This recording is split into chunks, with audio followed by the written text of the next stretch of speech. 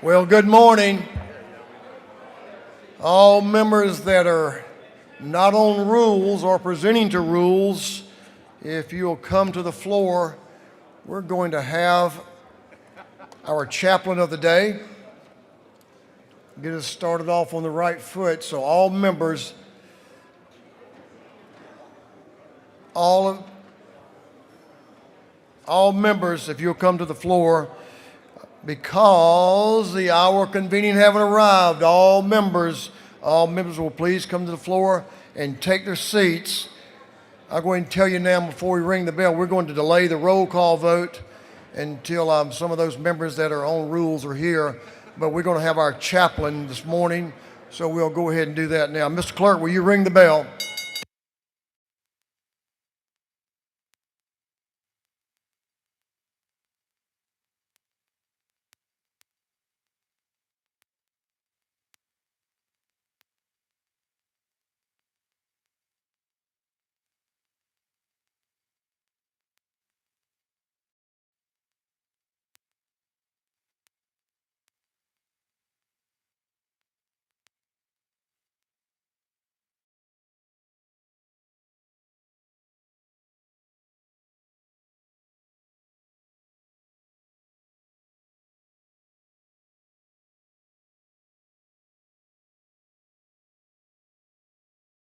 All members will please come to the floor.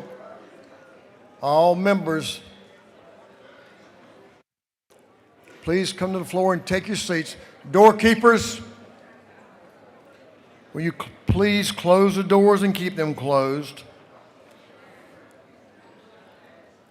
Again, if you were not in here, we will delay our roll call until the Rules Committee is able to complete their work and those members. So all members, please come to the floor. Doorkeepers, please close the doors and keep them closed.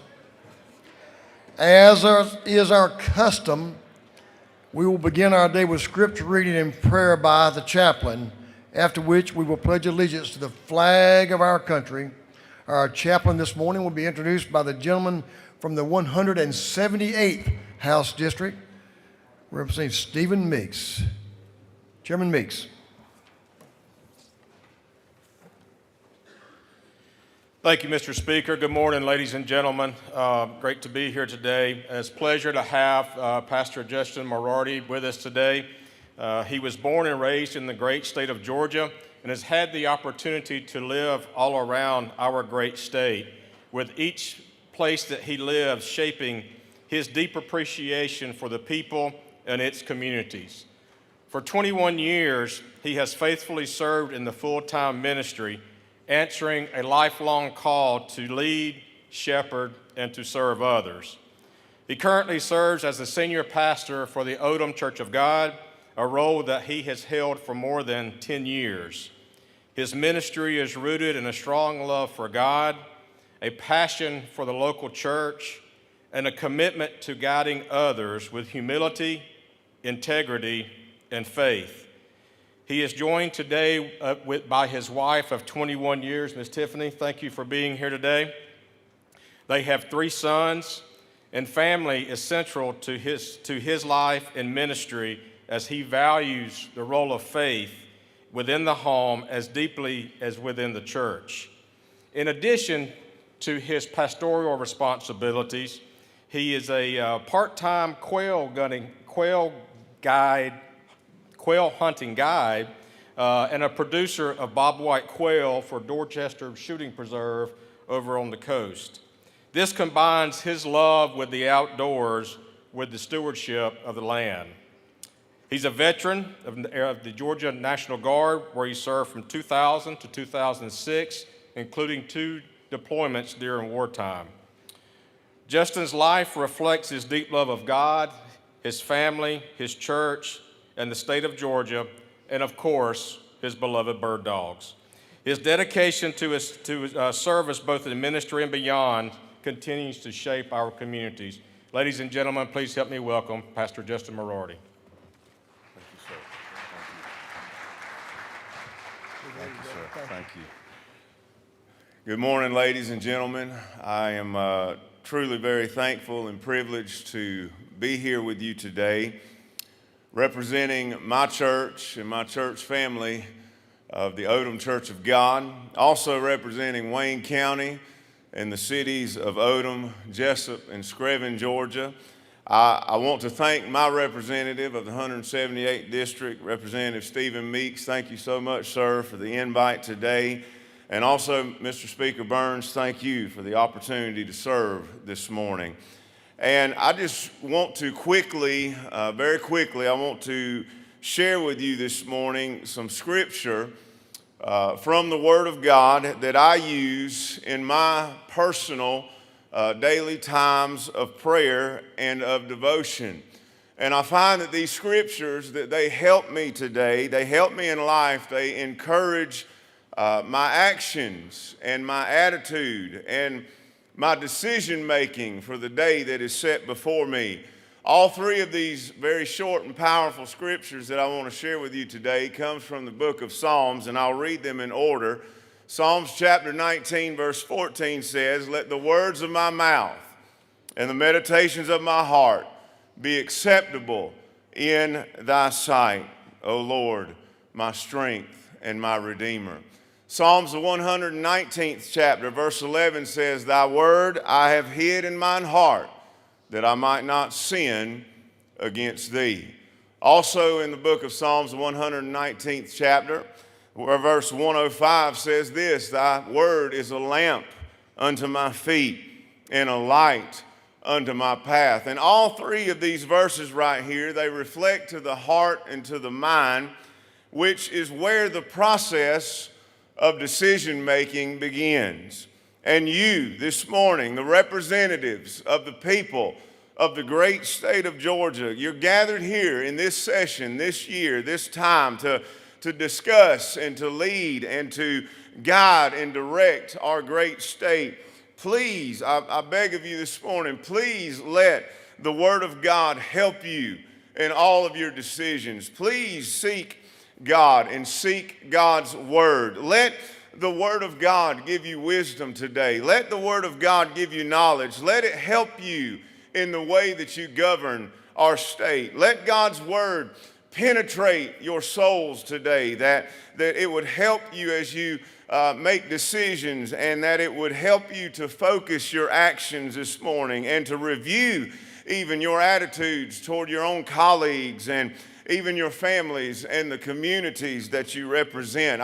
I think about also Jesus. He even emphasized that the Word of God, it is essential for life. It is essential for truth, and it is essential for authority, which you have been placed in here today. And so when Jesus was tempted in the wilderness by the enemy, there in Matthew chapter 4, you can go back and look, he quoted some words from the Old Testament in Deuteronomy chapter 8. And he said this, Jesus said, "It is written that man shall not live on bread alone, but on every word that comes from the mouth of God." So today, this morning, and very, very quickly, I want to just simply encourage you today to let God's Word guide you. Let God's Word lead you and the actions that you take, the decisions you make, and the speech that comes out of your mouth. Let His holy Word govern you today. And if we'll do that, I really believe that everything will be in order. Would you stand with me this morning as we go to the Lord in prayer? Would you pray with me? Heavenly Father, I thank you for this great group of leaders. I thank you for all the guests and the visitors here today. Lord, I ask that you would help them to look to your word, that they might lead, that they might guide, that they might direct our state by your word, that they would make decisions backed and based in biblical principles. I pray that they fully grasp the responsibilities that you have entrusted them with, and that they would govern in a way that would fully be pleasing in your sight. God, I pray your blessings over them and their families today. I pray your most abundant blessings over our great state and all the citizens that dwell here. Father God, we thank you for everything that you have done. We thank you for every blessing that you have bestowed upon us. We thank you for sending your Son who died upon the cross and who gives us forgiveness of our sins. Lord, we thank you for sending us your presence, the Holy Ghost, who is our comforter. And Lord, we praise you for all things today. We give you glory for all things today. Lord, we honor you today for all things. Father God, thank you for every blessing. And I pray that you have your hand upon this day and all the representatives here. In the name of Jesus we pray. And everybody said, Amen. Amen. God bless you. Would you pledge allegiance to the flag with me this morning? I pledge allegiance to the flag of the United States of America and to the republic for which it stands, one nation, under God, indivisible, with liberty and justice for all. Thank you, Brother Justin. Thank you, sir. That was awesome. Thank you. God bless you. Thank you for that encouragement. Doorkeepers, you may open the doors. Members, you may join Brother Justin and his wife Tiffany in the South Ante room. Thank them for being with us today and bringing that message. And take some photos.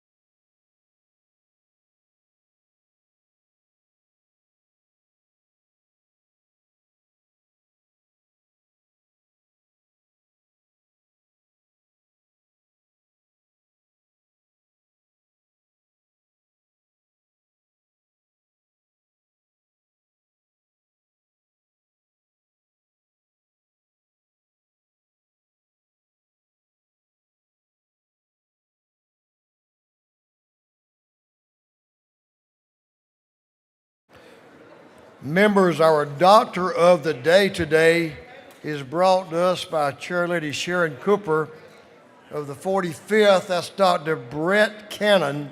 So if you need Dr. Cannon's services, you know where he is. He's downstairs, so call on him if you need him. Chairman Hilton, the chair of the Committee on Information and Audits, is recognized. Chairman Hilton. Good morning, Mr. Speaker. Your Committee on Information and Audits has read the journal of the previous legislative day, and we have found it to be correct. Get my picture here. You do that a lot. Chairman Hilton, the chair of the Committee on Information and Audits, report that the journal of the previous legislative day has been read and found to be correct. Is there any objection to dispense with the reading of the journal? Hearing none, the reading of the journal is dispensed with. Is there any objection to the confirmation of the journal? Hearing none, the journal is confirmed.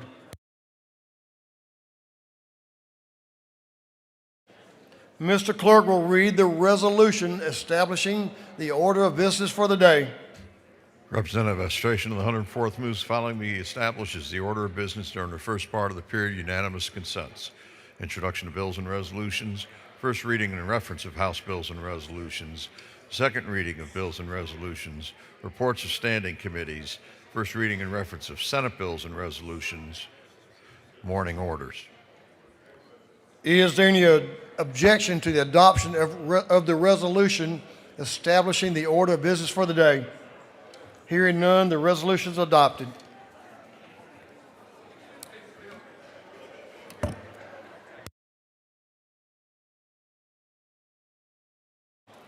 First reading the bills and resolutions, Mr. Clerk will read. House Bill 1423 by Representative Adesanya of the 43rd, Hughley of the 141st, Wilkerson of the 38th, Cummings the 39th, Campbell the 35th, and others. Bill be titled an act to amend an act relating to election and primaries. Governmental Affairs. House Bill 1424 by Representative Chokas, the 151st, and Stinson of the 150th. Bill be titled an act to amend an act to revise and restate the law relating to the Sumter County Board of Education and School Superintendent. Intergovernmental Coordination. House Bill 1425 by Representative Fry of the 122nd, McLean of the 109th, Gisler of the 121st, Jackson of the 165th, Cannon of the 58th, and others.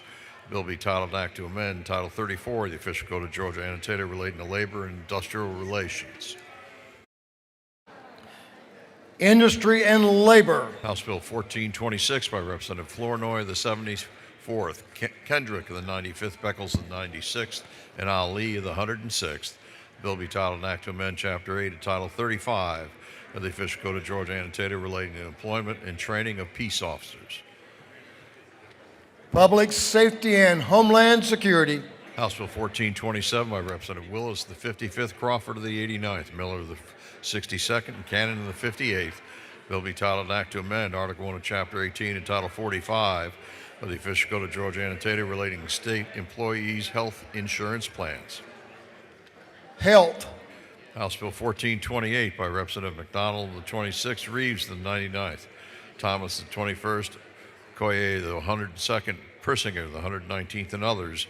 Bill be titled an act to amend Chapter 15 and Title 43 of the Official Code of Georgia Annotated relating to professional engineers and land surveyors. Regulated Industries. House Bill 1429 by Representative Ballard of the 147th, Camp of the 135th, Townsend of the 179th, Rice of the 139th, and Panich of the 51st. The bill be titled an act to amend Code Section 151164 of the Official Code of Georgia Annotated relating to collection of information by juvenile court clerks.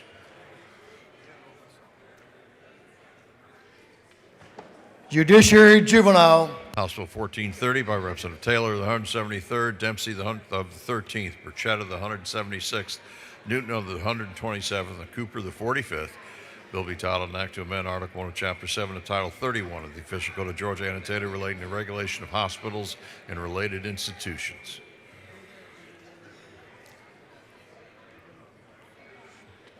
Public and Community Health. House Bill 1431 by Representative Camp of the 135th, Burchett of the 176th, Rhodes of the 124th, Bernal of the 77th, Horner of the 3rd, and others. The bill be titled an act to amend Code Section 1993 of the Official Code of Georgia Annotated relating to establishment and review of child custody and visitation. Judiciary. House Bill 1432 by Representative Gullett of the 19th, Park of the 107th, Burchett of the 176th, Evans of the 57th, Gunner of the 8th. Bill be titled an act to amend Article 1 of Chapter 12 of Title 17 of the Official Code of Georgia Annotated relating to Georgia Public Defender Council. Judiciary Non-Civil. House Bill 1433 by Representative Gullett of the 19th and Burchett of the 176th. The bill be titled an act to amend Article 3, Chapter 19 and Title 15 of the Official Code of Georgia Annotated relating to regulation of the practice of law. Judiciary. House Bill 1434 by Representative Jenkins of the 136th, Crow of the 118th, Jaspers of the 11th, and McDonald of the 26th. The bill be titled an act to amend Chapter 3, Title 6 of the Official Code of Georgia Annotated relating to powers of local governments as to air facilities.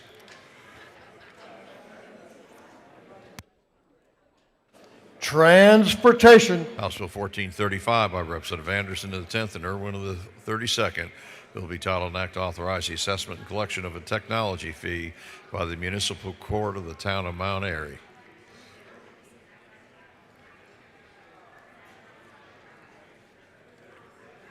Intergovernmental Affairs. House Bill 1436 by Representative Gaines, the 120th, Powell of the 33rd, Kelly the 16th, Rhodes of the 124th, and McDonald of the 26th. Bill be titled an act to amend Article 1 of Chapter 6 of Title 17 of the Official Code of Georgia Annotated relating to general provisions relative to bonds and recognizances. Public Safety and Homeland Security. House Bill 1437 by Representative Gaines, the 120th, Leverett of the 123rd, Abstration of the 104th, Silcox of the 53rd, Reeves of the 99th. Bill be titled an act to amend Article 1 of Chapter 17 of Title 45, the Official Code of Georgia Annotated relating to general provisions regarding notaries public. Technology and Infrastructure Innovation. House Bill 1438 by Representative Westbrook of the 163rd, Park of the 107th, Owl of the 50th, Reese of the 140th, and Miles of the 126th. The bill be titled an act to amend Title 50 of the Official Code of Georgia annotated relating to state government. Budget and Fiscal Affairs Oversight. House Bill 1439 by Representative Park of the 107th, McLean of the 109th, Sanchez of the 42nd, McQueen of the 61st, Evans of the 57th, and others. The bill be titled an act to amend Part 2 of Article 15 and Chapter 1 of Title 10 of the Official Code of Georgia annotated relating to Fair Business Practices Act of 1975. Technology and Infrastructure Innovation. House Bill 1440 by Representative Petrie of the 166th, Stevens of the 164th, and Franklin of the 160th. The bill be titled an act to provide a homestead exemption from Bryan County School District ad valorem taxes.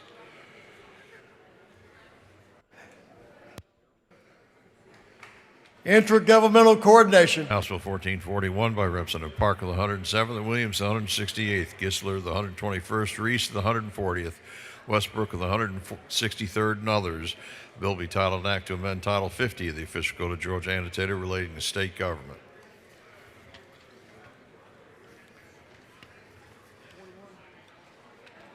Budget and Fiscal Affairs Oversight. House Bill 1442 by Representative Washburn of the 144th, Werkheiser of the 157th, Reeves of the 99th, Crow of the 118th, and Bonner of the 73rd. The bill be titled an act to amend Chapter 60 of Title 36 of the Official Code of Georgia annotated relating to general provisions applicable to counties and municipal corporations. Governmental Affairs. House Bill 1443 by Representative Parsons of the 44th, Ridley of the 22nd, Fry of the 122nd, Martin of the 49th, Williams of the 37th. Bill be titled an act to amend Code Section 46-259 of the Official Code of Georgia annotated relating to permissible parties and proceedings before commissions. Governmental Affairs. House Bill 1444 by Representative Kelly of the 16th and Blackman of the 146th. Bill be titled an act to amend Part 2 of Article 1 of Chapter 8 of Title 48 of the Official Code of Georgia annotated relating to imposition rate collection and assessment relative to state sales and use tax. Ways and Means. 1449 by Representative Jackson of the 68th, Reese of the 140th, Mitchell of the 88th, Holly of the 116th, Scott of the 76th, and others. Bill be titled an act to amend Chapter 8 of Title 50 of the Official Code of Georgia annotated relating to the Department of Community Affairs. Agriculture and Consumer Affairs. House Bill 1450 by Representative Jackson of the 68th, Reese of the 140th, Mitchell of the 88th, Bell of the 75th, Scott of the 76th, and others. The bill be titled an act to amend Article 1 of Chapter 2 of Title 38 of the Official Code of Georgia annotated relating to state militia generally. Defense and Veteran Affairs. House Bill 1451 by Representative Dempsey of the 13th, Hagan of the 156th, Rice of the 139th, Green of the 154th, and Campbell of the 171st.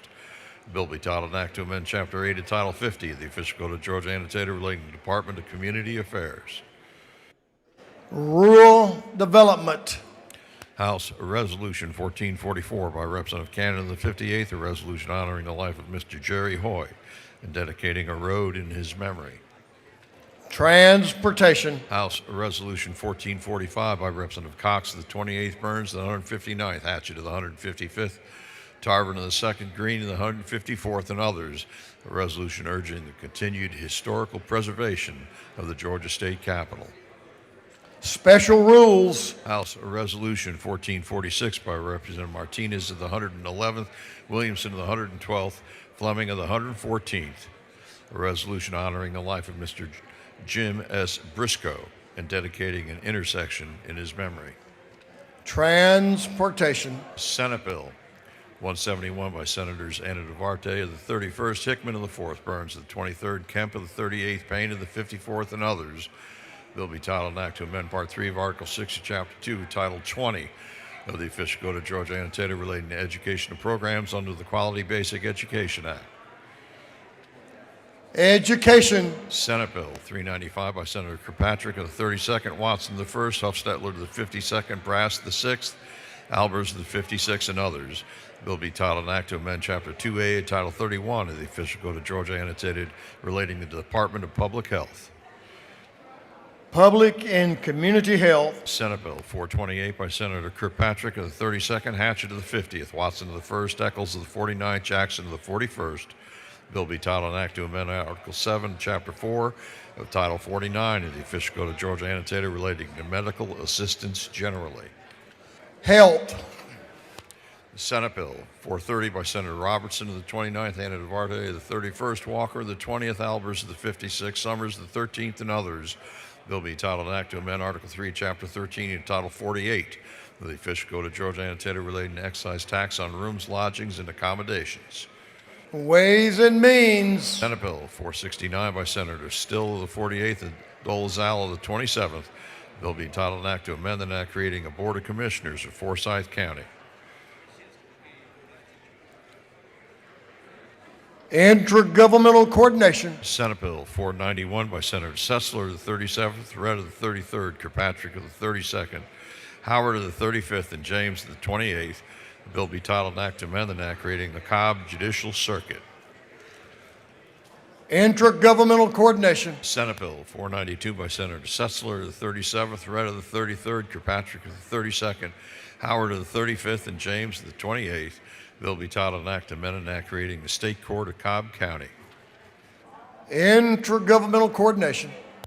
That completes first readers.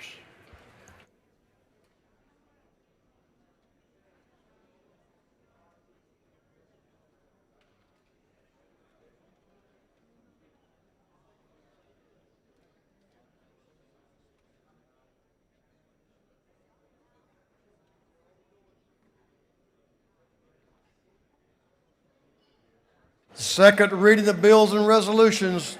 Mr. Clerk will read.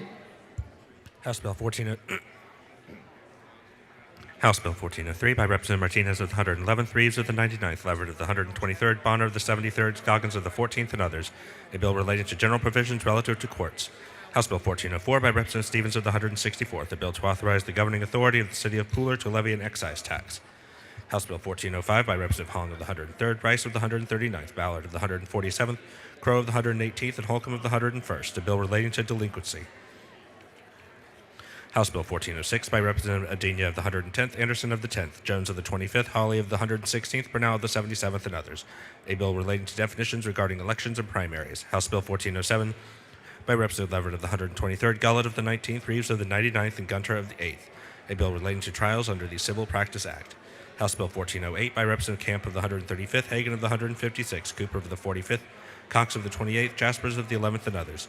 A bill relating to control of rabies and veterinarians and veterinary technicians.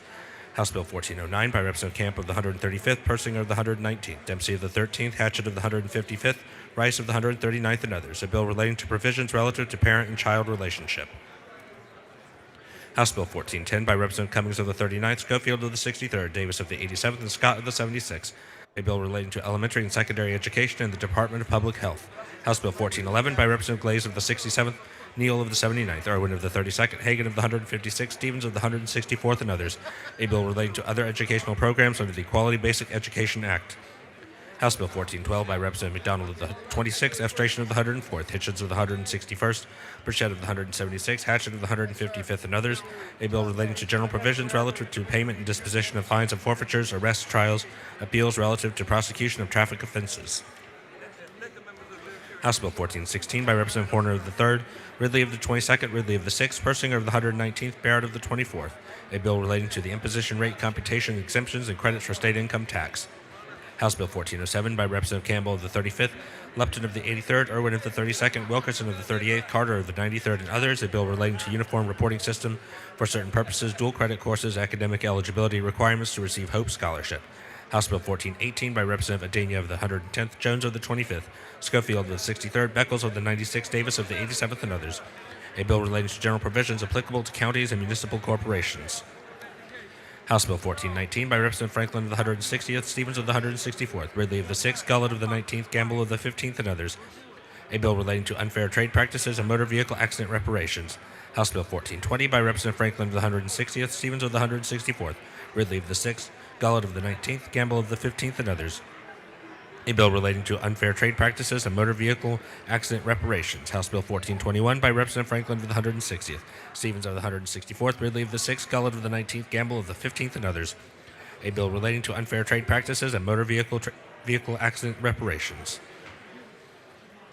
House Bill 1422 by Representative Gissler of the 121st, Clark of the 108th, Owl of the 50th, Bazemore of the 69th, Campbell of the 35th, and others. A bill relating to general provisions regarding personnel administration. House Bill 1445 by Representative Townsend of the 179th, Estration of the 104th, Tran of the 80th, Hagan of the 156th, Franklin of the 160th, and others. A bill relating to disposition of delinquency in juvenile code. House Bill 1446 by Representative Leverett of the 123rd, Rhodes of the 124th, Williamson of the 112th, Powell of the 33rd, and Gaines of the 120th. A bill relating to emergency medical services. House Bill 1447 by Representative Camp of the 135th, Mathiak of the 82nd, Ballard of the 147th, Hagan of the 156th, Cox of the 28th, and others. A bill relating to local government efficiency. House Bill 1448 by Representative Anderson of the 10th, Yerta of the 152nd, Leverett of the 123rd, Dempsey of the 13th, Richardson of the 125th, and others. A bill relating to local government. House Resolution 1427 by Representative Saines of the 180th, Hitchens of the 161st, Willis of the 55th, Deloach of the 167th, Townsend of the 179th. A resolution urging Congress to pass the Theocal Memorial Gold Medal Act. Senate Bill 398 by Senator Hatchett of the 50th, Anna Duarte of the 31st, Strickland of the 42nd, Robertson of the 29th, Bearden of the 30th, and others. A bill relating to wiretapping, eavesdropping, surveillance, and related offenses. House Senate Bill 409 by Senator Walker of the 20th, Harbin of the 16th, Robertson of the 29th, Kirkpatrick of the 32nd, Harbison of the 15th, and others. A bill relating to regulation of rates, underwriting rules, related organizations. House Senate Bill 427 by Senator Watson of the 1st, Kirkpatrick of the 32nd, Hostetler of the 52nd, Jackson of the 41st, Anna Duarte of the 31st, and others. A bill relating to medical practice relative to physicians. Senate Bill 440 by Senator Kirkpatrick of the 32nd, Hatchett of the 50th, Watson of the 1st, Eccles of the 49th, Brass of the 6th, and others. A bill relating to crimes and offenses, domestic relations, health, revenue, taxation, and social services. Through second readers.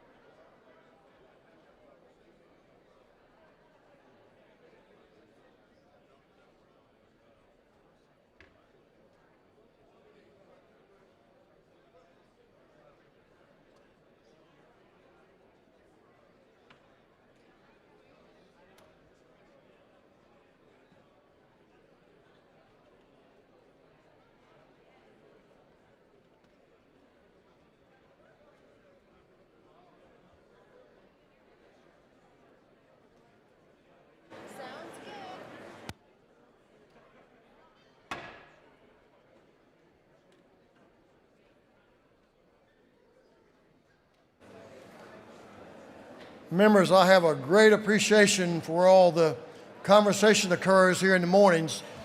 It was really peaceful in here. Thank you, members, until the Rules Committee came in.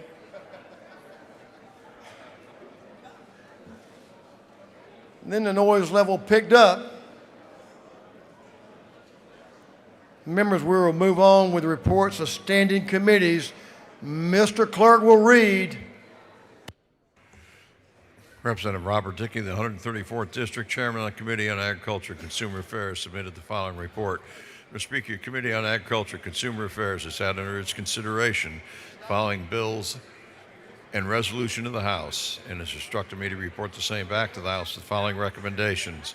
House Bill 1408 do pass, House Resolution 1416 do pass, respectfully submitted Representative Robert Dickey of the 134th District, Chairman. Representative Tarvin of the 2nd District, Chairman on Committee on Budget and Fiscal Affairs Oversight, submitted the following report. Mr. Speaker, your Committee on Budget and Fiscal Affairs Oversight has had under its consideration the following bills of the House. It's instructed me to report same back to the House with the following recommendations. House Bill 1178 do pass by committee substitute. House Bill 733 do pass by committee substitute. House Bill 1354 do pass by committee substitute. Respectfully submitted, Representative Tarvin of the 2nd District, Chairman. Representative Carpenter of the 7th District.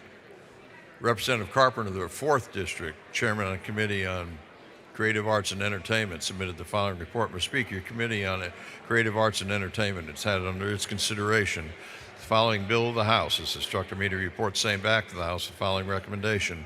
House Bill 566 do pass by committee substitute. Respectfully submitted, Representative Carpenter of the 4th District, Chairman. Representative Bonner of the 73rd District, Chairman on Committee on Defense and Veteran Affairs, submitted the following report. Mr. Speaker, your Committee on Defense and Veteran Affairs has had under its consideration the following bill of the House.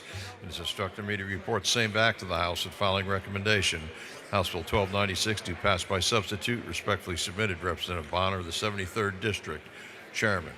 Representative Don Parsons of the 44th District, Chairman on Committee on Energy, Utilities, and Telecommunications, submitted the following report. Mr. Speaker, your Committee on Energy, Utilities, and Telecommunications has had under its consideration the following bill of the House. It's instructed me to report same back to the House with the following recommendation. House Bill 1320 do pass. Respectfully submitted, Representative Don Parsons of the 44th District, Chairman. Representative Rose of the 124th District, Chairman of the Committee on Game, Fish, and Parks, submitted the following report. Mr. Speaker, your Committee on Game, Fish, and Parks has had under its consideration following bills of the House. It's instructed me to report the same back to the House with the following recommendation.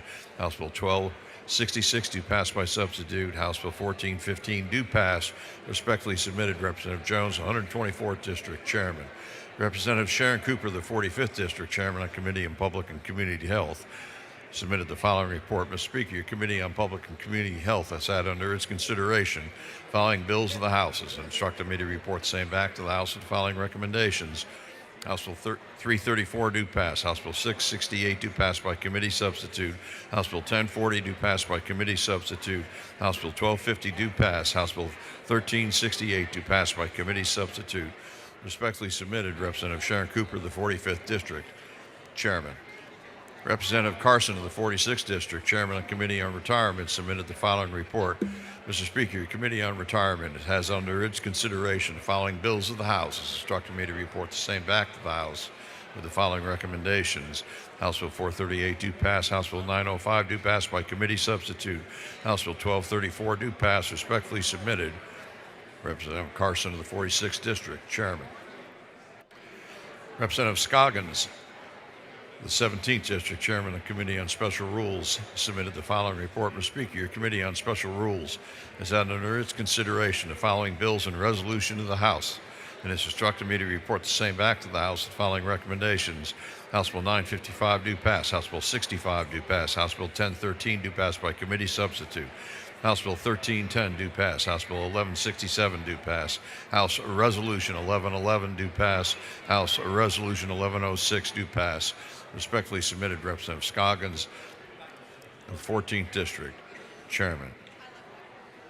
That completes the reading of the reports of standing committees. Thank you, Mr. Clerk.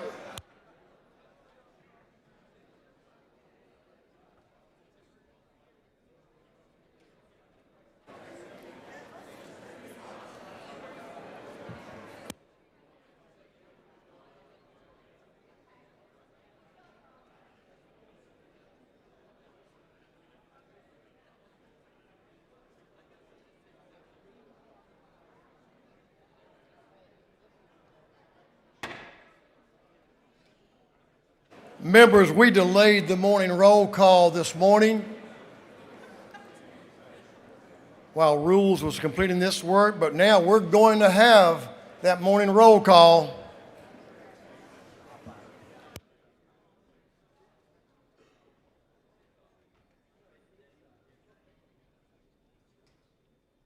I'm going to ask the clerk to ring the bell again in case some folks in the hall, they need to know we're going to have the morning roll call. Mr. Clerk.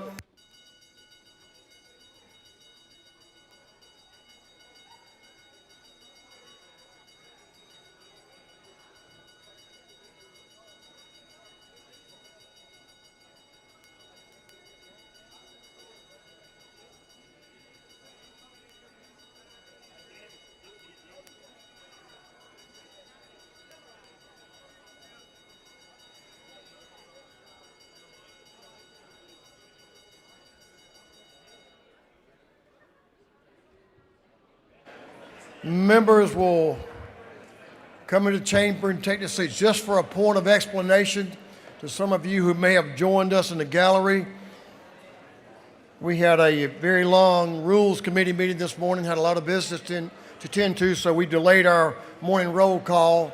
We went ahead and had our chaplain of the day. Right now we're going to have the morning roll call, and then we'll be moving on to morning orders. So that's the posture we're in now. All members present will please vote green to signify their presence in the chamber, and Mr. Clerk will unlock the machines.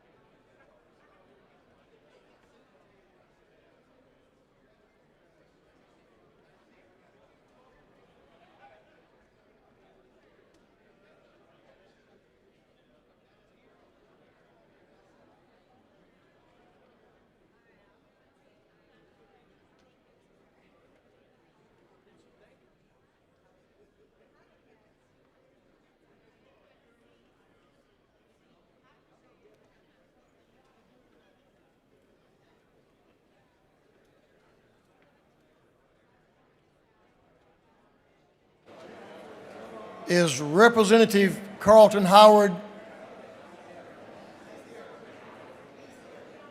Well, he has something a morning order he needs to be ready for, and he didn't. So if you'll bring him to the floor, that'd be great.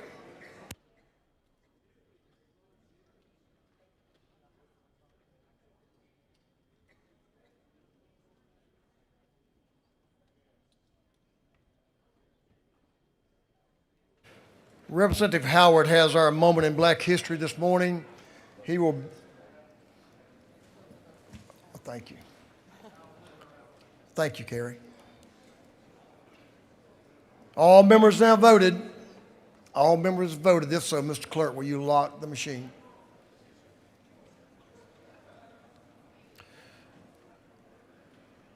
We'll go ahead and move along with morning orders.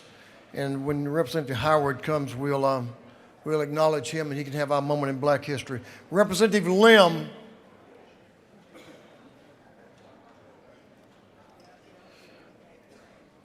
We have a lot of great folks in the gallery, and I'm going to ask the members to bring your morning order in 1 minute or less. Less would be very favorably looked upon.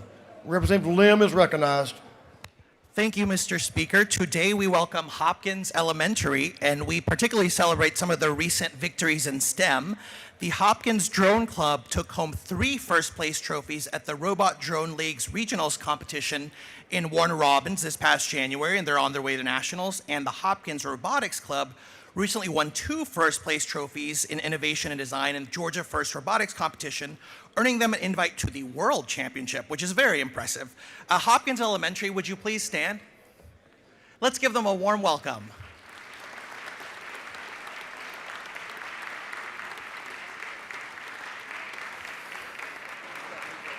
Thank you, Mr. Speaker. I yield the well. Thank you, Representative Lim. Congratulations, Hopkins Elementary. That's awesome. World champions. Headed that way again. Good luck to you. We appreciate y'all being here. Thank you very much.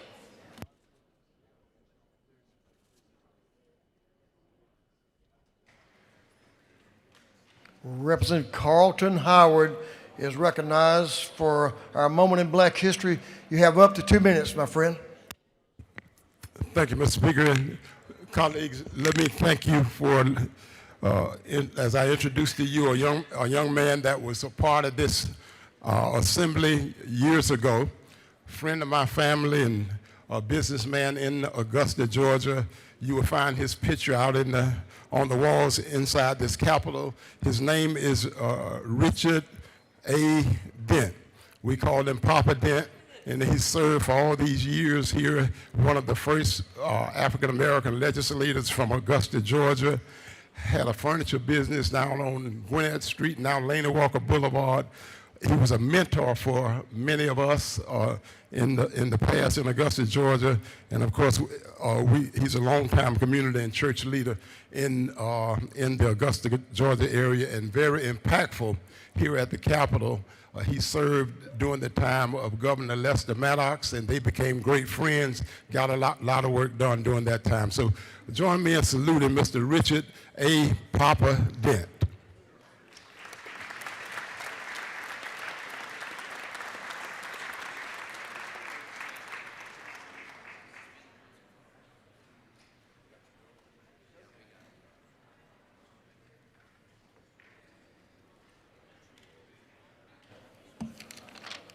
We have some distinguished guests down on the floor, so we're going to recognize Representative Al Williams and friends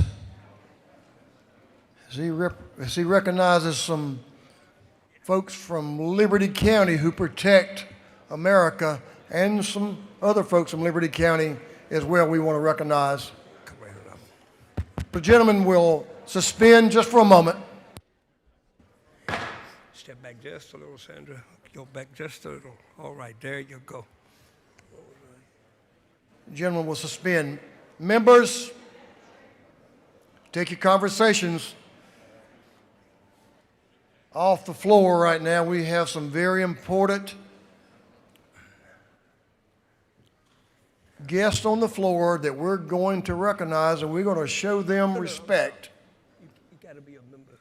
Yeah, I'm sorry. My rules got me. Thank you, Mr. Speaker. Gentlemen, proceed.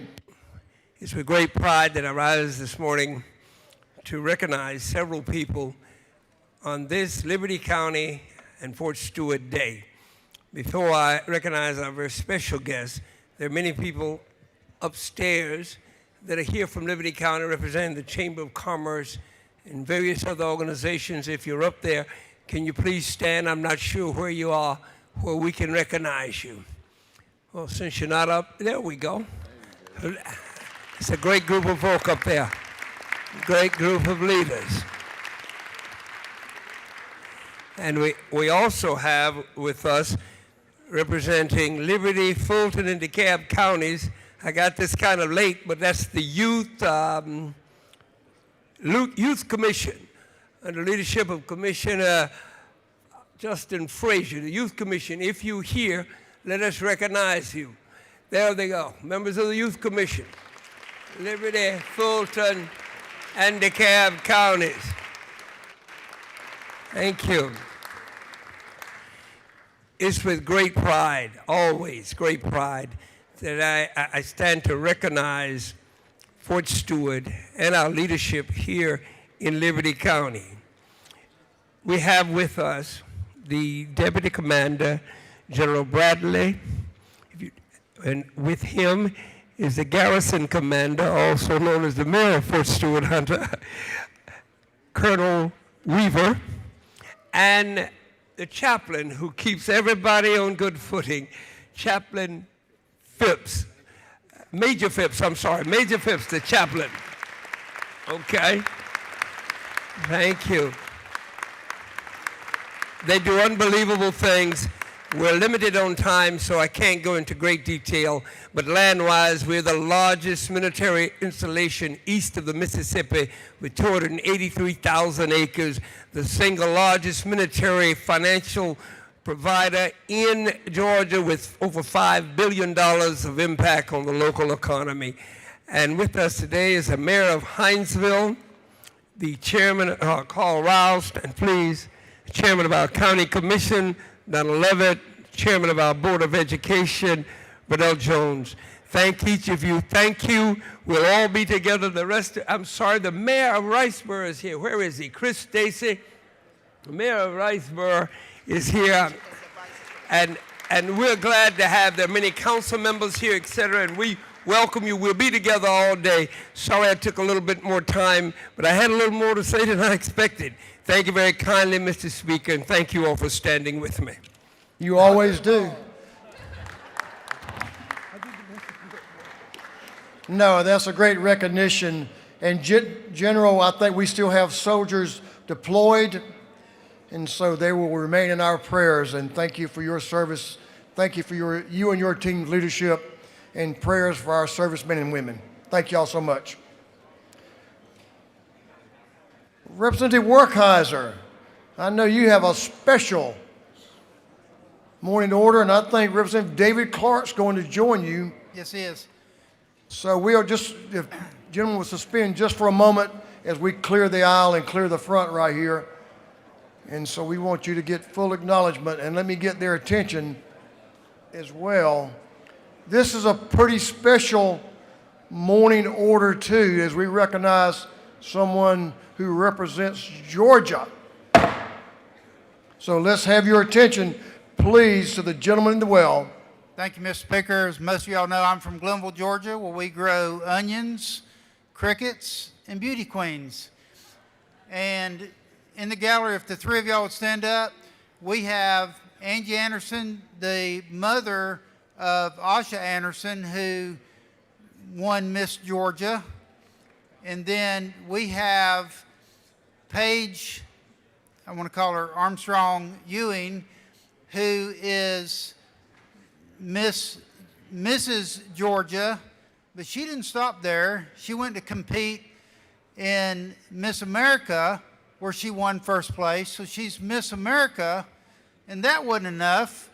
So she went to Miss World, and the judges almost got it right. She was first runner-up to Mrs. World, and so thank the three. And then her sister Jessica graduated with my oldest son Brett, giant class of 34 folks from Pinewood, and Jessica and Paige are the owners of Armstrong Cricket, the largest cricket growers in the world.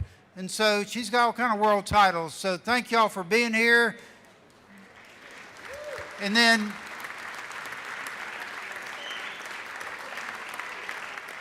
Paige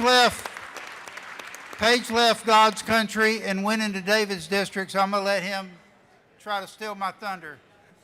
Oh, yeah. I am blessed to have Mrs. America in my district. But I want to say back in July, I went and visited the border, visited the troops, and she sent hundreds of thank you personal cards to our troops. They loved it, so thank you for what you do for Georgia and our country, and for all that you do to give back.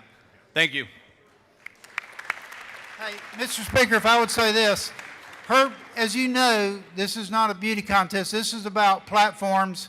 And Paige, she lost 8 members of her family in 8 years, but in a very short period, she lost her brother, her dad, and her mother. And her dad and I were good friends, and the brother was in between the two of them. But she turned that into hope for other people who were going through grief, and that was has made an impact on a lot of people. Thank you so much. Welcome to the People's House. We're glad to have you.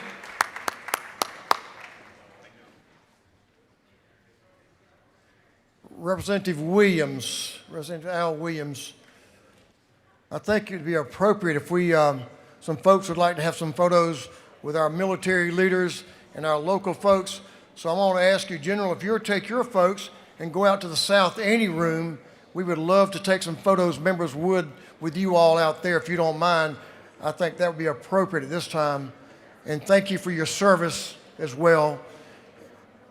And all of our friends from Liberty County.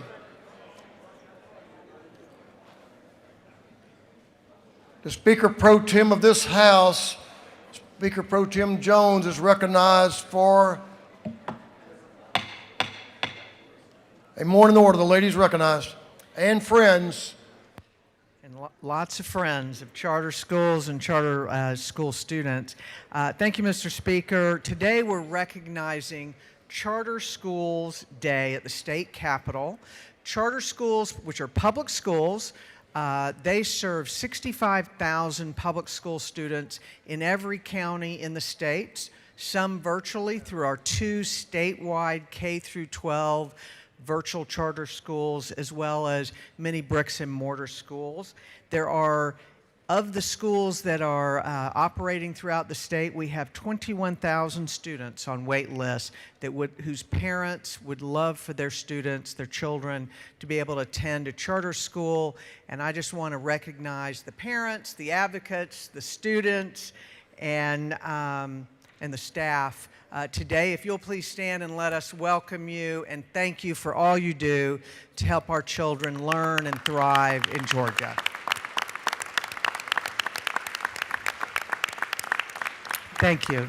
I yield the well. Thank you and welcome. Thank you for your care for our young people and getting on their road to learning.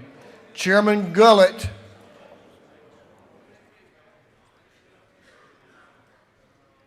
Chairman Gullett and friends recognized for a morning order. Thank you, Mr. Speaker.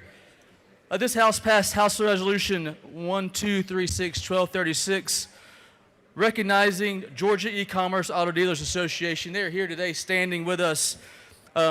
This association represents over 4,000 licensed used motor vehicle dealers that use e-commerce business model to operate.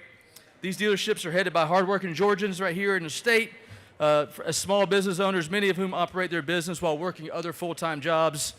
This sector serves not only an achievable entry point for aspiring small business owners, it functions as a business incubator, and many of the e-commerce dealers go on to grow into full used auto dealerships with commercial display lots. So thank you for being here. We really appreciate you, and we have a resolution for you in the interim. Thank you.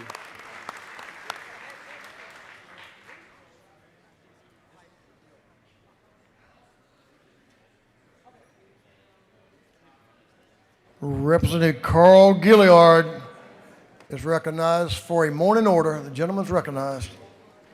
You have some folks coming with you? I do. You got friends coming with him. I think I have some friends coming with me on today. My brothers and sisters, good morning to you. Today is original 33 Memorial Day. And on your desk, you should have a beautiful template.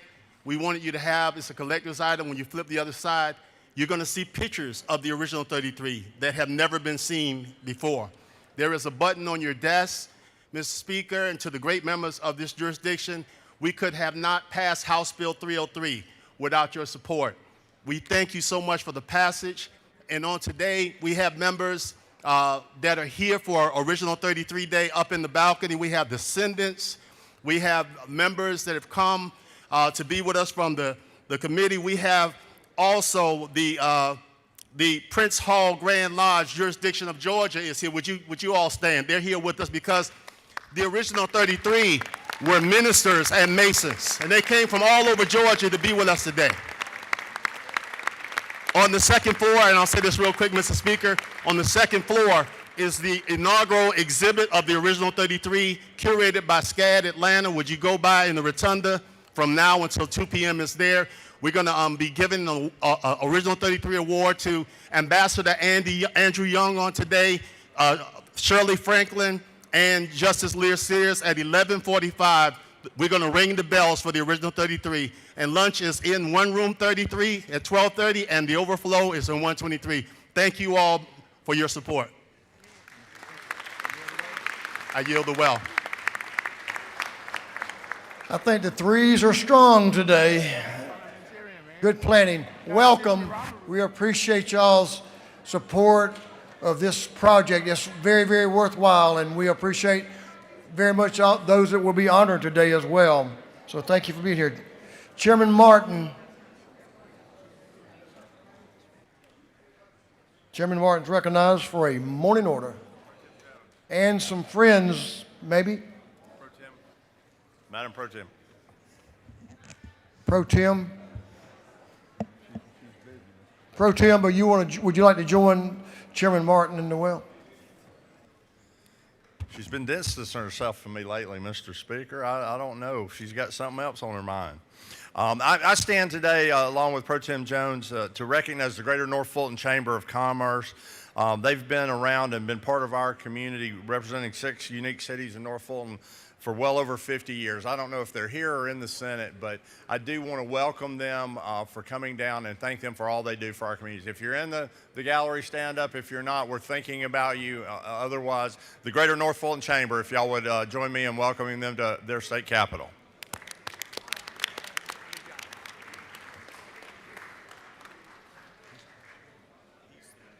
Chair Lady Hagan.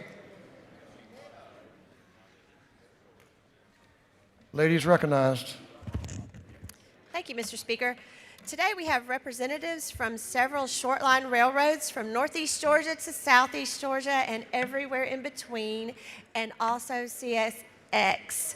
They are here today for Georgia Railroad Day at the Capitol.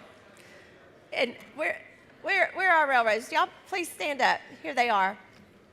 The Georgia Railroad Association represents the state's freight rail industry, which includes 2 Class 1 railroads and 26 Class 3 short lines. They form a critical network that supports economic growth, job creation, and efficient movement of goods across the state. Thank you for everything you do for us, and thank you for being here in the House with us today. Thank you. Thanks for being here. We like supporting our short line railroads, so thank y'all. You move a lot of freight. Helps us tremendously. Thank you very much. Keep doing what you're doing. Chairman Todd Jones and friends. They're going to join you whether you want them to or not. So, Thank you, Mr. Speaker. It is our honor and privilege to welcome the St. John Bosco Academy 11th grade AP history class. If you all could stand up and let the chamber recognize you. Thank you so much for coming. We're privileged to have you here. Thank you. Mr. Speaker, thank you very much. good to have y'all. 8th graders. Is it? 11th graders. Good to have y'all. Y'all doing well. Great futures in front of you. Representative Donna Tucci. Representative Martinez. Representative Donna Tucci is recognized. Mr. Speaker, members, today we have visiting with us the state champions for cross-country private schools division A1 through A3. Hebron Christian, coached by Mike Taylor. This follows championships, 2 other championships that they received, and 2 of the runners placed in the top 10. If you all would stand, Hebron Christian is a private Christian school in Decula, Georgia, and continues to make a difference with these kids' lives and in their community. Thank you so much for coming. Here.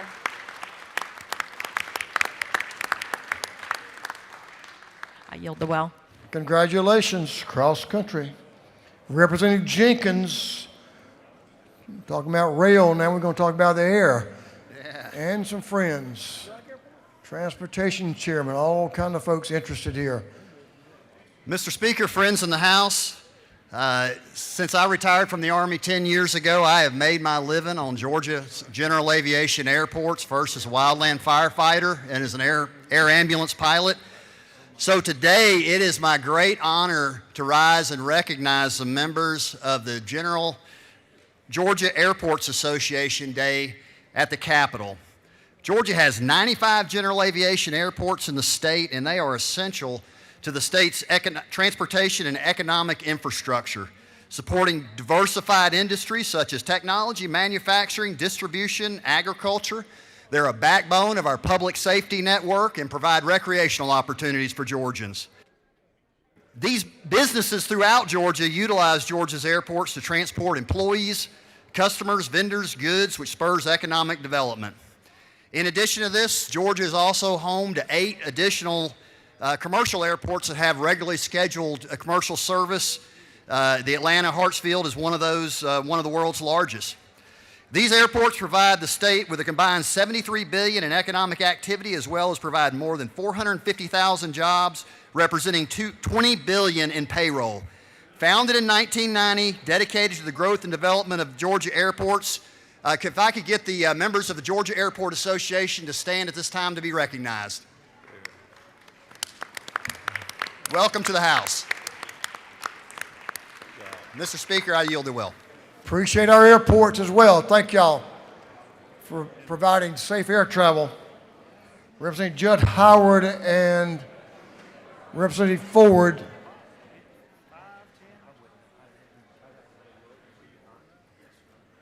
If you gentlemen have those conversations a little bit further away, that'd be great.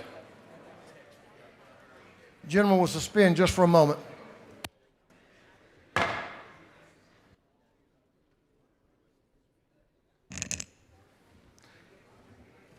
Thank you, Speaker. Members, a few weeks ago, y'all helped us welcome the Georgia Agribusiness Council here, and a special guest, Miss Donna, who is the first ever female chairperson of the 80-year-old Georgia Agribusiness Council.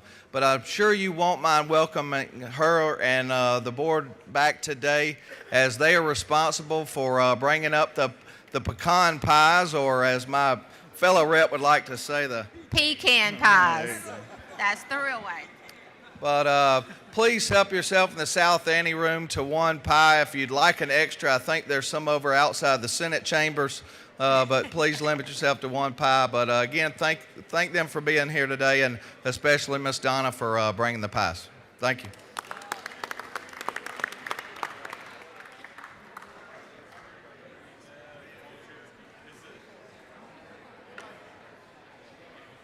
Chairman Anderson and all of those that represent Habersham, right? And Chairman Gunther. Oh, you grew up there. Well, you know something about it. You're both recognized. Thank you, Mr. Speaker. Colleagues, today we'd like to recognize our group from Habersham County today that are with us. The Habersham County Chamber of Commerce, the leadership class of 26 from Habersham, representatives from Habersham County School Systems, Tallulah Falls School Systems, and Trinity Classical School System. If y'all will stand, and we'd love to recognize you up here to our left. Thank you. Welcome to the Capitol. And Mr. Speaker, if I may, I'd like to recognize a good friend of mine who's up in the gallery. Also, I believe, local radio personality from WSB, Mr. Shelley Winter. If he's still here. If not, let him know we recognize him. Thank you. Please do. Welcome all you folks from Habersham. Y'all got some great representation. We have just a couple of more morning orders. So members, if you can tone it down just a little.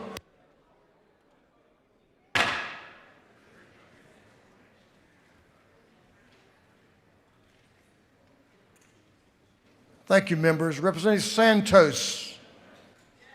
Here she is. Do you have friends? And friends. Friends of Representative Santos. Now to be the time you should join her. Join her right down front. Here comes, there's a friend. You can hold it. I'll hold it for you. Thank you. Thank you, Mr. Speaker. Today I rise to present House Resolution 1366, recognizing Georgia Advancing Communities Together Incorporated, who are with us today. Georgia ACT is a statewide leader in affordable housing and community development, working to ensure that every Georgian has access to safe and stable a place to call home. As someone who purchased their first home at the age of 24, I understand how life-changing that opportunity is and why we must make that dream possible for the next generation. If you are here from Georgia ACT Housing Day, please rise to be recognized.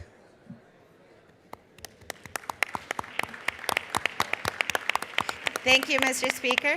I yield the well. Thank you. Thank you, and welcome to the House. Representative Angela Moore is recognized for a morning order. Members, this will be our last morning order, and then I'm going to have a special quick conversation that I think you will be interested in hearing. Representative Moore. Thank you, Mr. Speaker. Good morning. We're going to double down on Black History today. We're honoring George Washington Carver this Black History Month by celebrating one of my favorite Southern snacks, the boiled peanuts. I'm sure you can smell them all over the house right now. George Washington Carver did not invent peanuts, but he did teach farmers here in the South to grow peanuts because peanuts put nutrients back in the soil, which helped our farmers grow better crops. He also created 300 ways to use peanuts from food to soap to cooking oil, turning peanuts here in Georgia into a major money crop for Southern farmers, which is why peanuts are a big part of Southern life. No matter how you boil your peanuts, we have Carver to appreciate and thank for that.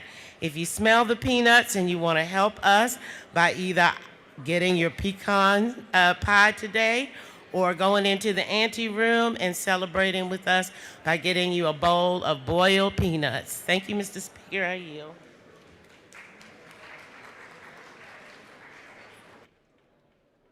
That completes our morning orders. Members, if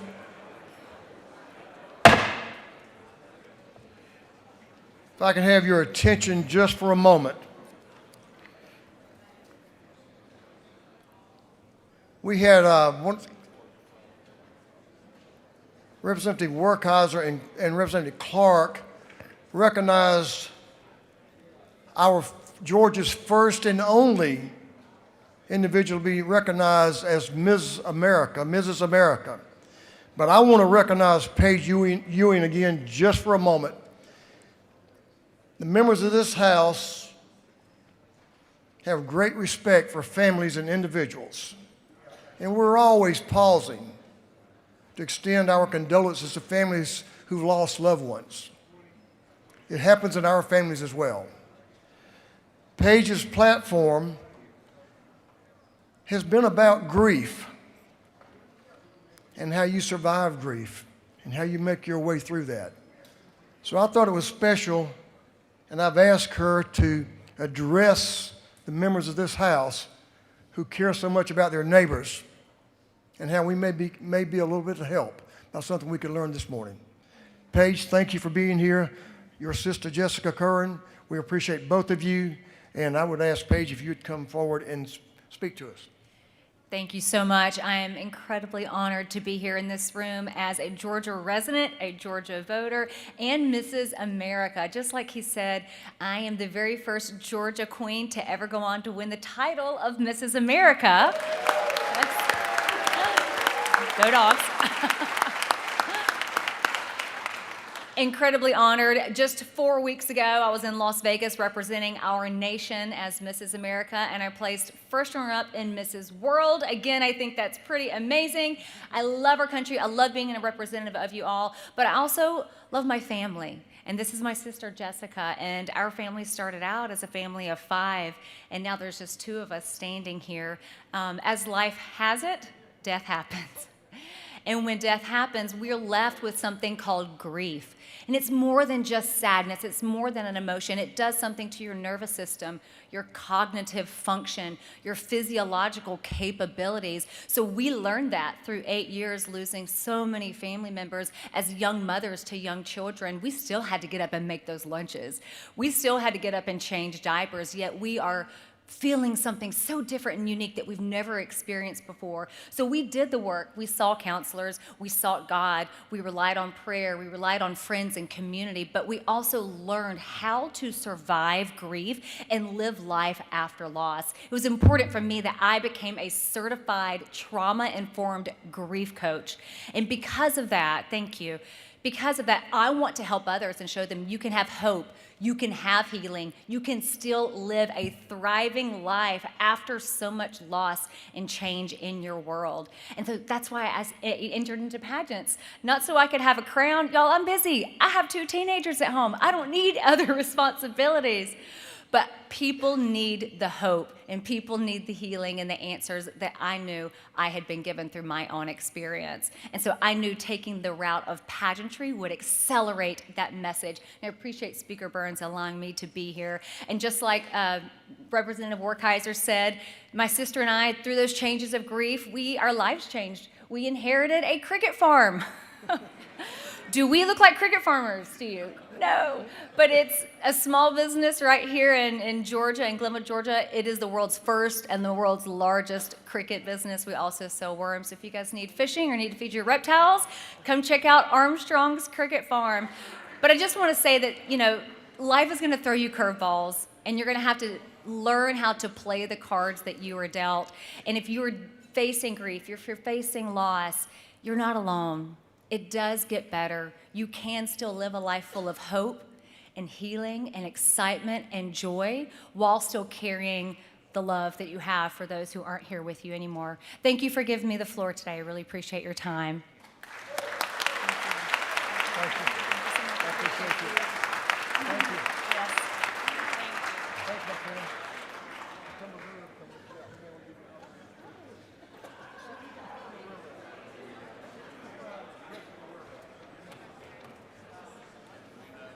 Members, Queen Page has agreed to be in the anteroom for a few moments if you'd like to go out and thank her for her work and congratulate her and for being here today and take a photo. You'll be more than fine. She'll be in the south anteroom.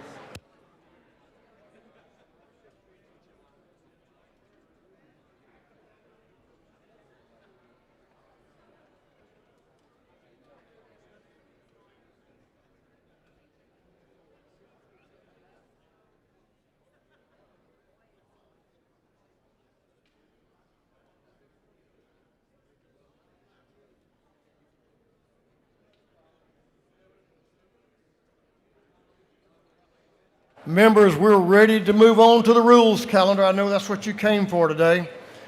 So, Mr. Clerk, will you read the... Yes. Mr. Clerk, will you read the caption to House Bill 519-519? House Bill 519 by Representative Stevens and the 164th and others to be entitled an act to amend Article 2, Chapter 7 of Title 48 of the Official Code of Georgia annotated relating to imposition rate computation exemption and credits so to provide that the amount of the federal work opportunity credit claimed by a taxpayer shall also be allowed as a tax credit. This bill has been referred to the Committee on Ways and Means. That committee recommends that this bill do pass.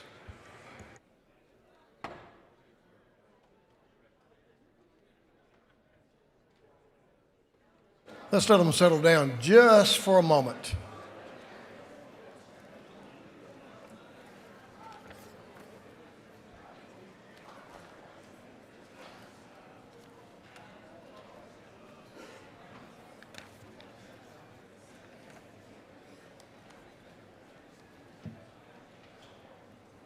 Gentleman is recognized to speak to House Bill 519. Chairman Stevens. Thank you, Mr. Speaker. Ladies and gentlemen of the House, House Bill 519 addresses a problem that we've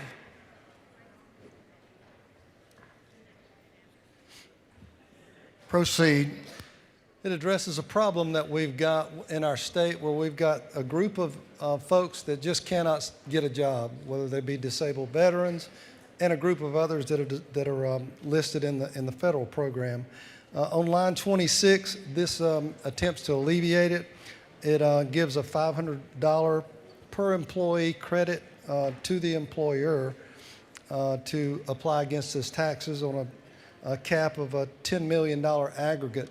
Again, this does include the group that is disabled veterans and others.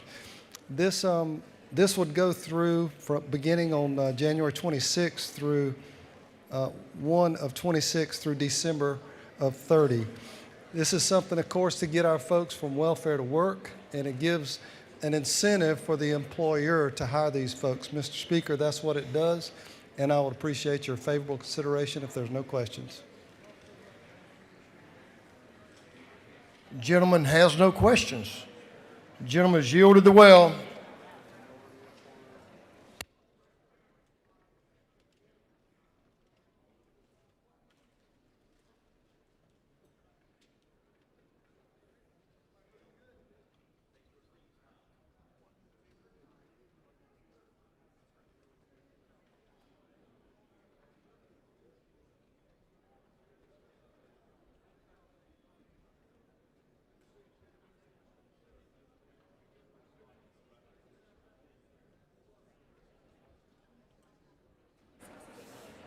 Is there any objection to the previous question being ordered?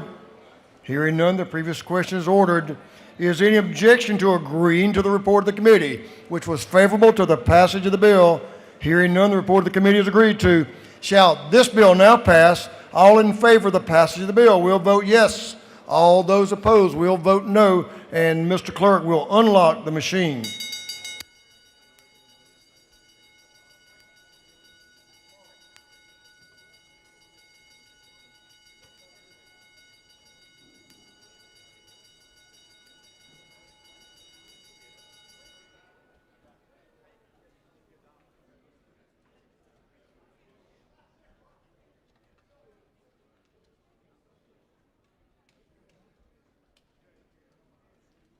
Have all members voted?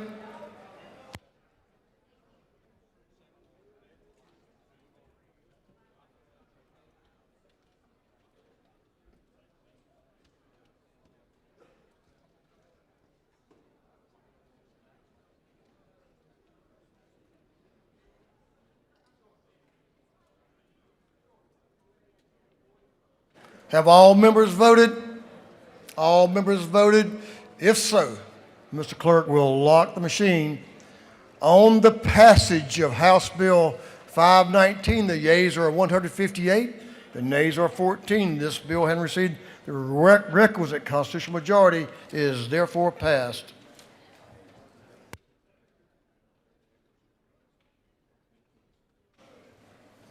We're going to take up House Bill 1001 now, and we do have several speakers and a minority report.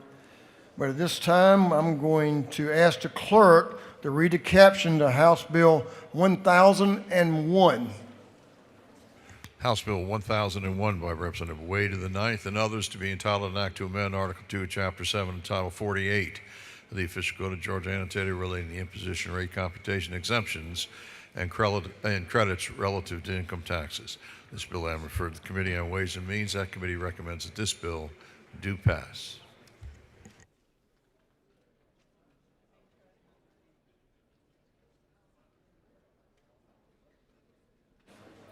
One of the governor's floor leaders, Representative Will Wade, is recognized to speak to House Bill 1001. Thank you, Mr. Speaker. I know we've got some folks signed up, so I'll keep this pretty simple. Mr. Speaker, colleagues, this is a continuation of Governor Kemp's priority and promise to continue to reduce taxes that this House has supported and put forth several sessions in which we have continued to lower it. This bill simply lowers the income tax rate in Georgia to 4.99% from 5.19% 3 years earlier than the original bill called for back in 2019. So, Mr. Speaker, we've continued to see the success of this body, smart budgeting, prioritizing those things like literacy, education, public safety, without any major impact to that ability, and also returning hard-working Georgians their tax dollars that this state does not need. It's not the government's money, it's the people's money. Mr. Speaker, with that, I'm happy to answer any questions. Gentleman has one question. Gentleman yields. Whip Park to your left is recognized for a question. Thank you, Mr. Speaker. Does the gentleman yield? I do. Is it not true that this piece of legislation would cost $778 million per year? Approximately 73%, or about $568 million out of $700 million, going to Georgians who are in the top 20% with respect to income. Well, I can tell you, as a person that was raised by two hardworking educators that were being paid before Georgians recognized the value of education, that they would have really loved the opportunity to have less of their income taxes, of their earnings taxed. And I think this is a modest, as we say here in Georgia, a moderate approach. And I just don't think that is necessarily an overall negative. I know the gentleman may disagree, and that you have that right. Does the gentleman further yield? Last time, yes. So is it not true that, again, this is yet another tax cut for the wealthiest in Georgia who don't really necessarily need it, in which middle-class Georgians, those on the lower end of the income bracket, they will be getting maybe an average of $60 back, as opposed to millionaires in Georgia getting $2,000 to $3,000 back with respect to a tax cut?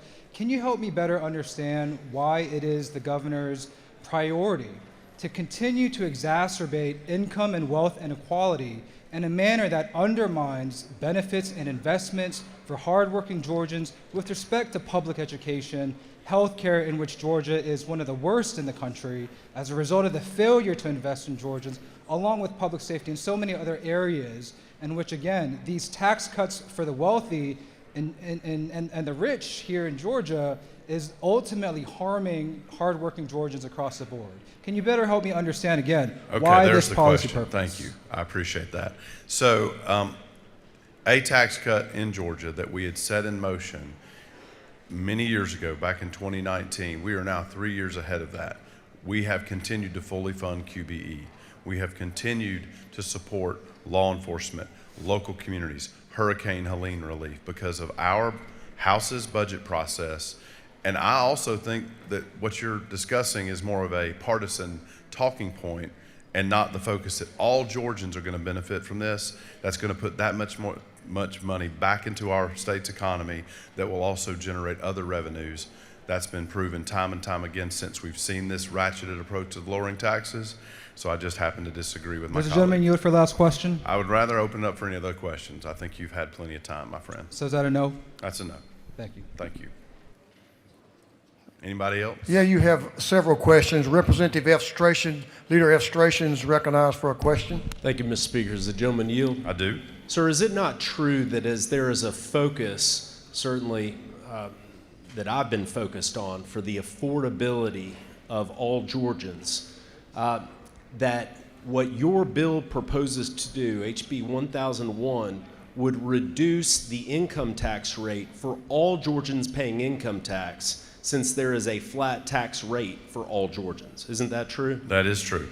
And do you further yield, sir? I do. Do you yield for a series of questions? I'll give you two. All right. So is it not true that consistent with the legislation that we passed previously, that we have actually moved up when we would hit the 4.99 rate as a result of your legislation here today, in keeping with the will of the General Assembly as enacted from years ago?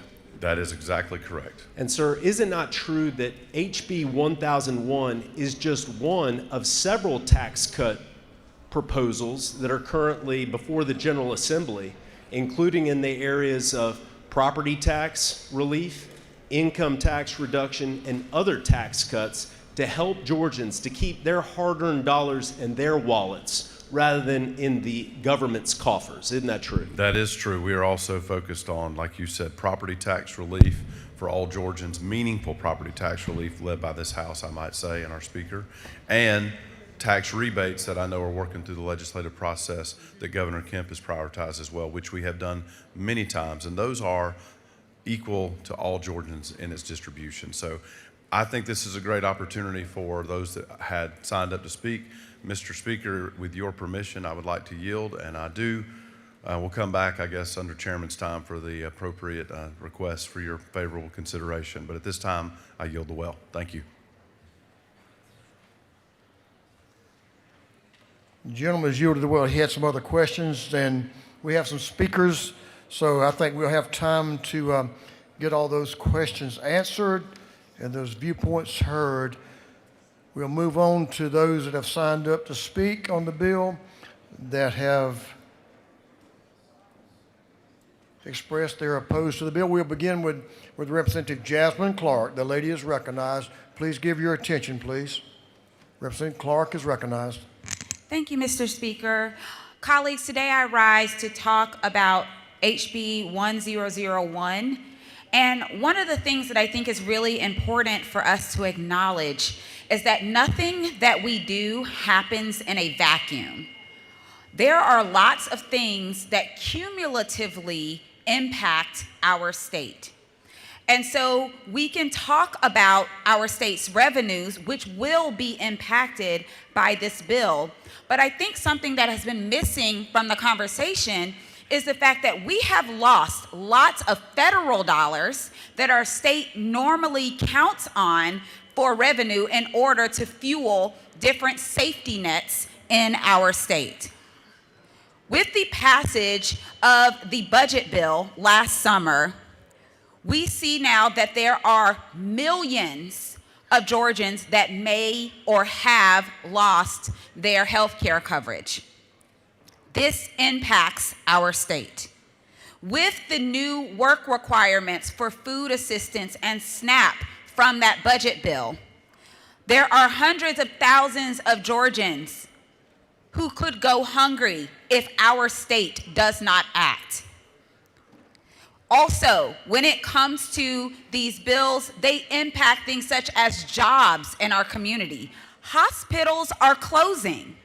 And when hospitals close, it's not just that we lose access to health care. For many communities, the hospital is the #1 employer in that area. So when a hospital closes, it does have an economic impact on that area. We cannot completely divorce ourselves from the impact of federal dollars not coming to our state.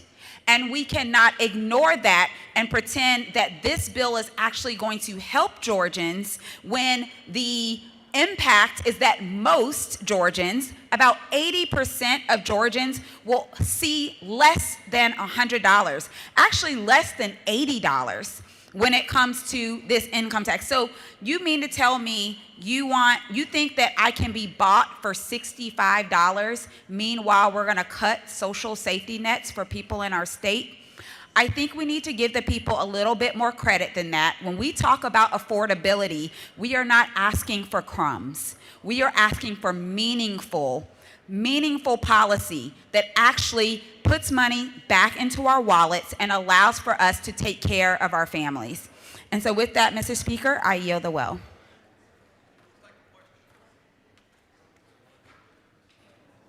Ladies yielded the well. Representative Berry is recognized to speak to the bill. And Representative Jackson, you'll be next. Representative Derek Jackson. Gentleman's recognized. Thank you, Mr. Speaker. I rise in opposition to this bill not because I disagree with the idea of tax cuts. I just wanted to speak briefly on this idea of universal tax cuts. I just want to start with a question one of my friends from Texas told me recently and asked. It's a question our parents also used to ask us growing up. WWJD, what would Jesus do? What would Jesus say? What would Jesus say if he walked on Washington Street in the center of government power in the Southeast and outside our Capitol steps, our unhoused neighbors freeze at night? What would Jesus say when he heard about kids as young as 5 carrying debt because they can't afford school lunch? What would he say as we tease and play with the war that would transform and traumatize my generation? Do we think he would say, well done, good and faithful servant? Or would he start turning over some tables again? Again, I'm not opposed to tax cuts. I'm opposed to the continued sanction of wealth inequality in our state. Let's be honest about what we're doing here. For the millionaires and billionaires in the state, about 5% of our state, they will enjoy an extra $3,300 in their pocket.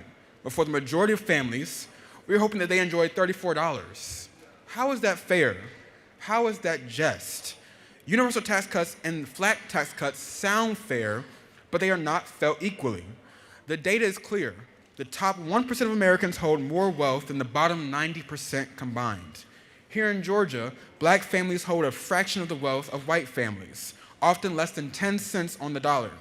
And when we pass across the board cuts, those at the top who already have the most receive the greatest benefit while working families get crumbs and then are told to celebrate. So let me be transparent. I almost went to seminary before I went to Morehouse. So I know in Luke chapter 12, verse 48, it says, to whom much is given, much is required. In Proverbs chapter 22, verse 16, we are warned, whoever oppresses the poor to increase his own wealth will come to poverty. And in Matthew 25, when the Lord separates the sheep from the goats, he doesn't ask about tax policy, he asks whether you fed the hungry, clothed the naked, and cared for the least of these. But this isn't just about scripture, it's about stewardship, it's about priorities. Every dollar we cut without intention is a dollar we cannot invest in housing, in education, in healthcare, and opportunity. It's a choice. And right now we are choosing to widen a gap that is already too wide. Because inequality is not abstract. It shows up in who can afford to stay in their home, and which schools are fully funded and which are not. it shows up on who has access to health care and who is one emergency away from bankruptcy. So I ask, are we crafting policy that uplifts the least among us, or are we reinforcing a system that leaves them behind? If we are serious about tax relief, then let's target it. Let's deliver it to the working families who need it most. Let's make sure that relief is not just equal on paper, but equitable in impact. Because if we're going to invoke fairness, then we must be honest about what justice actually requires. And I do not believe that justice looks like this bill. So I urge a vote, no vote. Thank you, Mr. Speaker. I yield the will. Gentleman's yielded the will. Representative Derek Jackson. There he is. Gentleman's recognized. Speak to the bill. Thank you, Mr. Speaker. I got to put my glasses on. I just turned 60. When you think about House Bill 1001, this is the only bill I'm talking about. I need you to keep certain things in mind. Is this about fiscal responsibility and common sense, or fiscal recklessness? See, House Bill 1001 removed fiscal guardrails. The current law requires a 3% revenue growth and a healthy revenue shortfall in the reserves before a tax cut is triggered. House Bill 1001 removes that safety net. Automatic versus responsible. This bill forces a tax cut even if the state's economy is shrinking, which could lead to an immediate budget crisis. The threat to our public services, as the whip already mentioned about public education, so I will not reiterate that point, Mr. Speaker, because I know time is near. But I will talk about the risk of Georgia's AAA credit rating. You all like to talk about the #1 state to do business, but you will not be the #1 state if our AAA credit rating takes a hit. See, Georgia is one of the few states with a AAA credit rating. And if our fiscal responsibility becomes reckless, the stableness and the predictability revenue streams will take a hit. Ignoring the economic realities is dangerous, my dear friends. While the goal is to put money back into the pockets of our citizens, that's a great talking point, but a sudden drop in the state revenue could lead to a decrease in services, forcing local municipalities and counties to raise property taxes. That's a defeat to our citizens. Here's another aspect, and then let me get this to the bottom line here, because I'm a retired commander. I love to get to the bottom line. We're already on the path of this 4.99% rate. The current law works because it ensures we only cut what we can afford, the money that we have. But House Bill 1001 isn't about tax relief. It's about removing the common sense protections that keep Georgians' budget balanced and our schools open and our citizens in the best position that they need to be in. And with that, I yield the well. Gentleman had a question, but he's yielded the well. Is that correct? He yielded the well. Is there any objection to the previous question being ordered? Hearing none, we do have a minority report, and that minority report will have 20 minutes, and the chairman's time will have up to 20 minutes. Representative Wilkerson, the gentleman is recognized for his up to 20 minutes, and I think Representative Roman is also wanted some time if you leave her some time. The gentleman's recognized. Thank you, Mr. Speaker. And I won't need a lot of time, but I come today in opposition to House Bill 1001. As many of you know, and I've talked about before, I have voted for multiple tax cuts. I've signed on to multiple tax cuts, but the one thing I always look at is how much money we have and how do we plan for the future. There are a number of pieces of tax legislation out there, and today is why I voted no last week. Today is why I voted no last week, meaning that we are about to lower the rate when we said we couldn't afford to give hardworking people tax cuts.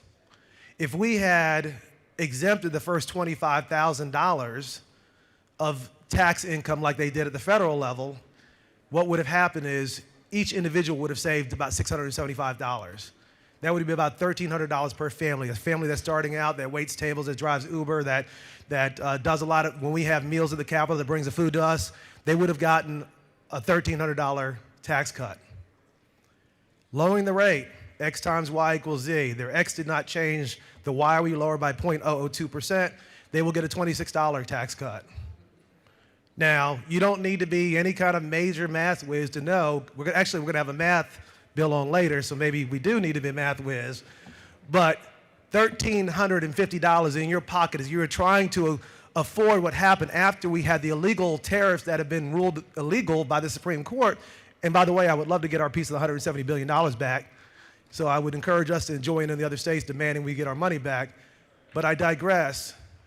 What I'm saying is that $1,350 is greater than 52. $1,350 to every working Georgian. And I would say expand that to everybody like I did last week. So it's pretty simple math. We are about to shift money to the metro area that probably has the highest income in the state. We are going to not give it to the rest of the state because the income levels that they may have may not be what we have in our, greater metro area where all these headquarters are. The leaders of these companies that are getting $20 million deals don't need another tax cut of 0.002%. 0.002%. So what I ask is that we reject this bill. It's great to keep it's great to have a saying say you want below 5%, but not if it hurts people that you represent. When I vote, I want to make sure that I'm voting for the person that is sitting at home that is trying to afford groceries that we're about to tax at a higher rate. And maybe that's the right answer for sales tax. I don't know. We're still evaluating. And hopefully you receive the spreadsheet I sent earlier. But what I would say is $1,350 is greater than 52. And we don't need millionaires to continue to drive this economy. We need the working people that are trying to buy a home, that are trying to put food on their plate, that are trying to send their kids on spring break in another month. If they're lucky, they go down to the beach and maybe, spend some time together. But what I ask is that you vote no on this, that we put all these bills together like any family does. You come together as a family. You don't spend money on Christmas vacations. You look at your budget overall. And I would say look at our budget overall and then decide what we want to do. I think we can get some responsible tax cuts that can fly out of here like other ones have. They could fly out of here. We could do what's right for people. But today, I ask that you vote no. $1,350 is greater than 52. And I would rather go with the $1,350 than the 52, Mr. Speaker. And with that, I will yield the well. Thank you. You have a couple of questions? Yes, I will yield for a question. Yield for a question. Representative Jason Ridley, to your right. Thank you. All the way around, almost behind you. Good to see you, my Gentleman's friend. recognized. Thank you. I'm just real confused about something. If we're giving 3.99% cut on income taxes, if I make $100,000 or if I make $20,000, I'm getting the same cut. Now the amount's going to be different because the amount's bigger. You're going to get more back, correct? Where's the 399? I thought we were going to. I thought whatever we're going to. What are we going to? Huh? So it's going down to 399. That's what this bill's about. Right now we're going to 499, but let's talk about the 499. But either way. But I'm asking, whatever the number is. Your question is? Whatever we're going to, is it not the same if the percentage cut, if I'm making 10,000 or 100,000, and I'm not still saving 4%? Representative Wilkerson, just to clarify that, if this gentleman was suspended, I think he meant 4.99. Yeah, we're going to 4.99. I'm sorry. Thank you, Mr. I Speaker. wrote down. I was wishful thinking. Again, so, it was funny you should ask that because I met with a group of CPA students and this, you might not get the CPA humor, but we were talking about a couple of years ago when we passed the tax bill and we confused exemptions and standard deduction. We had to come back and fix it the next year. And they're like, oh my God, I can't believe they didn't, you guys did this. And I'm like, so the difference is I say raise the standard deduction because to your point, I do want to raise the standard deduction to help everybody else. That's the X. The Y is the rate. Changing the rate does not help that. So yes, That's why, to your point, everybody gets the same rate cut. But if I give you a 10% raise and you make $100, you got $110. If I give you a 10% raise, you just got a $100,000 raise, right? Well, if yeah. the governor gets a raise and we get a raise, his raise is going to be different than ours. That's true, but what I'm talking about, y'all preach that y'all are the party of equality. We're trying to make it equal across the board for everybody, and y'all are not doing that. Y'all are saying that if I make more money, I pay more taxes. Well, I do, but I'm still paying the same amount as the guy that's making the lower taxes, or making the lower pay. You are paying the same percentage, and again, I'm just showing what the numbers are. I mean, $13.50 is okay. I got an idea. You give me 26, I'll give you $13.50, and we'll call it even. It's the same rate. Well, I know, but I'm asking you, is it not if it's not $4.99, that's to everybody. It's equal. It is not equal. It's the same rate, but again, X times Y equals Z, and the Y may be the same, but the X is different, which means the Z is different, and people spend the Z or get the Z back. And that's what I'm saying. Okay. So your Y is okay. Your Y piece is right. The X and Z are off. All right, thank you. That's why we have CPAs to figure out our taxes. It's pretty complicated to me. Chairman Williamson is recognized for a question. Would the gentleman yield? Does the gentleman yield? To the gentleman I signed many bills with, yes. So we talked about a little bit of further testimony that worried about our bond rating here in our AAA credit rating in Georgia. Is it not true there's 13 states in the union that enjoy a AAA credit union? And That is correct, And yes. is it not further true that 4 of those states have a 0 income tax? Correct, and I think there might have been some, and if I could expand on that, I think there might have been some combination, to your point. Our bond rating would really be probably driven by the property tax. So if you eliminate the property tax completely, then yes, that would impact your bond rating. But this income tax, no, it won't. I don't think it will necessarily impact your bond I rating. misspoke. I'm talking about AAA credit rating. Yeah, I AAA credit, apologize. yeah, the AAA So, credit rating, but- I don't think would be impacted by but this if- as much as eliminating property tax. Does Yes. the gentleman yield for one I more do, follow-up yes. Thank question? you. So of those 13 states, of which Georgia is one, that we enjoy a AAA credit rating, is it not true that only one of those states that do collect an income tax has a rate higher than 4.99%? Is that not true? I'm trying to think. And it would be no, Virginia. let me think It would through be this. Virginia. Well, let me think through this. Florida has Disney World. Texas has oil.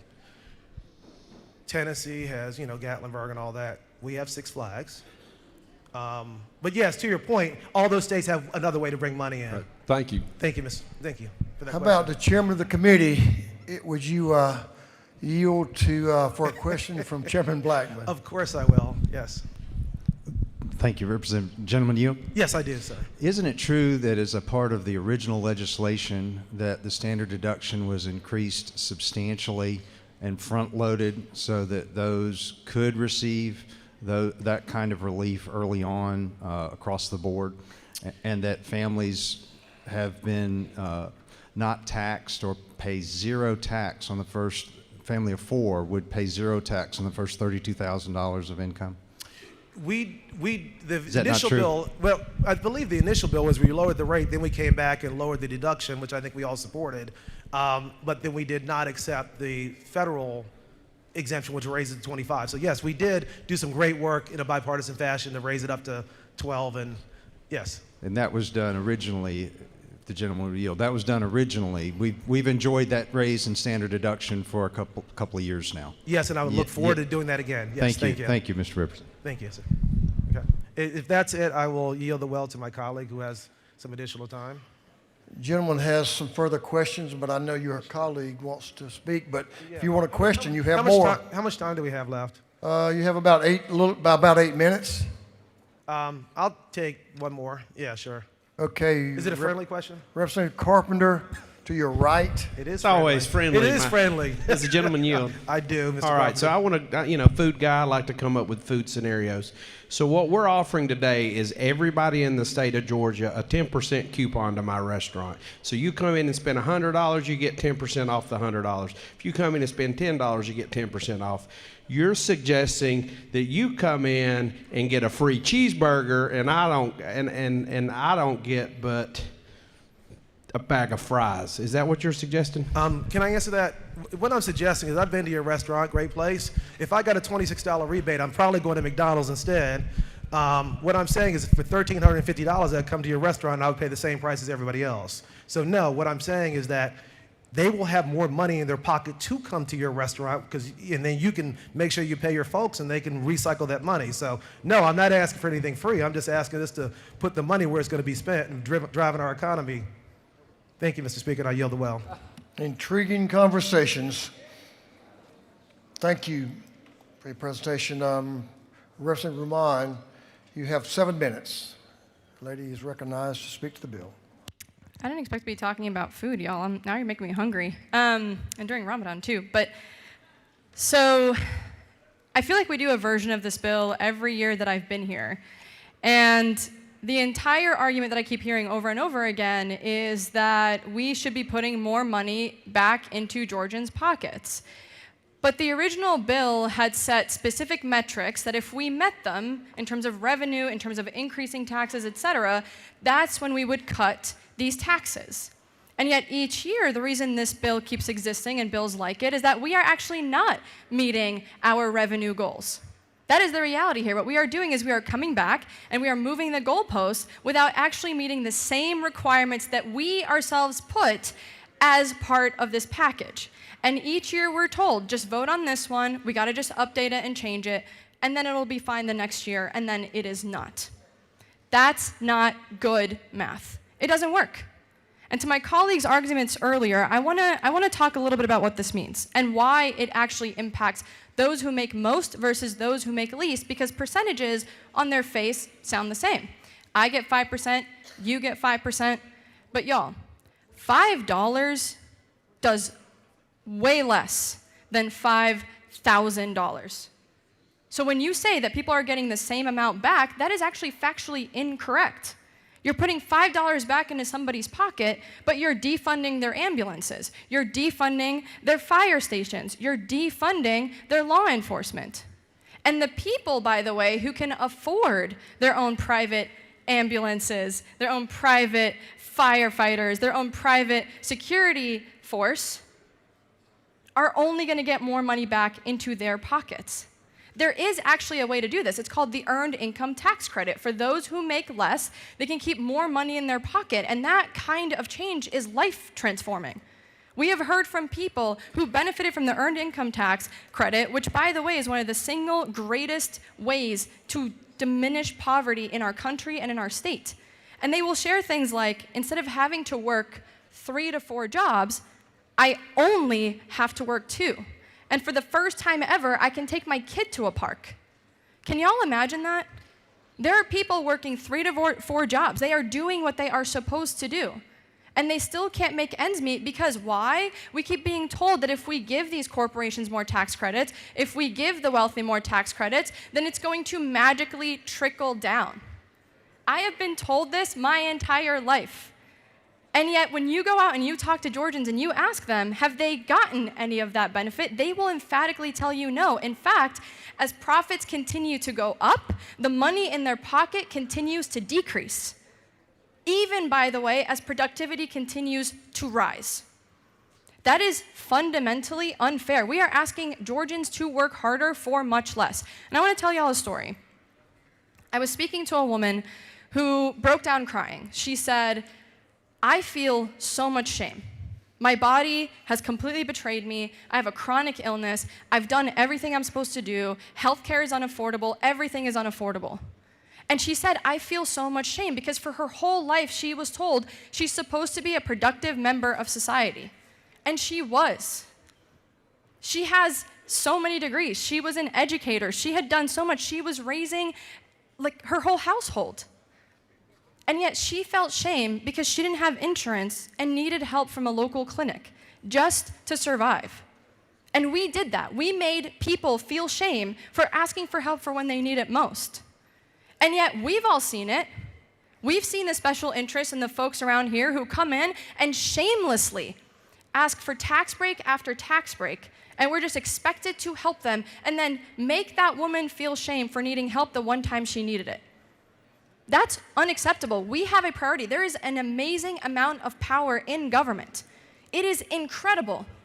What is the point of having this power if all we are doing is continuing to act like middle management for the already wealthy? I'm tired of taking people's money and putting it in pockets of people who don't need it. It doesn't work.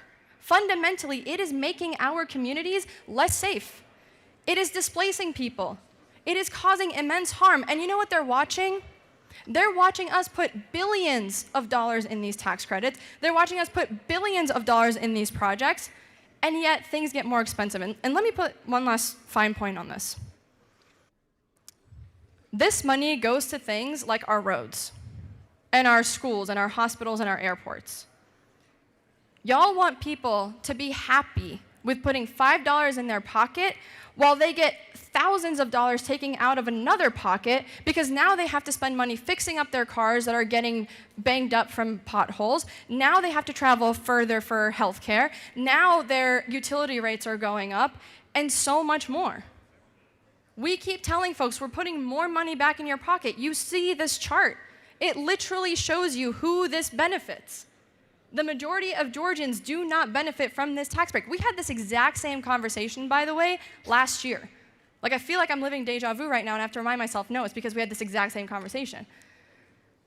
We have ways to cut taxes that will actually benefit people. There are so many different types of tax systems that will put more money in their pocket. So when we keep saying 3% is the same amount of fare, 4% is the same amount of fare, I will tell you right now, there's not a single person that you can go and talk to and tell them, is $5 the same as 5,000? 500, 50. Not a single person is going to say yes, because $5 might get you a snack, not even a meal these days. $50 doesn't even pay your utility bills. It might fill up your car, but it ain't paying your utility bills. $500 might pay your utility bills, but now your car insurance is going up. And $5,000, well, God forbid you get into an accident. These are the stakes for people all around our state, and we cannot pat ourselves on the back constantly doing the bare minimum, and then every election season going, they voted against tax breaks. Y'all wanna know what we're voting against? It's not tax breaks for people. We're voting against the same folks who have more money than they know what to do with, and then come here and change our laws. I urge you to vote no on this bill. I will be voting no on this bill. Thank you, Mr. Speaker. I yield the will. Thank you, Representative Vermont.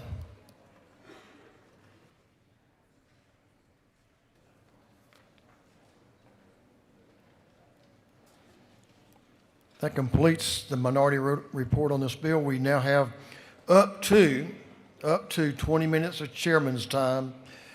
Representative Chairman Blackman is recognized for up to 20 minutes, or however he would decide to divide that up, or how much of that he would like to use. So the chairman is recognized.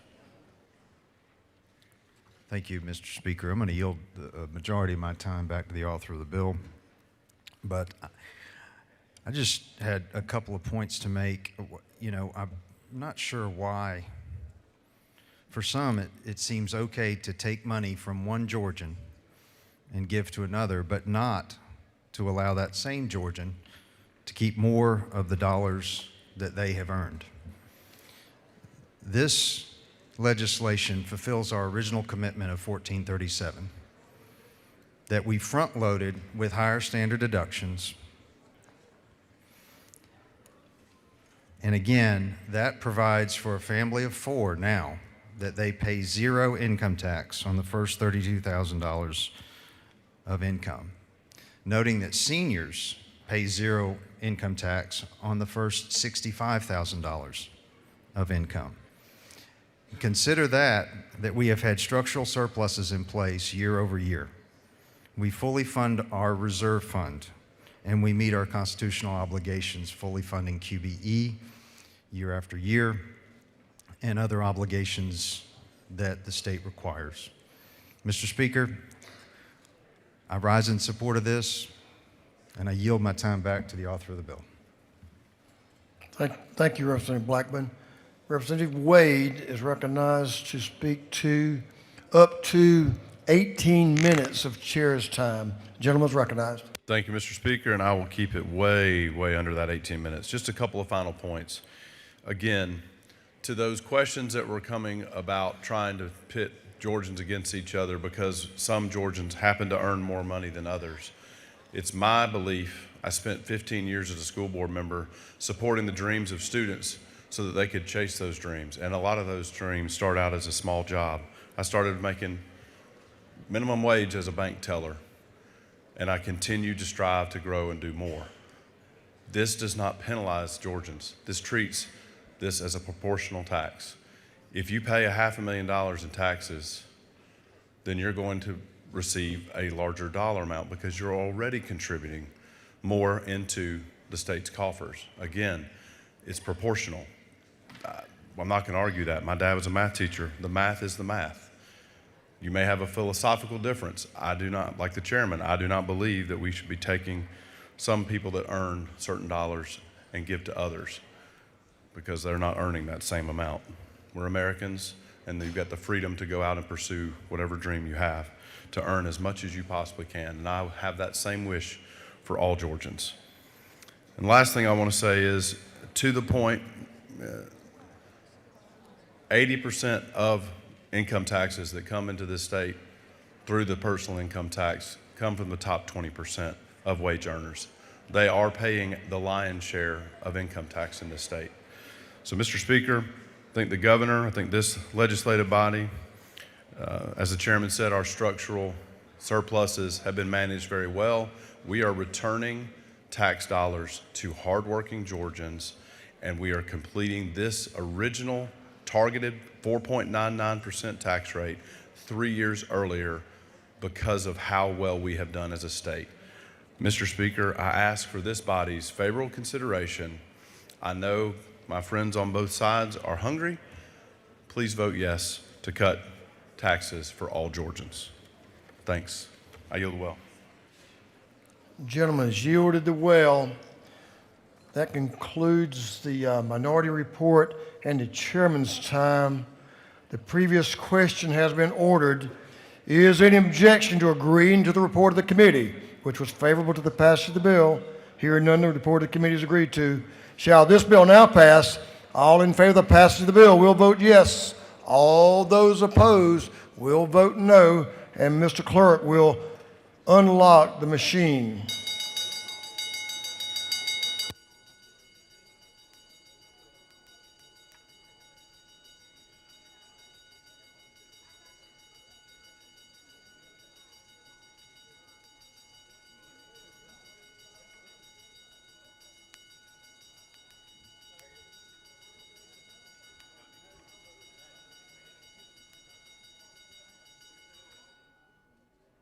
Have all members voted? For what purposes, Representative Williams, Mary Frances Williams, rise. Parliamentary inquiry. State your inquiry. Mr. Speaker, isn't it true that last fall several legislators, House members, sat in meetings learning that DFACS was more than $80 million in deficit, requiring cuts to foster care services for children in foster care, and that we have never returned funding levels for public health to 2008 levels? And isn't it also true that sometimes leaders have to make difficult decisions that are not popular in order to preserve the fiscal health and security of our state? You know, sometimes, isn't it true that sometimes children ask for candy, and as good parents, we don't give it to them? But, Mr. Speaker, isn't this candy? Thank you. I appreciate the lady's viewpoint, and I'll just say that those are some circumstances I think the chairman of appropriations is working diligently on. For what purpose does Representative Thomas rise? Parliamentary inquiry, Mr. Speaker. State your inquiry, sir. Is it not true that many Americans have worked tirelessly to lift themselves out of poverty and into the middle class? And as their income has increased, so have the taxes that they've had to pay year over year. Further inquiry? The gentleman knows what he speaks. One more. Thank you, Mr. Speaker. If that's the case, why are they not entitled to a tax break too? The gentleman has his opinion. For what purpose does Whip Park rise? Parliamentary inquiry. State your inquiry, sir. Mr. Speaker, is it not true that the Bible says that to whom much is given, much will be required, and that all that members of the minority party is asking for is that those who can afford to pay their fair share do so? Is that not true, Mr. Speaker? I know that's the gentleman's opinion, and I've heard him quote the Bible several times. For what purpose does Representative Gullett rise? Parliamentary inquiry. State your inquiry. Isn't it true that this House in the amended budget fully funded DFACS's gap? And isn't it also not further true that by lowering the income tax rate, only when we reach certain benchmarks in the state that we ensure to prioritize both the taxpayer relief and the long-term budget stability here in the state? Sounds like the gentleman knows of what he speaks. For what purpose does Whip Burchett rise? Parliamentary inquiry. State your inquiry. Is it not true that this representative is very fond of the fact that the bipartisan folks that have spoke today have spoke both of the Bible and of trickle-down economics? Great combination. Further inquiry, Mr. Speaker? State your inquiry. Is it not true that what we seek to do here is give everybody a tax break, regardless of how much money you make in the state of Georgia? Is that not true, Mr. Speaker? I think the policy we passed applies to 12 million Georgians. The gentleman will be correct. For what purpose does Representative Shay Roberts rise? Parliamentary inquiry. State your inquiry. Isn't it true that the federal government is currently trying to shift the percentage of things like FEMA and Department of Education to the states? Currently, FEMA covers 75% of natural disasters, and they want to switch that percentage the other direction. And so isn't it further true that when we haven't hit the revenue benchmarks, that it's fiscally irresponsible for us when we know that we've had many natural disasters that we've had to come in and provide aid for? So we might want to think about that before we reduce the revenues. I know the lady believes of what she speaks, but I'll just say I can't keep up with the federal government. They're doing a lot of things I'm not sure of. What purpose does Chairman Martin rise? This will be the last one. Parliamentary inquiry, Mr. Speaker. State your inquiry, sir. Isn't it true, sir, we've heard a lot of people question the amount of the tax break for various income groups in this state? That's been questioned today. Isn't that true?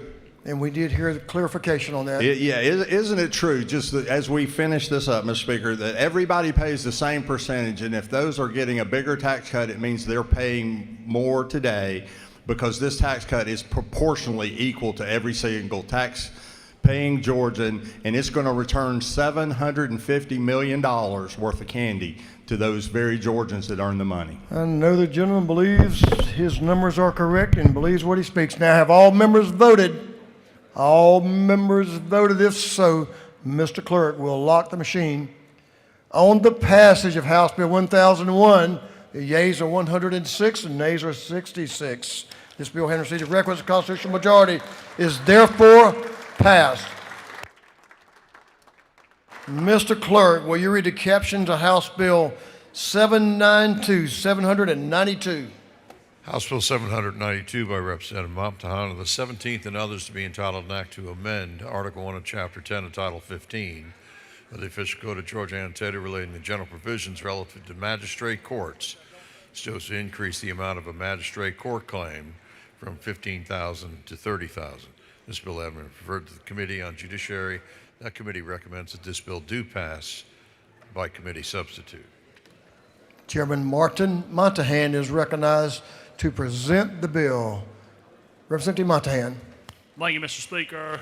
Members, today I rise to present House Bill 792.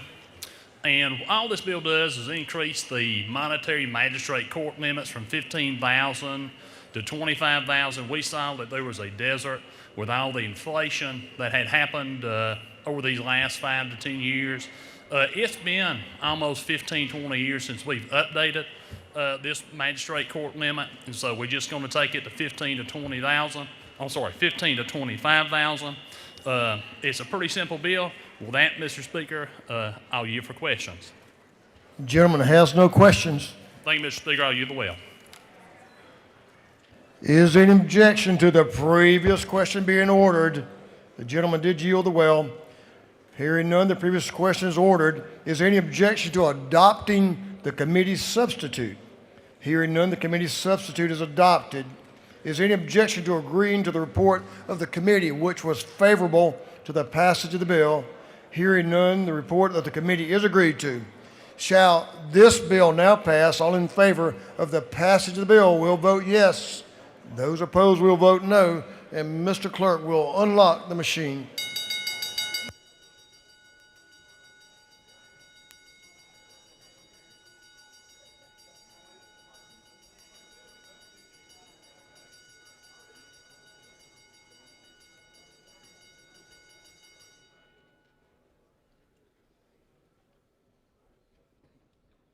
Have all members voted?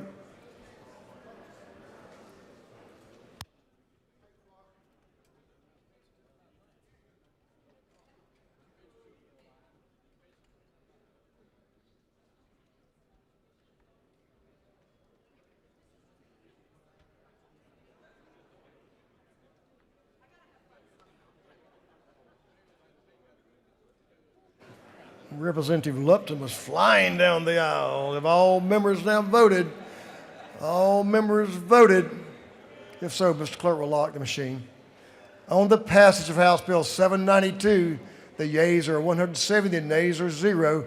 This bill, having received the requisite constitutional majority, is therefore passed.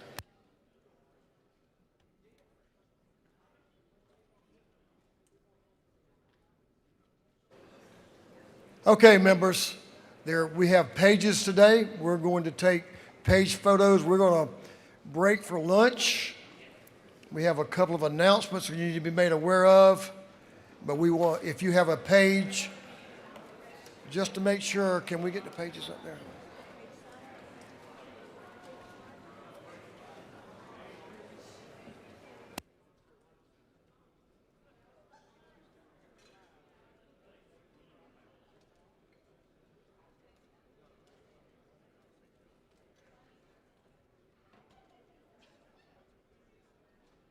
Okay, there's everyone that has a page today, so you need to come down front with me and we will have some photos and thank our pages. We have a couple of announcements. Chairman Corbett, give the gentleman some room, please. And Chairman Montahan, you're next. Chairman Corbett's recognized. Thank you, Mr. Speaker. The Rural Caucus will be meeting upon adjournment. Lunch will be served. Come join us. Chairman Montahan is recognized for an announcement. Thank you, Mr. Speaker. I just want to make an announcement. Yesterday, I hung my very nice coat up there in the south anteroom here. It's very warm, very fine coat, very soft wool. It seems like someone has accidentally taken that. So if you look in your pocket, it says Ralph Lauren, nice brown herringbone. Please return that to me or bring it to 340. Thank you so much. I'm sure it's a mistake. I'm sure of that. Chairman Hatchett is recognized for an announcement. Y'all may want to listen to this one. Colleagues, we're running a little quicker than we thought we would before lunch break. So when you return, the amended budget agreement will be on your desk. It should be there about 1 o'clock. So if you want to come back and be looking, it'll be on your desk as close to 1 as we can get. But hopefully we will be addressing that this afternoon. You mean you have an agreement? Yes, sir. We have an agreement with that other body. Man, you're a miracle worker, no doubt.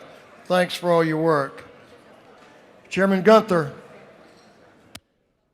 Thank you, Mr. Speaker. House Judiciary will have a meeting upon adjournment in 1:32. Thank you. Chairman Williamson is recognized for an announcement.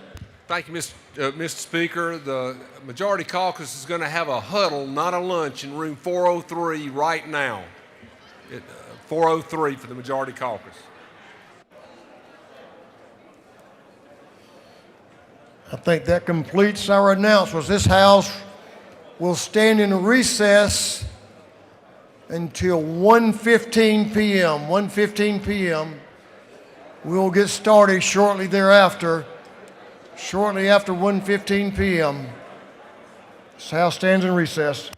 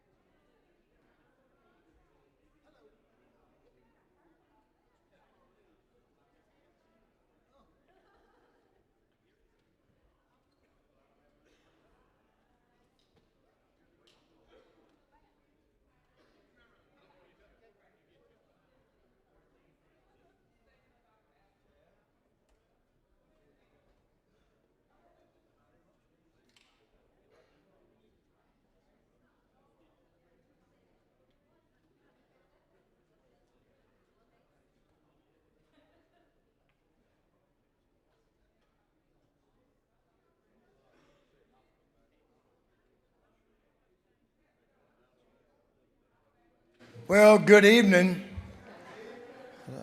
House will come back to order.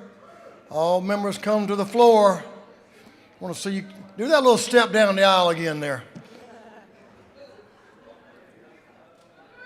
Oh, yeah.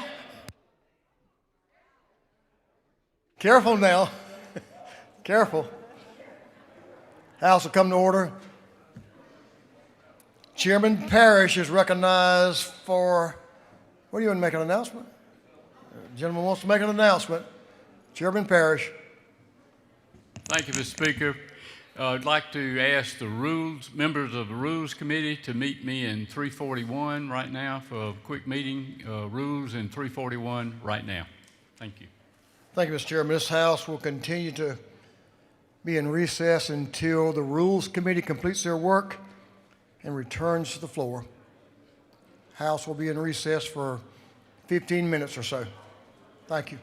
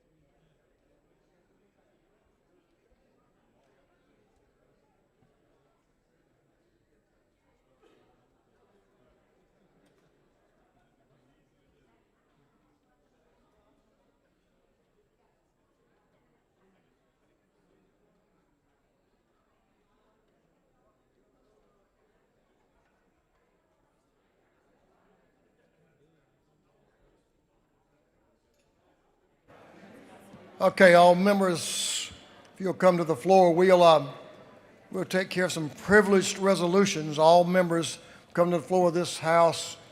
We'll come back to order. We're going to move on with some privileged resolutions. Mr. Clerk, will you read a caption to a group of privileged resolutions?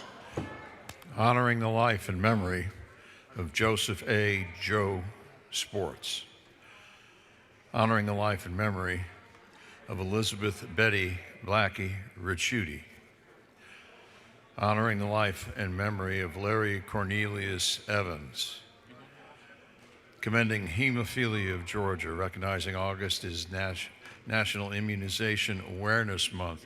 Recognizing, commending the Cedartown High School debate team for winning the 2026 Parliamentary Debate World Competition.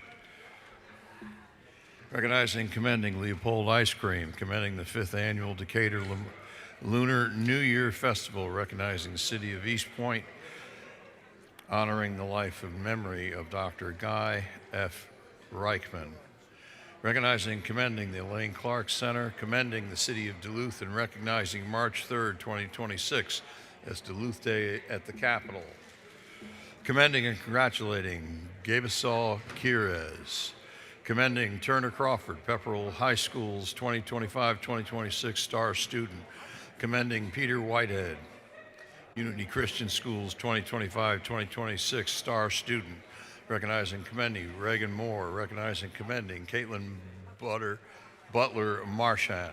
Congratulating the Atlanta Track Club Elite for their world record performance at the 2026 Penn Classic.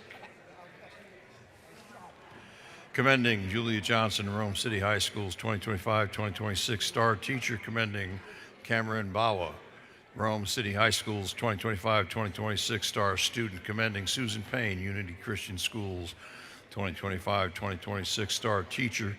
Honoring the life and legacy of Robert Elmo Nichols. Congratulating and commending Chief Latosha Clemens for receiving the 2026 Yellow Rose Nikki T. Randall Service Leadership Award. Commending Jonathan Silver, Pepperell High School's 2025-2026 star teacher.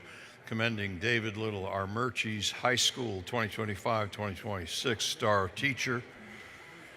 Commending Louis Hagerich, Armurchie's High School's 2025-2026 star student. And for other purposes, that completes the reading of the privilege resolutions.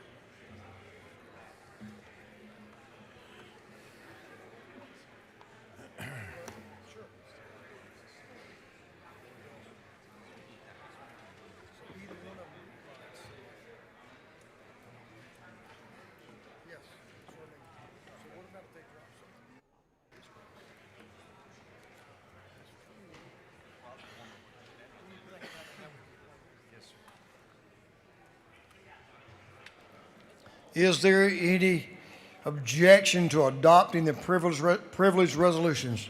Hearing none, the resolutions are adopted.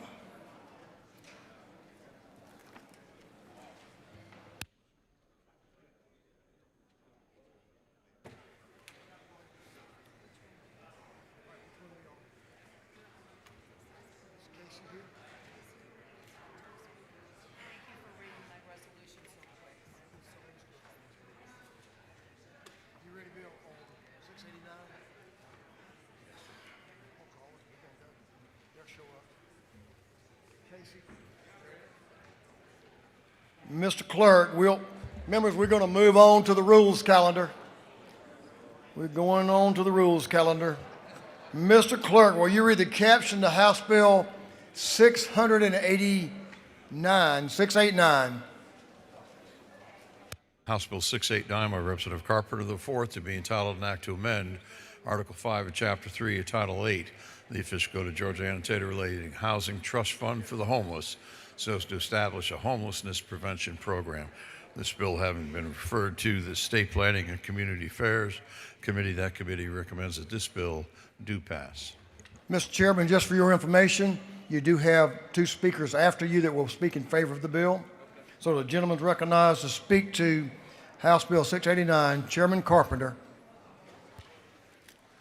Thank you, Speaker. House Bill 689 looks to, for the first time in Georgia history, to allow DCA under the Housing Trust Fund to establish homelessness prevention as a program across our state. It does not at this time appropriate money for such a cause, but it does allow them in the future to do so. We know this is a major issue. This is something that, you know, as housing prices and affordability issues are happening around the state, we know homelessness is an issue. And I've always been the kind of guy that likes to be proactive on issues and saying if we spend money on the front side to prevent homelessness, we're going to get much better bang for our buck as being fiscally conservative. So that's what this bill seeks to do. It seeks to allow DCA to continue programs that were started under COVID, federal programs, so that folks, you know, if they're a little short, say $500 short, there's grant programs at the local level that will help these individuals to make sure that we keep people in their homes. My heart is with people that have children. As a father of 4, as we do all that we do for education, if kids don't have a stable home environment, we know that it doesn't matter how much money we spend at the state, we can't solve this problem. And so this is just it's not going to solve all the homelessness issues in the state, but it is a move in the right direction to say that we want to support this and make sure that people are able to stay in their homes. And I'll stand for any questions. Gentlemen, yield for a question. I see one question. Yes, sir. Representative Amadi Barnes to your left. Thank you, Mr. Speaker. Does the gentleman yield? Yes, ma'am. How much are we appropriating for this? It's not an appropriation at this time. It does allow for the discretion of DCA to move programming towards that as we so choose to appropriate. You know, we do a lot of things around here where we set up line items in the budget for future appropriation, and that's what this seeks to do, is as we move forward to say, we know this is an issue, it's a much better bang for our buck to deal with it on the front side, because I don't know, as we're going to vote on this budget later, but if you do the math, it costs us about $32,000 a year for someone that's incarcerated. We all know that homelessness leads to that eventually. Does the gentleman further yield? Yes, ma'am. I appreciate the bill. So basically right now we have to start funding this trust fund. Well, there's actually money in the budget for the trust fund, but this particular category, it allows them to expand it from just homelessness to focus on prevention as well. Thank you. I appreciate the bill. Yes, ma'am. Gentleman has no further questions. Thank you. Thank you very much. I yield the well. Gentleman's yielded the well. We have 2 speakers. Oh, I couldn't find you, Representative Campbell. I apologize. Representative Lisa Campbell is recognized to speak to the bill. Thank you, Mr. Speaker.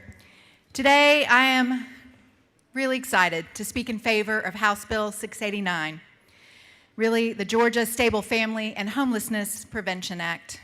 And I've had the pleasure of working with House Atlanta, Georgia Appleseed, and the Georgia Healthy Housing Coalition, with many of you and our esteemed colleagues, Chairman Carpenter and Representative Mary Margaret Oliver, both leading the charge, and many advocacy organizations working to both raise awareness about this growing issue and, importantly, work together to solve a problem. Along this way, I've learned some compelling things.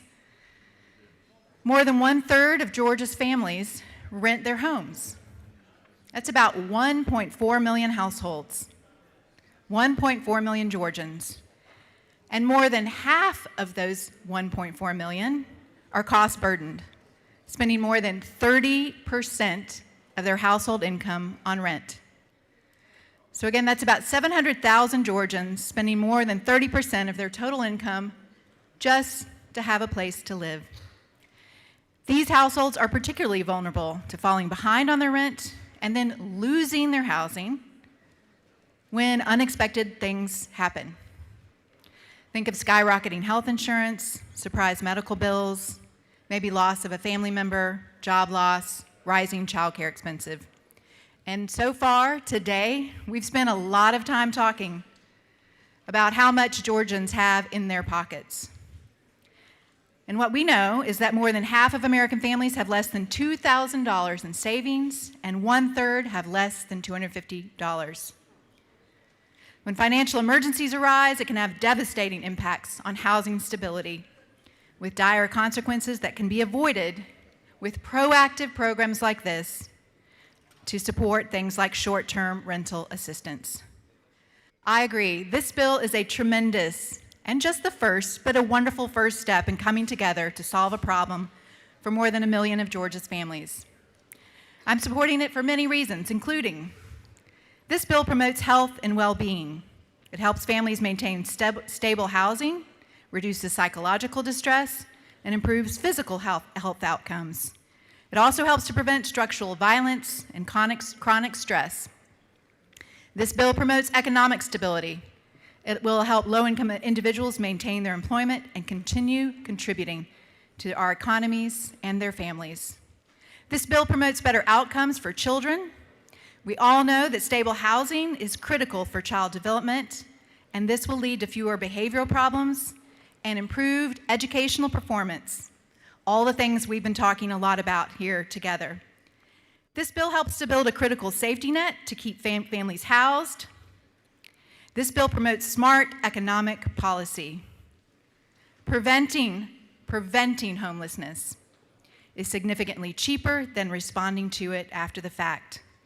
And as the chairman stated, one study found that every dollar invested in prevention, in homeless prevention programs returns $2.47 to the community. It's a smart spending strategy, and it's a great return on our collective investment. I'll be voting yes on this bill, and I urge you to join us in voting yes to help Georgia families at risk of eviction and homelessness. And I'm proud to work together to build stability in Georgia, one family at a time. Thank you, Mr. Speaker, and I yield the well. Thank you, Representative Campbell. The lady is yielded the will. Representative Anissa Jones is recognized to speak to the bill. Anissa, Representative Jones.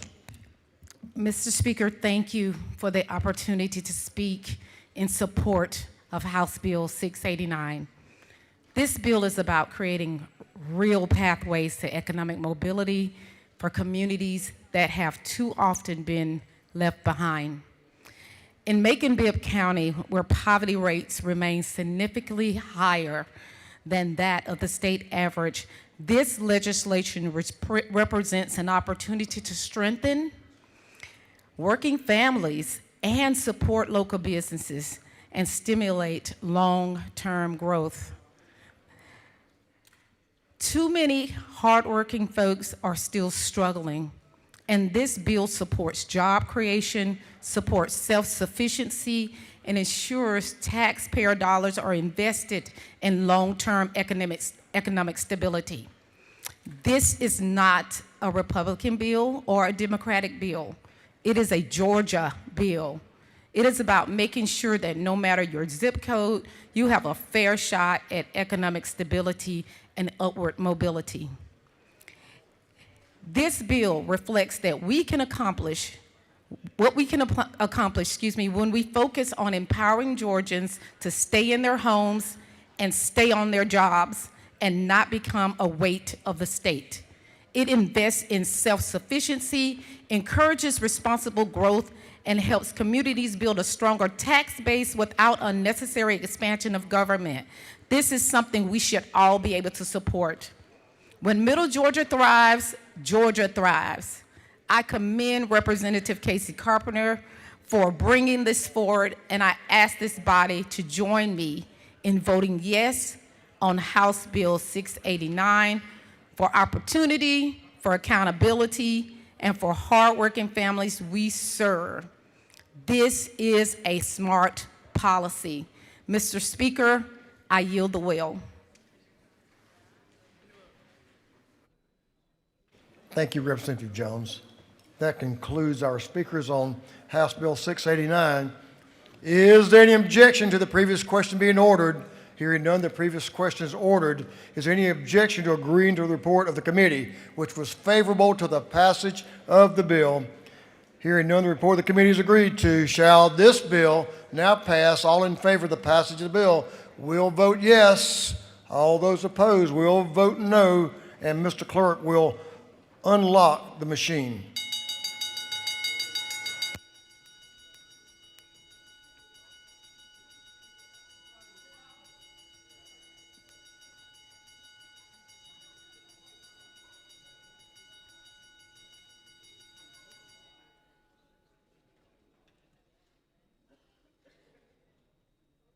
All members voted.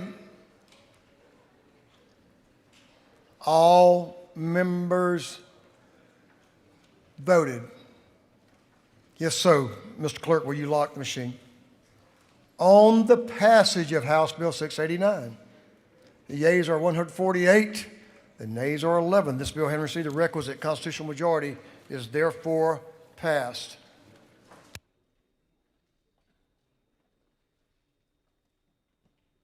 Mr. Clerk, will you read the caption to House Bill 634, 634? House Bill 634 by Representative Barrett of the 24th and others to be entitled an act to amend Article 33 of Chapter 2 and Title 20 of the Official Code of Georgia annotated the Georgia Special Needs Scholarship Act so as to revise provisions for expedited completion of a student's first individualized education program.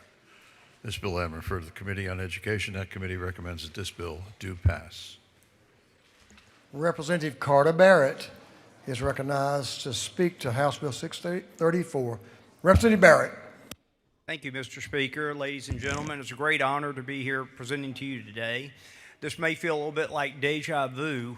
This bill, House Bill 634, speaks to the Georgia Special Needs Scholarship Program. 2 years ago, this body voted on this legislation 169-0, so I'm hoping for your favorable consideration again today. House Bill 634 makes a few minor changes to the Georgia Special Needs Scholarship Program. I want to make very clear this is not an expansion of the program in any way. House Bill 634 merely improves the program for parents, school administrators, and the Department of Education.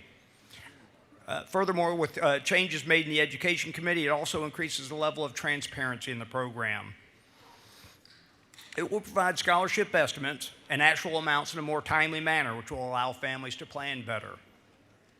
It allows for how funds are remitted to the schools. Presently, checks are mailed to the school, and parents have to go to the school and endorse them. This will just bring us into the 21st century with the electronic transfer of funds. It has clarifying language about the appeals process around scholarship amounts. And finally, it provides even more information into the program about the students who participate in it and in the types of conditions participating schools can serve. And with that, Mr. Speaker, I would be happy to answer any questions. The gentleman did an outstanding job. He has no questions. Amazing. Thank you, Mr. Wait a minute, you have one. Representative Carlton Howard, all the way to your left in the back. Your left. All the way in the back. That left. Yes, sir. Do the gentleman yield? Mine and your left, not his left. back in the far corner here. Question, if a private school accepts a student under this program, are they required to provide accommodations the child had in the previous school that they were in? Well, hopefully, Representative, they're able to do things. You know, the vast majority of children with special needs are well served in our public school system. What this program does, which has been around since 2007, it serves about 6,300 families. Those families have the option of transferring from a public school to another public school in their system, or a public school outside of the system. But for those that are maybe better suited in a private school, those kids can have that option as well. So presumably, the needs are better fulfilled in that other school, even more so than the school they were in. I hope that answers your question. Follow up, please. Yes, sir. Is it correct that private schools can refuse admission to students with disabilities, especially in that IEP program? I don't know of an incident where that has happened, but I'd love to speak with you offline about that. If you know of an example, I'd love to hear about it. All right, thank you. Thank you, sir. The gentleman has a number of other questions. The gentleman yield Yes, for sir. one from Representative Gisler. Yes, Mr. Gisler, he's right to your right. Thank you. Does the gentleman yield? Yes, sir. For children who aren't able to take advantage of this and move to a new school, aren't we leaving public schools in a worse position by shifting that funding to the private schools? You know, this program's been around since 2007. It's well vetted, it has added great value for quite a few families, and there's a reason why every single person in this body voted for it 2 years ago. So I think the program is well vetted. The Department of Education, this is a great collaborative effort by both sides of the aisle, Republicans and Democrats. The Board of Education, we consulted with Gale 2 years ago to get their input into this bill as well. Representative Becky Evans played an important role in helping to shape this legislation as well, as did Lydia Glaze and many others. So I think it's a great program, and it seems to be well endorsed by everybody in this body. Thank you. Gentlemen, yield another question? Yes, Mr. Representative Todd Jones, Yes, not left, but to your right. That one. Gentleman's recognized. Thank you, Mr. Speaker. Does the gentleman yield? Yes, sir. Isn't it true that the Georgia Needs Scholarship has been oversubscribed every year for the last 10 years? The gentleman knows of what he speaks. May I do a further question? Yes, sir. Yes, sir. Isn't it also true that the money that basically flows for each child from the local school districts remains in the district even if the child chooses to take advantage of the Needs Scholarship? Absolutely. Thank you very much, sir. Thank you, sir. With that, Mr. Speaker, I yield the well. You're great work. You got a couple other questions, but you had some good questions, and you provided some good answers. So we have one of the members want to speak in favor, Representative Doreen Carter. The lady is recognized to speak to the bill. She's going to speak to House Bill 634. Ladies recognized. Thank you, Mr. Speaker. I just thought it'd be appropriate for the Carters to come up. So, please, what did you say? The Carters. Oh, Carter Oh, Barrett, gotcha. Doreen Carter. Now, Carter I follow you Carters. now. I'm a little slow today. Excellent. The ladies recognized. Well, you know, it's after lunch. So, as it was stated, this bill did come out of committee, the Education Committee, unanimously, but I want to say I do so with both conviction and caution. Conviction because families of children with special needs deserve options. Caution because when public dollars follow a child in a private setting, we must ensure that the student's rights remain protected. Under the federal law, specifically Individuals with Disabilities Education Act, IDA, students enrolled in public schools are guaranteed a free, appropriate public education. They're entitled to an individual education program, procedural safeguards, and due process protections. These rights are clear and enforceable. However, when a parent voluntarily enrolls their child in a private school using a state scholarship, those ideal protections do not automatically follow the same way. Private schools are not required to provide an IEP. They are not bound by the same due process structure that governs public school districts. Students attending private schools are still protected under federal civil rights laws, such as Section 504 and Rehabilitation Act and Americans Disability Act. These laws prohibit discrimination and require reasonable accommodations, but they are not identical to the full entitlement framework of IDEA. That distinction matters. We must be transparent with families about what protections shift when they make that choice. We must also remain vigilant that admission practices are not exclusionary and that schools accepting public school dollars uphold non-discrimination principles and provide clear service commitments. Choice must not come at the expense of rights. House Bill 634 expands opportunity, and I support that expansion. But as we do so, we must also ensure parents fully understand legal differences between public and private placement, scholarship participating schools, and transparent about services provided. Admission policies are fair and clearly defined. Students are not counseled out without protections. The goal is not simply access to a seat. It is access to a safe, supportive, and legally protected learning environment. Expanding options for students with disabilities is the right direction, but our responsibility does not end with expansion. It includes accountability. So as we vote in favor of this legislation, we want to be mindful where those students do have protection at the federal level, But when students with disabilities go to a private specialty school, we know they're getting what they need. But when students with disabilities go to a traditional private school, we need to make sure that parents are aware. So as legislators in the state of Georgia, there may be an opportunity to come back and make sure that we codify some of those things we're concerned about in state law, but we are confident that they are protected at the federal level. So as a parent who had to make some choices with a student that had disabilities, I wish we had more of this back then. Because there were some specialty schools that I believe my oldest son probably would have benefited from, but we really didn't have the funds to take care of that. But now today, we have those disabilities codified in the law where they weren't when he was in school. So let's give our children that have special needs, that need this legislation, let's give them the opportunity, but let's also keep working to make sure the state of Georgia is protecting those students as well. Thank you. I yield well. Ladies yielded well. It's nice to see the Carter Caucus working together. Representative Glaze is recognized to speak to the bill. House Bill 634. The lady's recognized. Thank you, Mr. Speaker, and thank you, Representative Carter, for bringing this bill. I do want to stand before you and say I will be supporting this bill, and it was an honor to work with you on this bill. Again, this is not an IEP, it's not paperwork.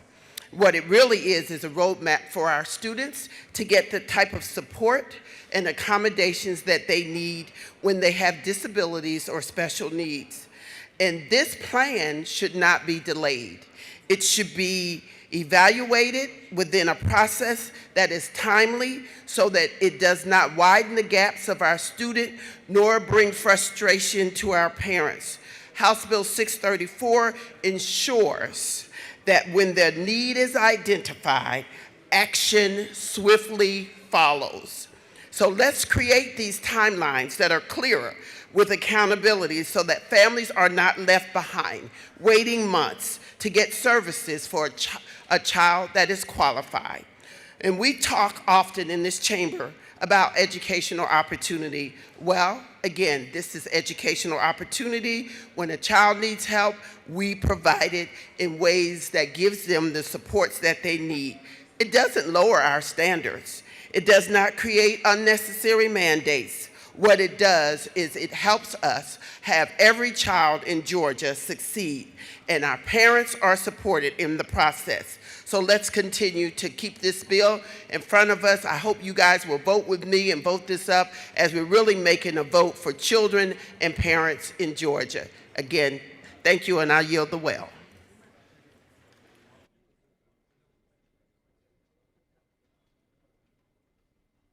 Lady has yielded the well. That completes our discussion on House Bill 634. Is there any objection to the previous question being ordered? Hearing none, the previous question is ordered. Is there any objection to agreeing to the report of the committee, which was favorable to the passage of the bill? Hearing none, the report of the committee is agreed to. Shall this bill now pass? All in favor of the passage of the bill will vote yes. All those opposed will vote no. And Mr. Clerk will unlock the machine.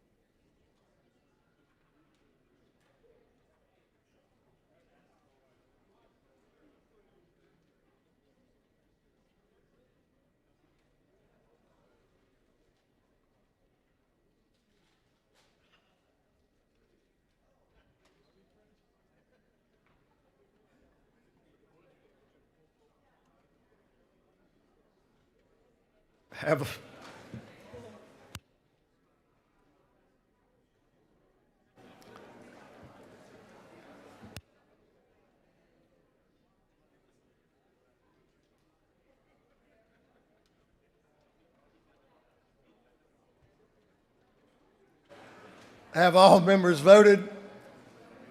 All members voted. If so, Mr. Clerk, will you lock the machine? On the passage of House Bill 634, the yeas are 168, the nays are 0. This bill, having received the requisite constitutional majority, is therefore passed.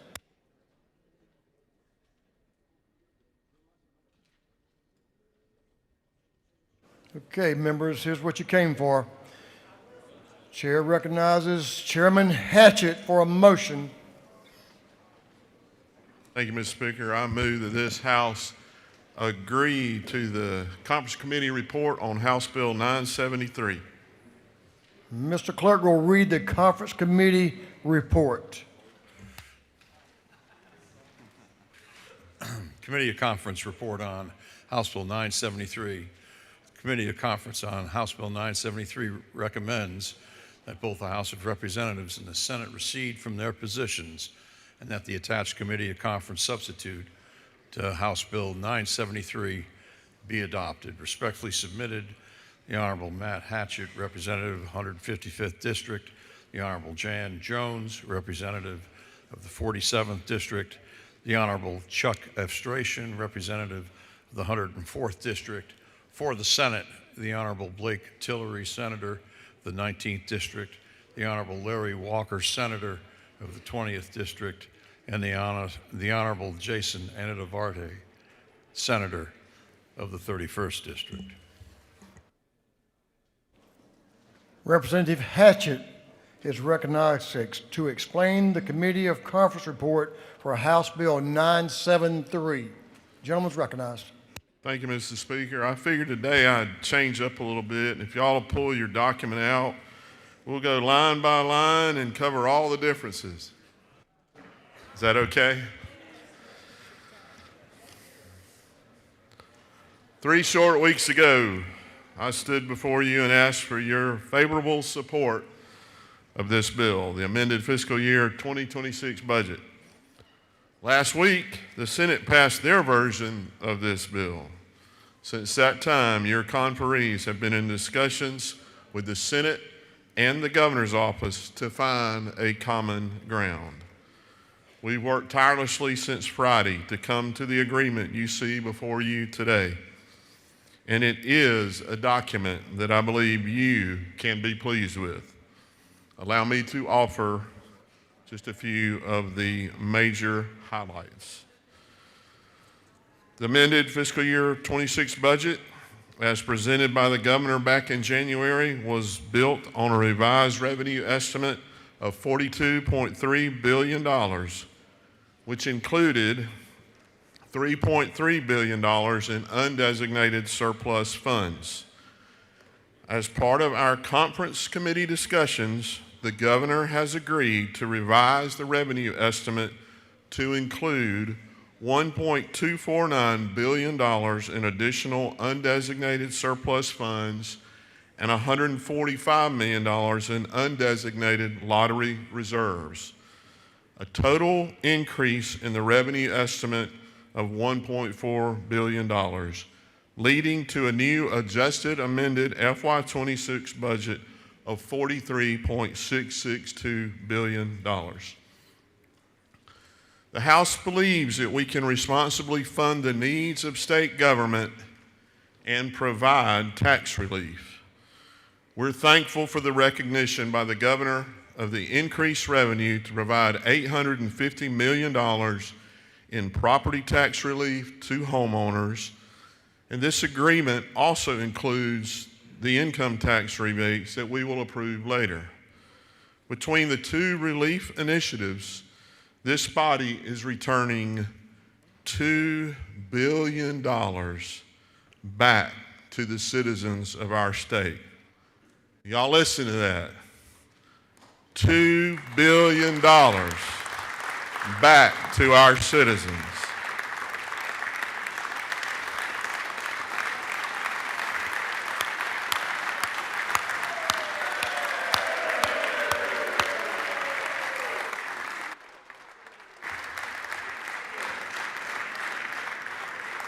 That means that many households could see a return of up to $1,000 in taxpayer funds this year. Another gigantic investment in this budget makes is one-time funding for design and construction of a new Georgia Regional Mental Health Hospital to address mental health and forensic bed capacity.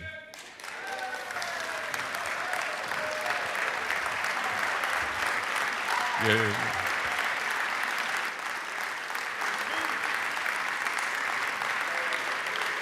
That's right.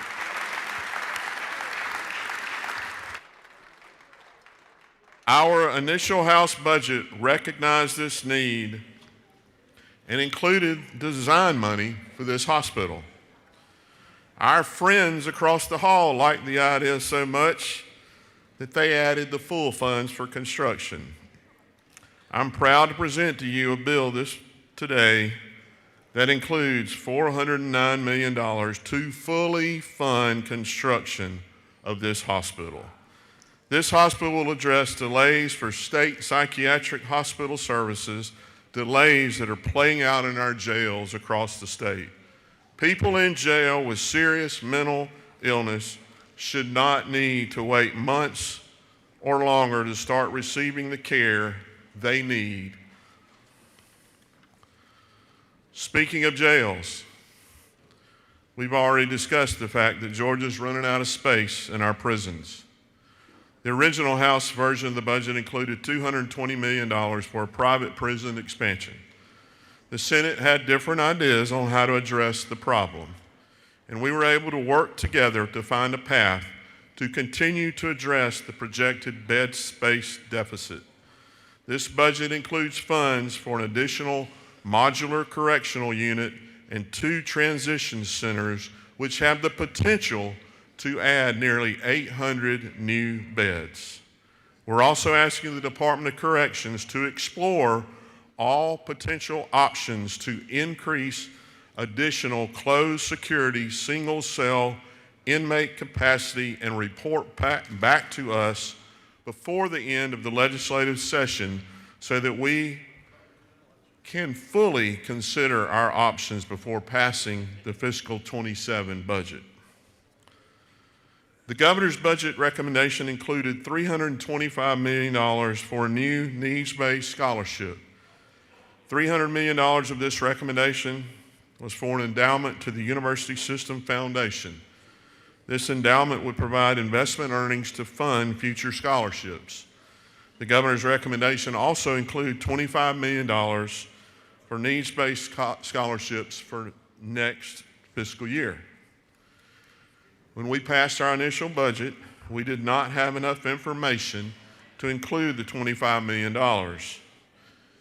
In the recent weeks, we've had several productive conversations with the governor's office and the university system. This budget moves this scholarship and endowment to the Georgia Student Finance Commission, which stands ready to manage and disperse the funds, and we have legislation in committee that will set up a framework for how this scholarship will work. With this process in motion, we're able to provide the $25 million for scholarships next year. We also worked with the governor to use excess undesignated lottery reserves to fund $145 million of the $300 million endowment. This one-time allocation of reserves will not impact Hope and Pre-K in any way, and we will be revising the statutory lottery reserve to further protect those reserves. While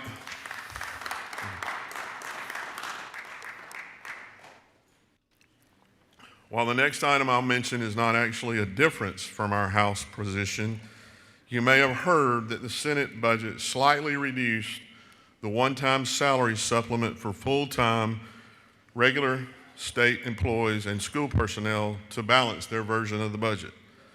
This agreement restores the money needed to fund these one-time enhancements at the $2,000 level. You may have heard about some personnel reductions in the Senate version of the budget, particularly as it related to public safety agencies. We were able to agree to add back $22 million of the $25 million in cuts and personal reductions made by the Senate. To help take care of our state retirees, our original budget included $50 million for the Employees Retirement System of Georgia to strategically invest in increasing the funded ratio to improve long-term financial viability of the pension system and support our state retirees. The Senate agreed with our great idea and added another $50 million. So now we bring $100 million to strengthen our retirement system with a goal of restoring cost of living adjustments.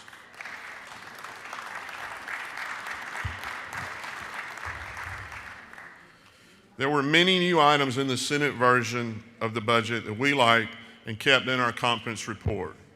We've kept $50 million to address homelessness, and we've agreed to target $5 million of that towards homeless veterans. We've also been able to support a Senate addition for Boost, a program that provides grants to community-based organizations that operate out-of-school programming. The Senate was also able to fund the aerospace engineering building at Georgia Tech, which was also supported, and we've kept the full funding for that project in the budget. And speaking of capital, we also fully cash fund the new optometry school at Georgia Southern. So I can read this. We've had broad agreement through our process on investing in transportation-related projects, in addition to continuing to support projects like I-75, State Road 316, and $250 million for local transportation projects. We've added new money for airport aid and rail. These projects will help Georgians get moving. And finally, a reminder that both chambers have been emphatic about ensuring that children in state custody are both cared for and safe. While we still have some work to do to address the long-term stability of this program, this budget includes $81 million to address the out-of-home care deficit. As I always say, this budget is the product of a lot of hard work on many members, chairs, sub-chairs, staff, and everybody involved. I want to thank you all for your dedication and perseverance through this process. In addition, I want to thank our speaker for standing with the House and leading on priorities of returning our excess revenue to our taxpayers while making sure we take care of the needs of our citizens.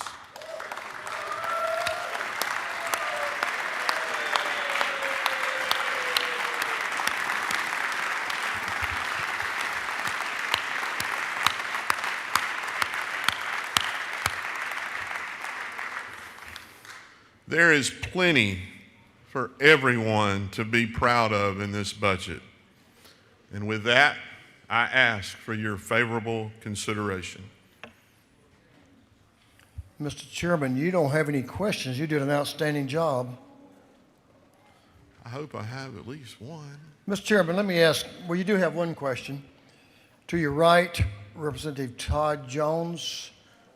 The gentleman's recognized for a question. Thank you, Mr. Speaker. Does the gentleman yield? Yes, I hope. This isn't a test. My first of two, if that will be possible. Isn't it true that, like the 49 other states in the Union, Georgia's #1 provider of mental health services are our prisons and our jails, unfortunately? Unfortunately. Yes, sir. May you yield for another question? Yes. Isn't it true that you and I have discussed this along with the commissioner and so many other people about the profound nature of this near $500 million commitment to truly affecting positively the mental health and substance abuse crisis that we have here in Georgia? Yes, that's very true. Thank you very much for your work on this, sir. Thank you. Gentleman, yield for a question from behind you. Always, Mr. Speaker. The gentleman will yield hasn't it always been, for years, a priority of this House to deal with mental health issues wherever they arise? And I'm reminded of Speaker Ralston's commitment here, who started us down this pathway.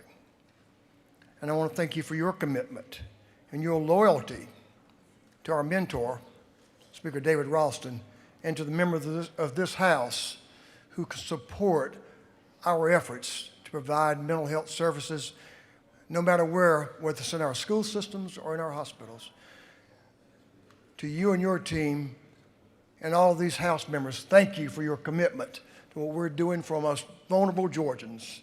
Thank you, Mr. Chairman. And I truly, truly appreciate you as a Georgian and our efforts to make sure. Is that not true? I think that is very true.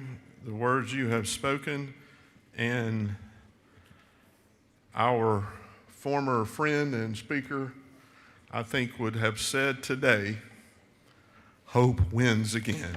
Thank you.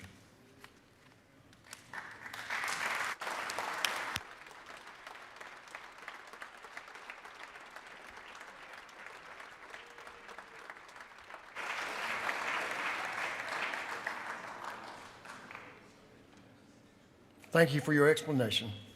On the adoption of the Conference Committee report on House Bill 973, all in favor of the adoption of the Conference Committee report will vote yes. All those opposed will vote no. And Mr. Clerk will unlock the machine.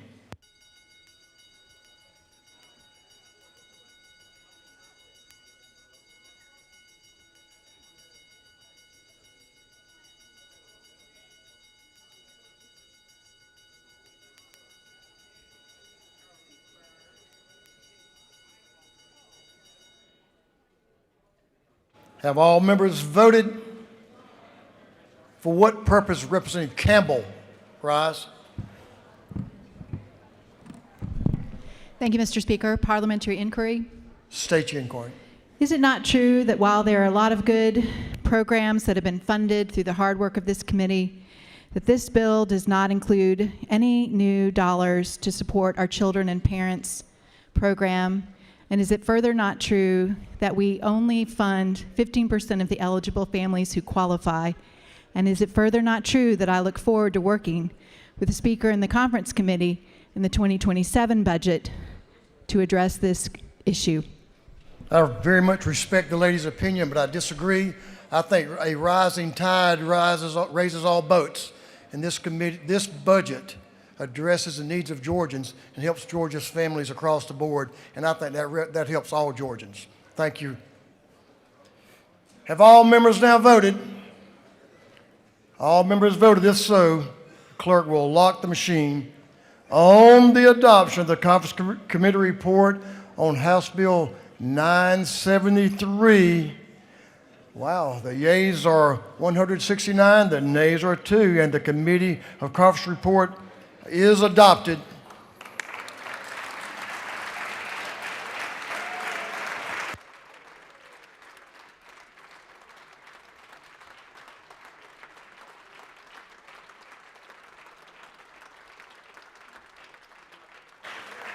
Chairman Hatchett is recognized for a motion. Move that the House immediately transmit House Bill 973 to the governor. Pursuant to several sections of the Constitution, Mr. Clerk, will you read the caption, then I'll have a brief explanation.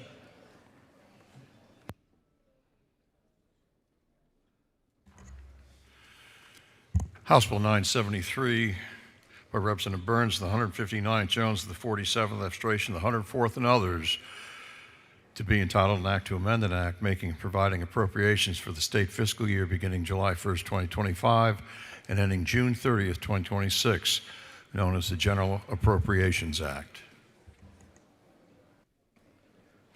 Pursuant to Article 3, Section 5, Paragraph 8 of the Constitution, Paragraph 13 of the Constitution, immediate transmittal requires that this House pass that immediate transmittal with a 2/3 vote, and it requires it comes from both chambers.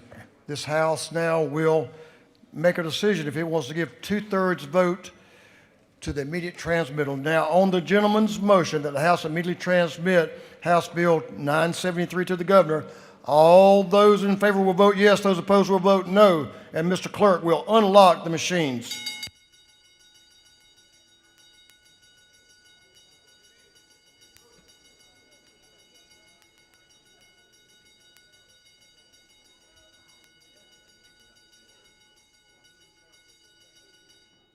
Have all members voted? What purpose does Whip Park rise? Parliamentary inquiry. State your inquiry, Mr. sir. Speaker, is it not true that I'm so happy that my colleagues and I voted yes to ensure that this money can immediately be dispersed and that we look forward to continuing to work in good faith? Is that not true, Mr. Speaker? That is very true, Whip Park, and we appreciate the vote on that board. Thank you very much. Thank you, sir. Have all members now voted? All members voted. If so, Mr. Clerk will lock the machines. On the gentleman's motion that House Bill 973 be immediately transmitted to the governor of this state, Governor Brian Kemp, the yeas are 169, the nays are 0, and the House has voted to immediately transmit House Bill 973 to our governor. Thank you, members.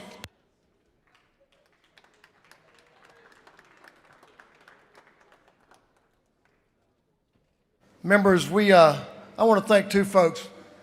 Dave, Christine, thank you for your work and the long hours that y'all put in to make this a really fine budget, a fine document that addresses the needs of Georgians. Thank y'all very, very much.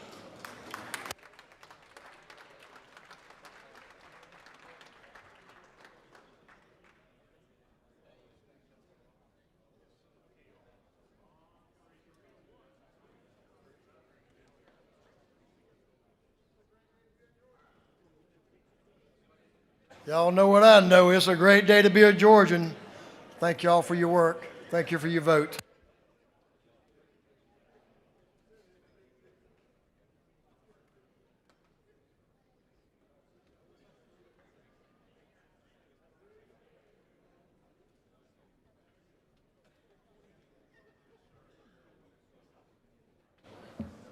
Mr. Clerk will read the caption to House Bill 320-320.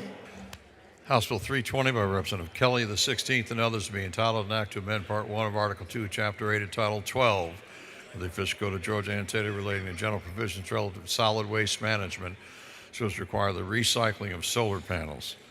This bill will refer to the Committee on Natural Resources and Environment. That committee recommends that this bill do pass by committee substitute. Representative Trey Kelly is going to explain House Bill 320. The gentleman is recognized.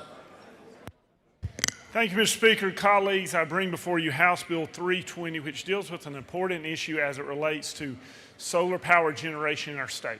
We recognize that this form of energy is now a stable part of our power grid, and we are also, though, looking at what do we do once these solar panels have met their life cycle and they have expired in terms of their usefulness. We recognize that these are big panels that take up a lot of acreage in our state, and once they have reached the end of their life cycle, we don't want them to then take up place. Continue. We don't want them to be taking up space in our landfills, which will ultimately need us needing more and more landfill space. So this would simply require that at the end of the life cycle of our solar panels, that they would be recycled through a solar panel recycling facility. Mr. Speaker, that's the bill. I'll be glad to answer any questions. Gentleman does have a question. Representative Gamble, right out in front of you, to your right. Thank you, Mr. Speaker. Does the gentleman yield? I'll be glad to. Isn't it true that materials recycled from solar panels can be used in all sorts of manufacturing and will help in materials that are frequently subject to supply chain disruptions if we are able to recycle these materials based on your legislation? I appreciate that question, and I know as one of our state's premier solar panel manufacturing facilities being located in your district, as well as Chairman Carpenter's, that you know of what you speak. Thank you. Did you pose that question for your seatmate back there? Don't y'all sit together? He could have asked me, Mr. Speaker, before I got up here, but we do like a little bit of the spotlight being put on us way back in the back. Hey, I got you now. It's working. Representative Gisler, is recognized for a question. Hello. Thank you, Mr. Speaker. Does the gentleman yield? I'd be glad to. I appreciate the bill. I think it's something we really need. But I noticed that on line 29, the fine for not complying has decreased from $1,000 to $20. I was wondering if you could explain that. There was no fine originally until we brought legislation. We had started with a fine of $1,000 total for a full facility, solar power facility, kind of the whole field. We ended up moving it to $20 a panel. It costs about $15 to recycle one of these panels, and so we want to encourage the compliance with the recycling and not have it where it's a financial benefit for them just to dispose of in a landfill. Thank you. I appreciate it. Thank you for the question. Gentlemen, yield for one more? Yes, sir, Mr. Speaker. Maybe two. Chairman of Agriculture has a question. If you'll yield to him, he's to your right. Does the gentleman yield? To my friend, for sure. I just would like to confirm that this bill does not refer to these facilities as solar farms. Is that correct? Is that in the bill? Mr. Chairman, I appreciate that question. You've taught me a lesson on that, and that is why we have worked diligently to define these as solar power facilities, because as you told me, there ain't nothing growing there. Thank you for that distinction. I will vote for this bill in that case. I appreciate that. Gentleman has one final question. Representative Carpenter, to your right, is recognized for a question. Does the gentleman yield? I'd be glad to. Does it not make my heart feel full to hear Republicans talk about solar panels and recycling, and I appreciate you bringing this legislation. I appreciate your support of me in this, Chairman Carpenter, and it is important that we look at the power mix that our state has set up through our PSC. We have been diligent in making sure that we have a reliable, stable, but also diverse power grid that works not only for us as we're generating power across our state, but works for our ratepayers as well. Gentleman has no further questions. Thank you, Mr. Speaker. I'll yield the well and ask for the body's favorable consideration. Gentleman has asked for favorable consideration and has yielded the well. Is there any objection to the previous question being ordered? Hearing none, the previous question is ordered. Is there any objection to adopting the committee substitute? Hearing none, the committee substitute is adopted. Is there any objection to agreeing to the report of the committee, which was favorable to the passage of the bill? Hearing none, the report of the committee is agreed to. Shall this bill now pass? All in favor of the passage of the bill will vote yes. All those opposed will vote no. And Mr. Clerk will unlock the machine.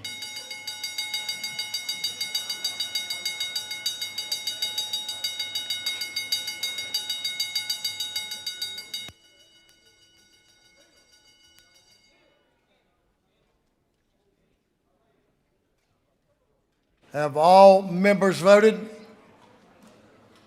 All members voted.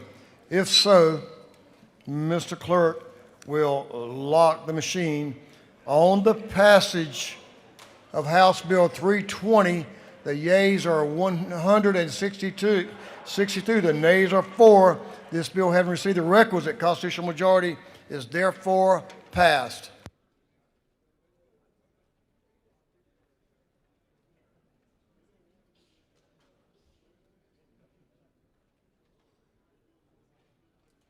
Mr. Clerk, will you read the caption of House Bill 1024? House Bill 1024 by Representative Hong of the 103rd and others, to be entitled an act to amend Code Section 4413-100 of the Official Code of Georgia annotated relating exemptions for the purposes of bankruptcy and intestate insolvent estates, so as to revise the exemption for debtors' aggregate interest in real property. This bill having referred to the Committee on Judiciary, that committee recommends that this bill do pass by committee substitute. Vice Chair Hong is recognized to present the bill.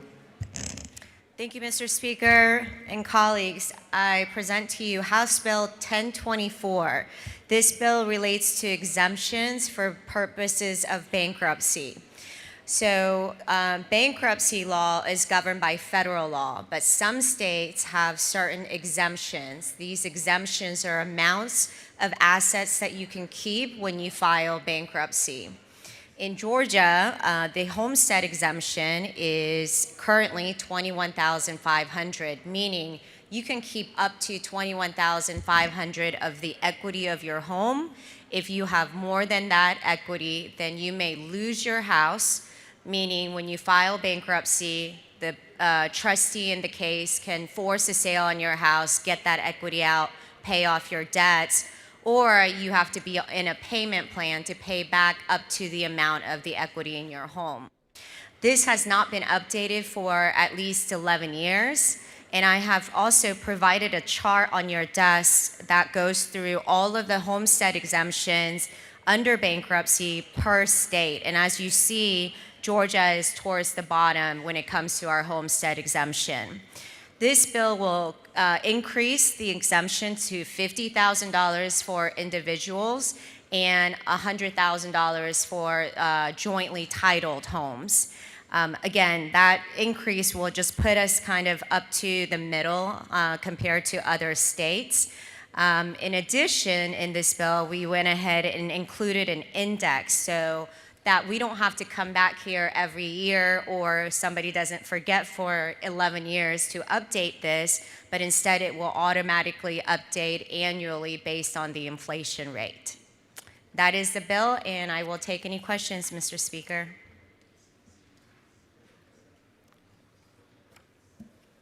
The lady has a few questions. Representative, does she yield? I do. Representative Howard, to your right. Representative Judd Howard, do you have a question? No. Who- Drinks and hit my butt. Oh, gentleman waves. Representative Sanchez, to your right, towards your back, has a. Thank you, Mr. Speaker. Does the gentlelady yield? I do. Thank you for this bill.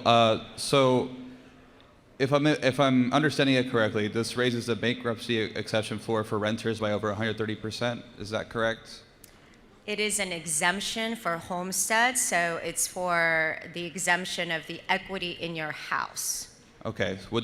Do you further yield? Yes. Would this have any negative impact for renters? Not at all. It has no effect on renters. Thank you. Representative Reeves, to your right, recognized for a question. Thank you, Mr. Speaker. Would the Vice Chair yield? I do. Is it not true in the chart that you brought and in the testimony in the committee, Texas and Florida have an unlimited homestead, so this is a very measured, careful approach based on data? Yes, that's correct. Thank you. Representative Adesanya is recognized for a question to your left. Adesanya right here. Thank you, Mr. Speaker. Does the gentlelady yield? I do. This provision is effective July 2031, correct? It will be effective as soon as it is Upon the signature of the governor? no, so the increase will go into effect as soon as it is signed into law. The index will start July 1st of 2031. Do you yield for one more? Yes. How do we notify the public of this change, given the effectiveness, the timeline and effectiveness? Are we using agencies to notify people? Usually the bankruptcy court website is very informative. So obviously as attorneys, we will be looking at the bankruptcy law, but those that do not file bankruptcy with an attorney, so pro se debtors, there's a lot of resources on the bankruptcy website. So I would assume that this will also be on there. Thank you. One more question. Representative Carter, to your left, extreme left back here in the corner. Representative Doreen Carter. Thank you, Mr. Speaker. Does the gentlelady yield? I do. I am reading your legislation and I'm trying to understand how it's going to affect homeowners. And this is, I understand, it's homestead. So I'm trying to understand, are homeowners going to lose the opportunity to keep their homes in the event that they do have to file bankruptcy, or are we about to pass legislation or potentially pass legislation that's going to increase the number of foreclosures and people losing their homes in the state of Georgia? No, absolutely not. It is actually going to do the opposite. So we are increasing the exemption, meaning that more people are going to be able to keep their home even after filing bankruptcy. So Instead of right now being $21,500 of equity that you can keep, we're increasing that to $50,000. So even if you file bankruptcy and you have more equity, you can keep more of your equity and keep your home after filing bankruptcy. Thank you. Sure. Lady has no further questions. Thank you, Mr. Speaker. I ask the body for your favorable consideration, and I yield the well. Thank you. Ladies yielded the well. Is there any objection to the previous question being ordered? Hearing none, the previous question is ordered. Is there any objection to adopting the committee's substitute? Hearing none, the committee's substitute is adopted. Is there any objection to agreeing to the report of the committee, which was favorable to the passage of the bill? Hearing none, the report of the committee is agreed to. Shall this bill now pass? All in favor of the passage of the bill will vote yes. All those opposed will vote no. And Mr. Clerk will unlock the machine.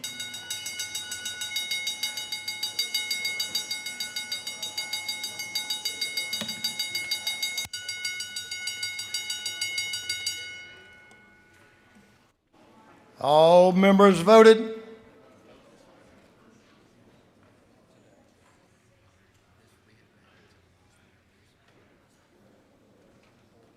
All members voted.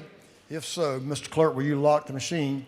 On the passage of House Bill 1024, the yeas are 170, the nays are 0. This bill having received the requisite constitutional majority is therefore passed. Mr. Clerk, will you read the caption to House Bill 1030, 1030? House Bill 1030 by Representative Donatucci, the 105th and others, to be entitled an act to amend Chapter 2 and Title 20 of the Official Code of Georgia annotated relating to elementary and secondary education so as to enact the Math Matters Act. This bill having referred to the Committee on Education. That committee recommends that this bill do pass by committee substitute. Representative Sandy Donatucci is recognized to present the bill. The lady is recognized. Mr. Speaker, members, today I come before you with the Math Matters Act, HB 1030. This bill is the first step towards improving math education in Georgia. The bill itself has 3 parts. First is guaranteed access to advanced math for students who are ready. So in 7th grade, at the end of grade tests that they take, when they test when they test distinguished, they are automatically enrolled in the math advanced class. And that means that in 8th grade, they will take an 8th grade math as well as Algebra 1, and this allows in 9th grade for them to begin geometry. If they test proficient, the bill allows for the local schools to establish a pathway if they would like to be considered to be put into the class. Second part of this bill is for the training of our future teachers. It's teaching them both the math knowledge as well as the skills. And finally, in the third part, 60 minutes of daily core math for instruction for 4th and 5th graders. This has been done with our neighbors to the west. In 2022, they had a very similar bill. And the NAEP scores in 2024, they were the only state in the country for their 4th graders to test above pre-COVID levels. 86% of our voters nationwide support this policy. And I want to thank the support that we've gotten. Representative McQueen gave us information. We reached out to Dr. Mackey from Alabama, Georgia CAN, GASIS, Gale, GSSA, Georgia DOE, Georgia PSC, Gwinnett Schools, and over lunch I got a note from Georgia Chamber of Commerce Government Affairs for their support. Mr. Speaker, I ask for favorable support and will take any questions at this time. Thank you for the bill. Representative Jasmine Clark to your left. The lady is recognized for a question. Thank you, Mr. Speaker. Does the gentlelady yield? Yes. First, thank you so much for bringing forth this very important legislation. I think we have a lot of focus on literacy in the state of Georgia, and I do think that mathematics is also very important, especially as a person that really cares about STEM. My question is, I know when it comes to literacy, they are talking about the science of reading. Is there like an equivalent of the science of reading for math? Yes, so they would be learning the 4 strands of math. It's something that a lot are already familiar with, but just briefly, it's real-world problem solving, procedural fluency, conceptual understanding, and then productive dispositions, just meaning that you know the how and the why of why you're doing what you're doing. All right, I love it, and thank you so much for bringing this bill. Thank you, Mr. Speaker. Lady, you for one more question. Representative Townsend, Senator Howell, on your right, is recognized. Thank you, Mr. Speaker. This is Representative Yield. Yes. Is it not true that math can be a game changer just like literacy? We need to enforce these skills and make sure we have the rigor in the curriculum like you're talking about, and make sure they're prepared for high school and then for a 21st century workforce. Yes. Thank you for this bill. Thank you. Lady has no further questions. Thank you, Mr. Speaker. I yield to well, and I ask for your favorable support on this bill. Ladies yielded well. I'll give y'all a piece of trivia. We have a great conversation with your pages every day. Guess what? A really pretty high percentage of them, their favorite subject is math. Thank you for the bill. Representative McQueen, I think you know something about this subject matter, don't you? Oh, come on, let's hear from you. Ladies, is recognized, speak to the bill. Thank you, Mr. Speaker. I rise today in strong support of HB 1030, the Math Matters Act. As someone who has spent years,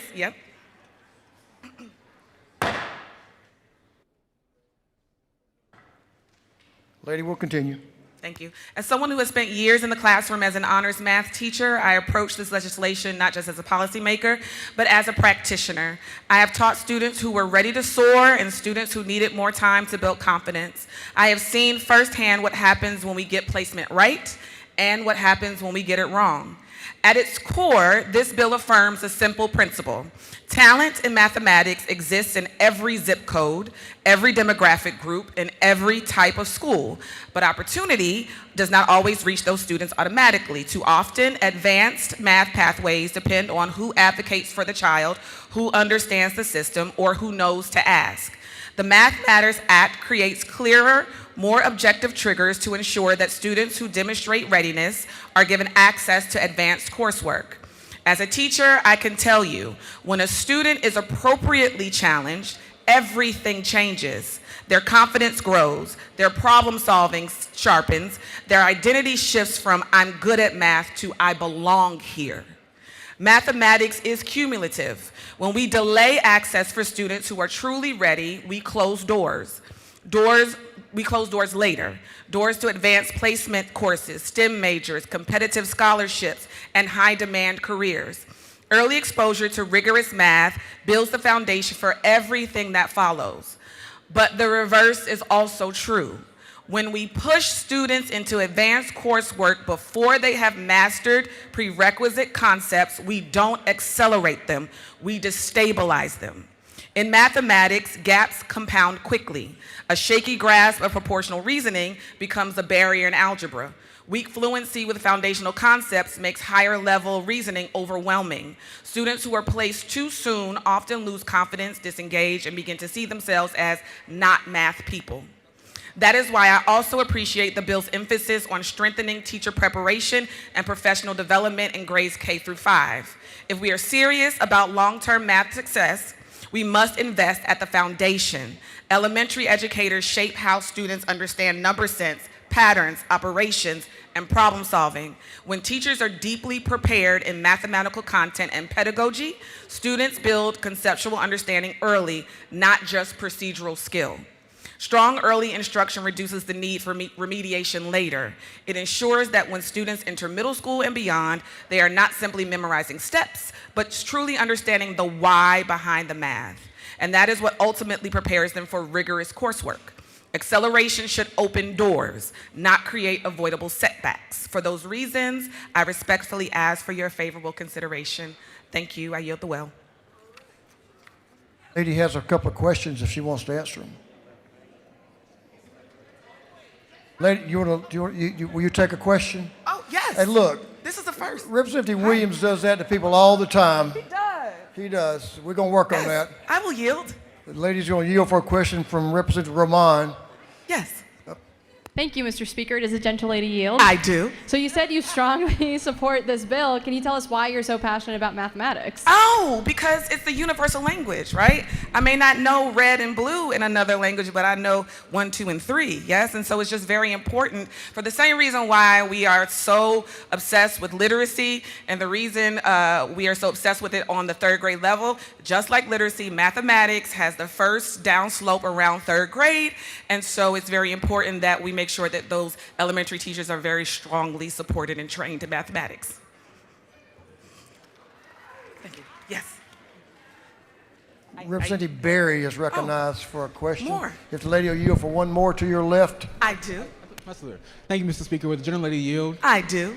Is it For my not- fellow teacher. Thank you. Is it not true that all teachers are going to heaven, but math teachers have a special place in heaven? Oh, we're right on the right seat, honey. We're on the right seat. Yes. The gentleman knows of what he speaks. Is that how I say it? That sounded like a reunion right there, I'm telling you what. The lady has no further questions. I yield. Thank you very much. Excellent job. The lady has yielded the well. Is there any objection to the previous question being ordered? Hearing none, the previous question is ordered. Is there any objection to agreeing to the committee's substitute? Hearing none, the committee's substitute is adopted.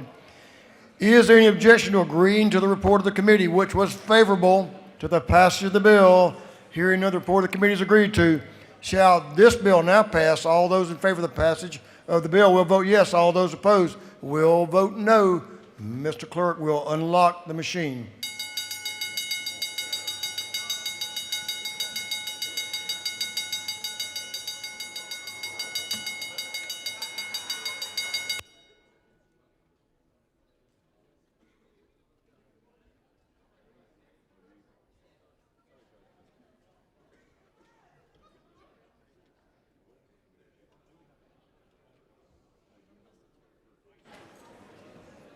Have all members voted? For what purpose does Representative Carter rise? Parliamentary inquiry. State your inquiry. Is it not true that because of my math skills, that it opened endless opportunities for me and my family, and it is with great pleasure that I vote yes on this bill? It's a life changer, no doubt about that. Thank you for the question. Chairman Saines, for what purpose do you rise? Parliamentary inquiry. State your inquiry, sir. Is it not true it doesn't take a mathematician to add up the passage of this bill? And that's what my machine says. For what? Okay, no more. Had one more. Have all members voted? I knew there was one more. No, it's not. Make up your mind. For what purpose does Representative Schofield rise? You were kind of going on and off there. Parliamentary inquiry. State your inquiry, ma'am. I might like math more if I had had this type of bill when I was growing up. Probably so. He asked me, did they have math back then when I was growing up? Can you get it? That's fighting words right there now, I'm telling you. Have all members now voted? If so, Mr. Clerk will lock the machine. On the passage, yeah, I can add that up. On the passage of House Bill 1030, the yeas are 171, the nays are 0. This bill having received the requisite constitutional majority is therefore passed. Mr. Clerk, excellent job. Thank you, representatives. Representative Donna Tucci and Representative McQueen. Good work. Congratulations. Mr. Clerk, will you read the caption to House Bill 1329, 1329?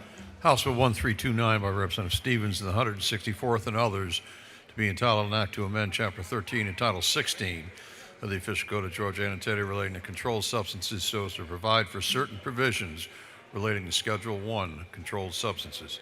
This bill having referred to the Committee on Judiciary and Non-Civil, that committee recommends that this bill do pass. Chairman Ron Stevens, the gentleman from the coast of Georgia, is recognized to speak to House Bill 1329. Mr. Chairman.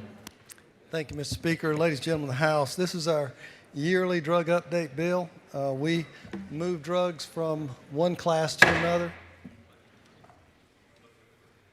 Please continue. And we also get a list that comes from the FDA on approval on new drugs, and those are on page 2. And if you'd like for me to explain any of these new drugs, I'll be glad to. Otherwise, I'll ask for your favorable consideration on the bill. They all understand it, I believe. Gentlemen, yielded the well. Is there any objection to the previous question being ordered? Hearing none, the previous question is ordered. Is there any objection to agreeing to the report of the committee, which was favorable to the passage of the bill? Hearing none, the report of the committee is agreed to. Shall this bill now pass? All in favor of the passage of the bill will vote yes. All those opposed will vote no. And Mr. Clerk will unlock the machine.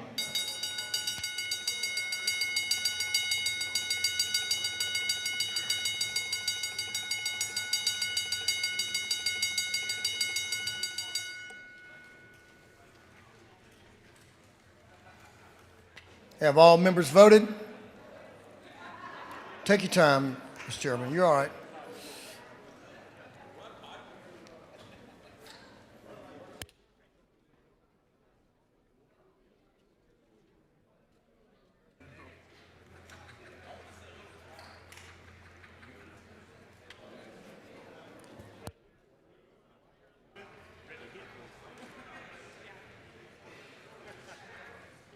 Have all members voted? Oh, we'll wait on you. Waiting on a woman. Have all members now voted? If so, Mr. Clerk will lock the machine. On the passage of House Bill 1329, the yeas are 171, the nays are 0. This bill, having received the requisite constitutional majority, is therefore passed.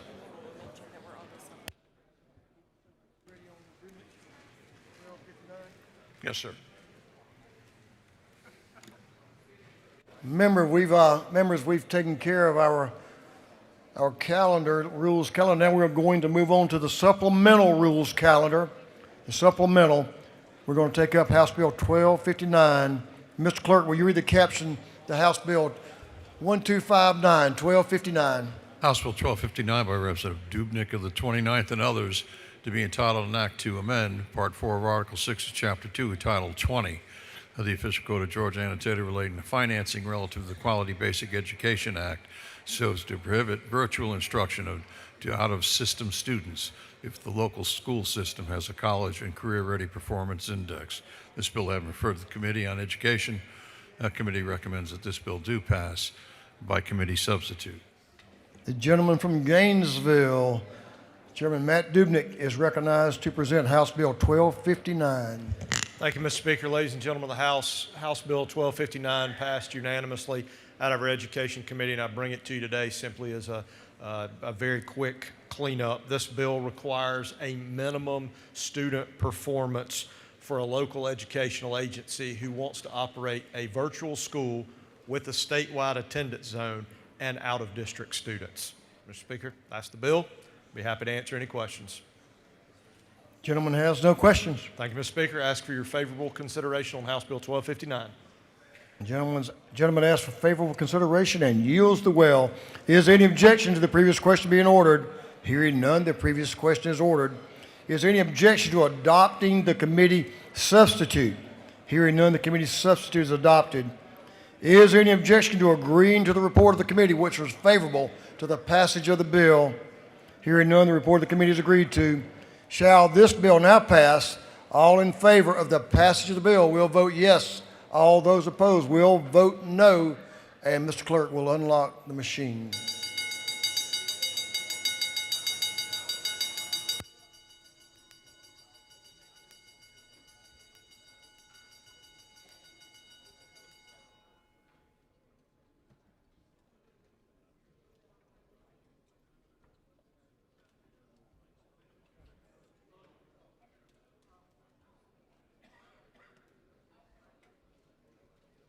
Have all members voted? All members voted. If so, Mr. Clerk will lock the machine on the passage of House Bill 1259. The yeas are 169, the nays are 0. This bill, having received the requisite constitutional majority, is therefore passed.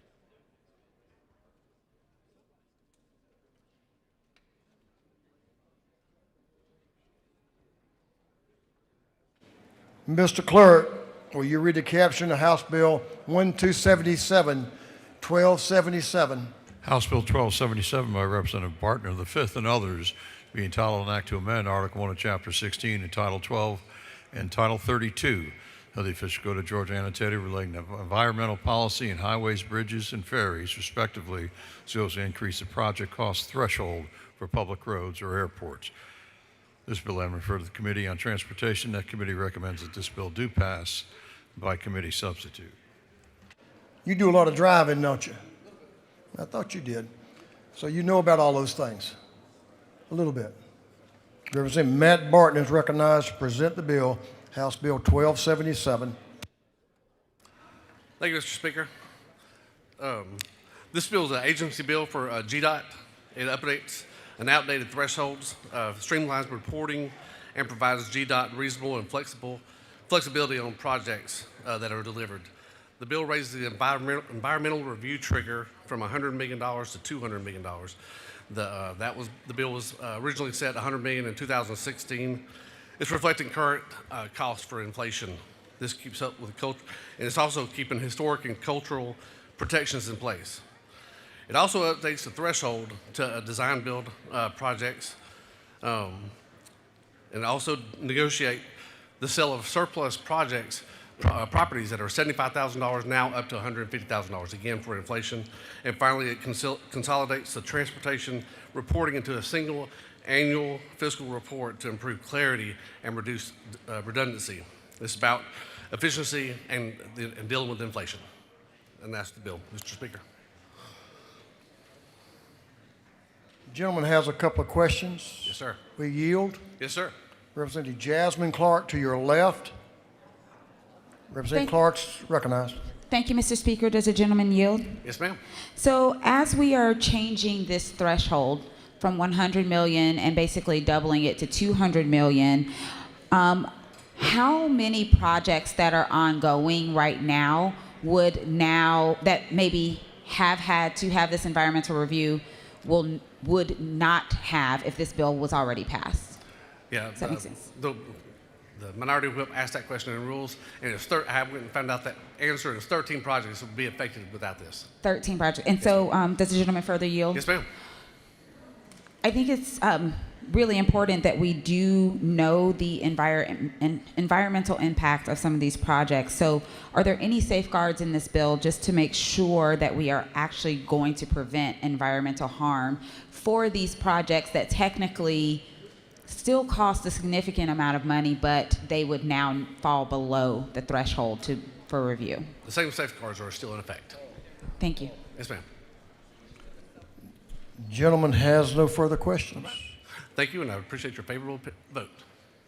Gentleman has yielded the well. Is there any objection to the previous question being ordered? Hearing none, the previous question is ordered. Is there any objection to adopting the committee substitute? Hearing none, the committee substitute is adopted. Is there any objection to agreeing to the report of the committee, which was favorable to the passage of the bill? Hearing none, the report of the committee is agreed to. Shall this bill now pass? All those in favor of the passage of the bill will vote yes. All those opposed will vote no. And Mr. Clerk will unlock the machine.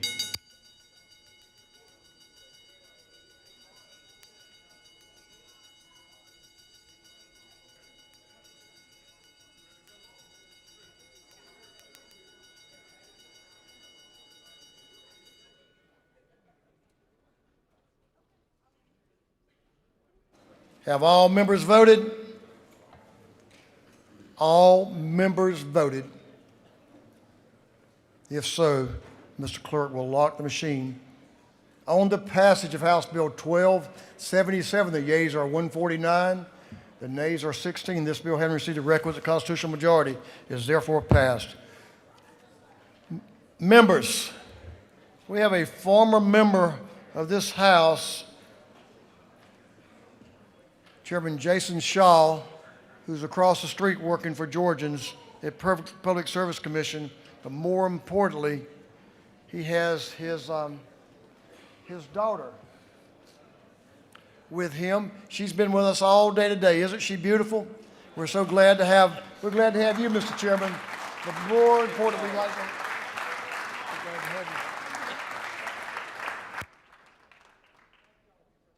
Thank y'all. Anytime you come back, we don't care if your daddy comes back or not, we want you to come back. And Harvey, thank you for being here. Thank you. We're glad to have you. Appreciate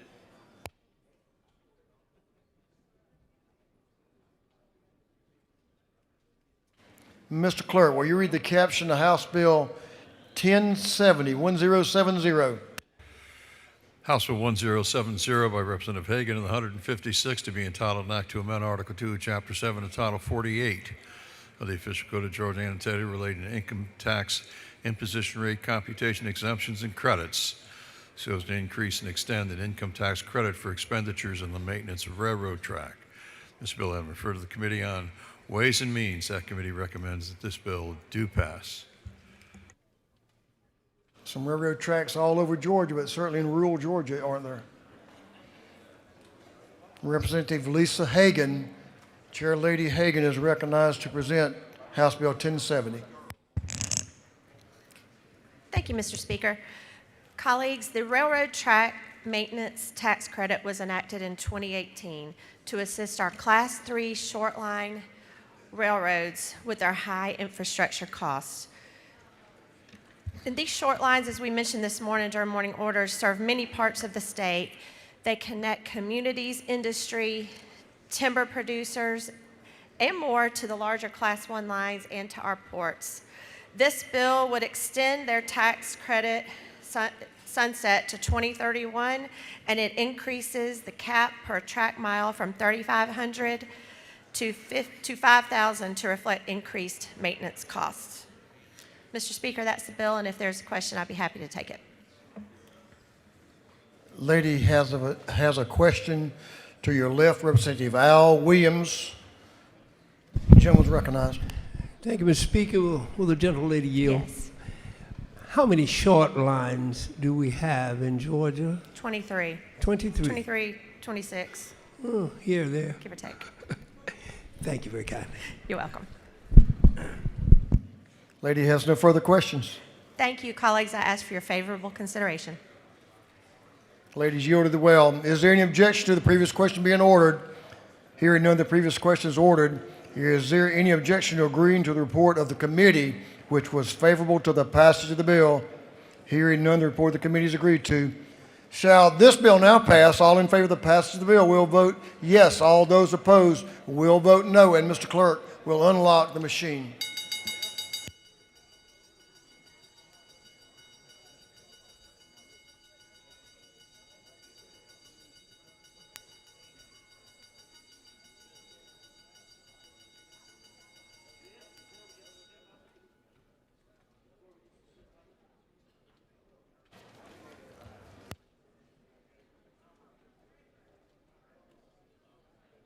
Have all members voted?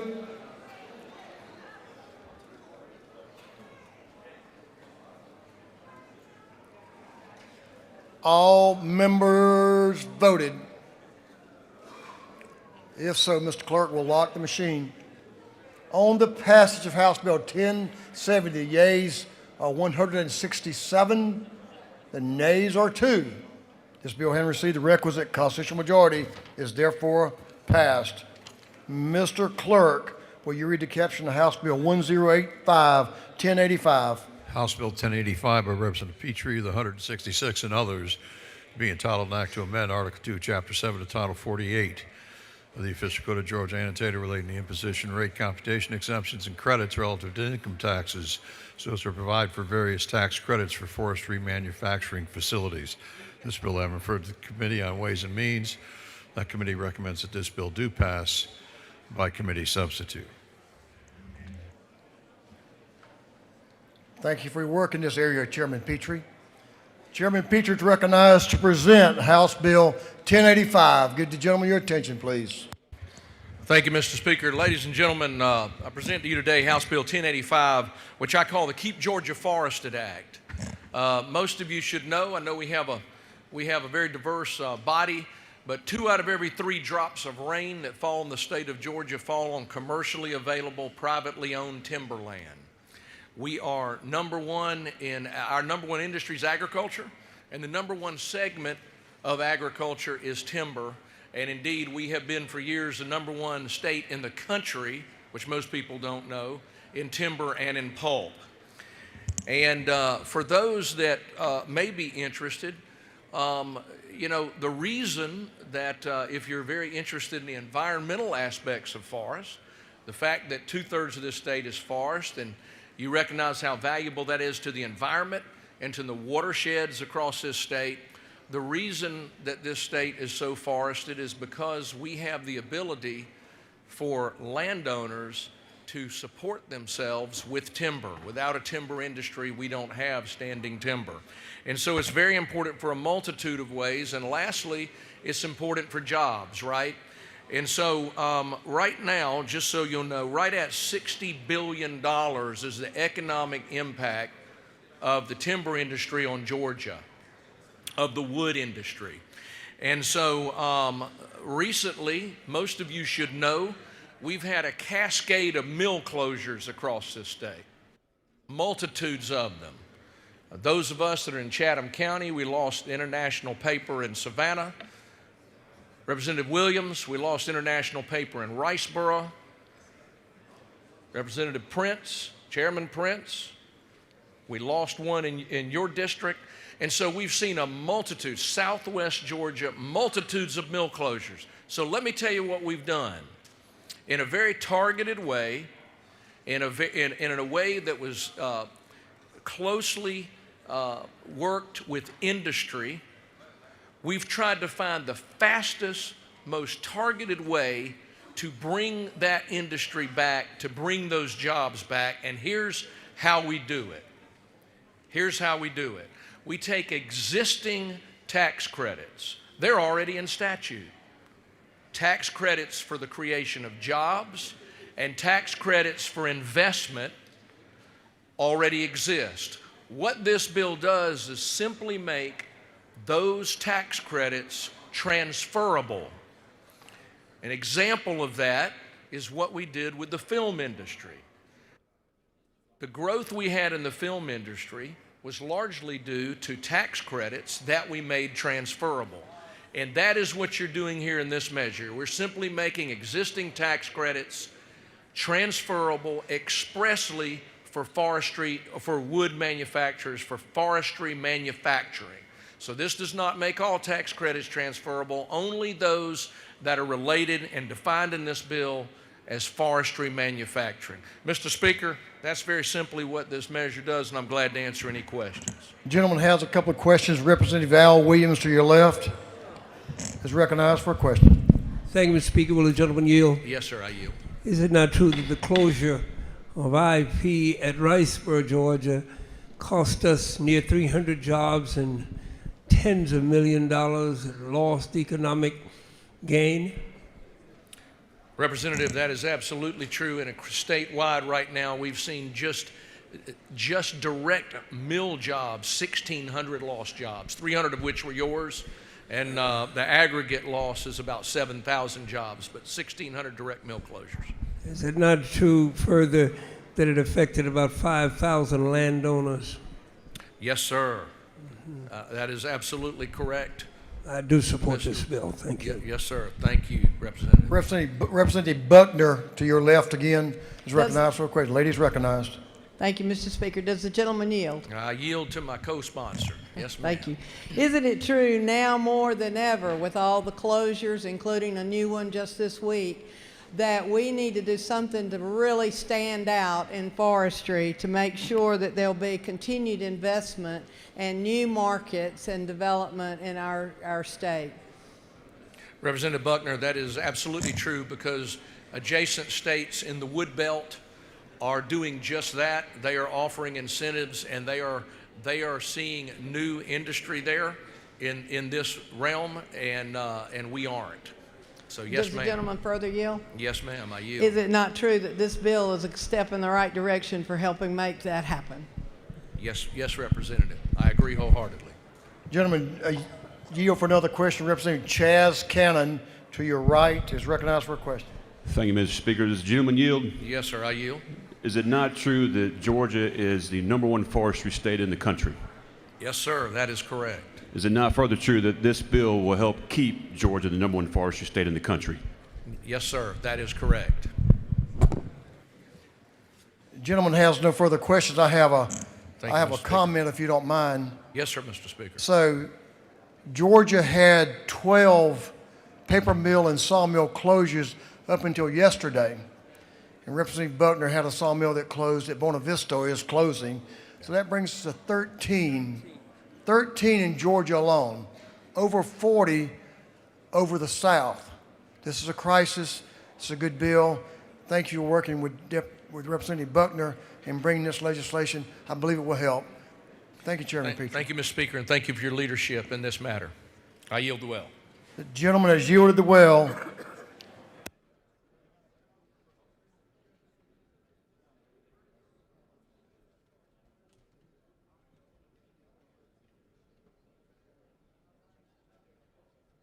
Is there any objection to the previous question being ordered? Hearing none, the previous question is ordered. Is there any objection to adopting the committee's substitute? Hearing none, the committee's substitute is adopted. Is there any objection, to agreeing to the report of the committee, which was favorable to the passage of the bill? Hearing none, the report of the committee is agreed to. Shall this bill now pass? All in favor of the passage of the bill will vote yes. All those opposed will vote no. And Mr. Clerk will unlock the machine.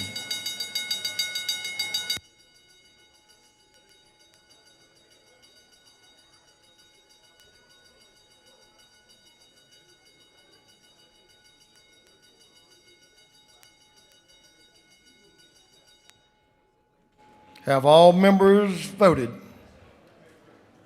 For what purposes Representative Carson rise? Mr. Speaker, pursuant to Rule 133, I ask to be excused from this vote. It will be so noted in the record. For what purposes Representative Davis rise?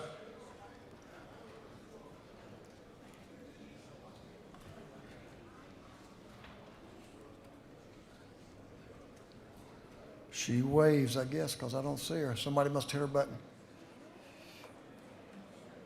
Have all members now voted? All members voted. If so, Mr. Clerk will lock the machine.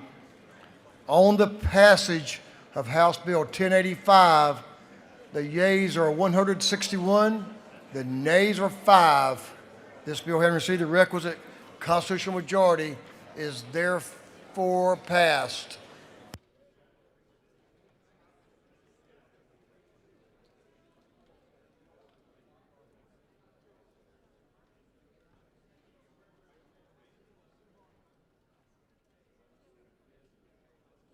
Mr. Clerk, will you read the caption to House Bill 1185?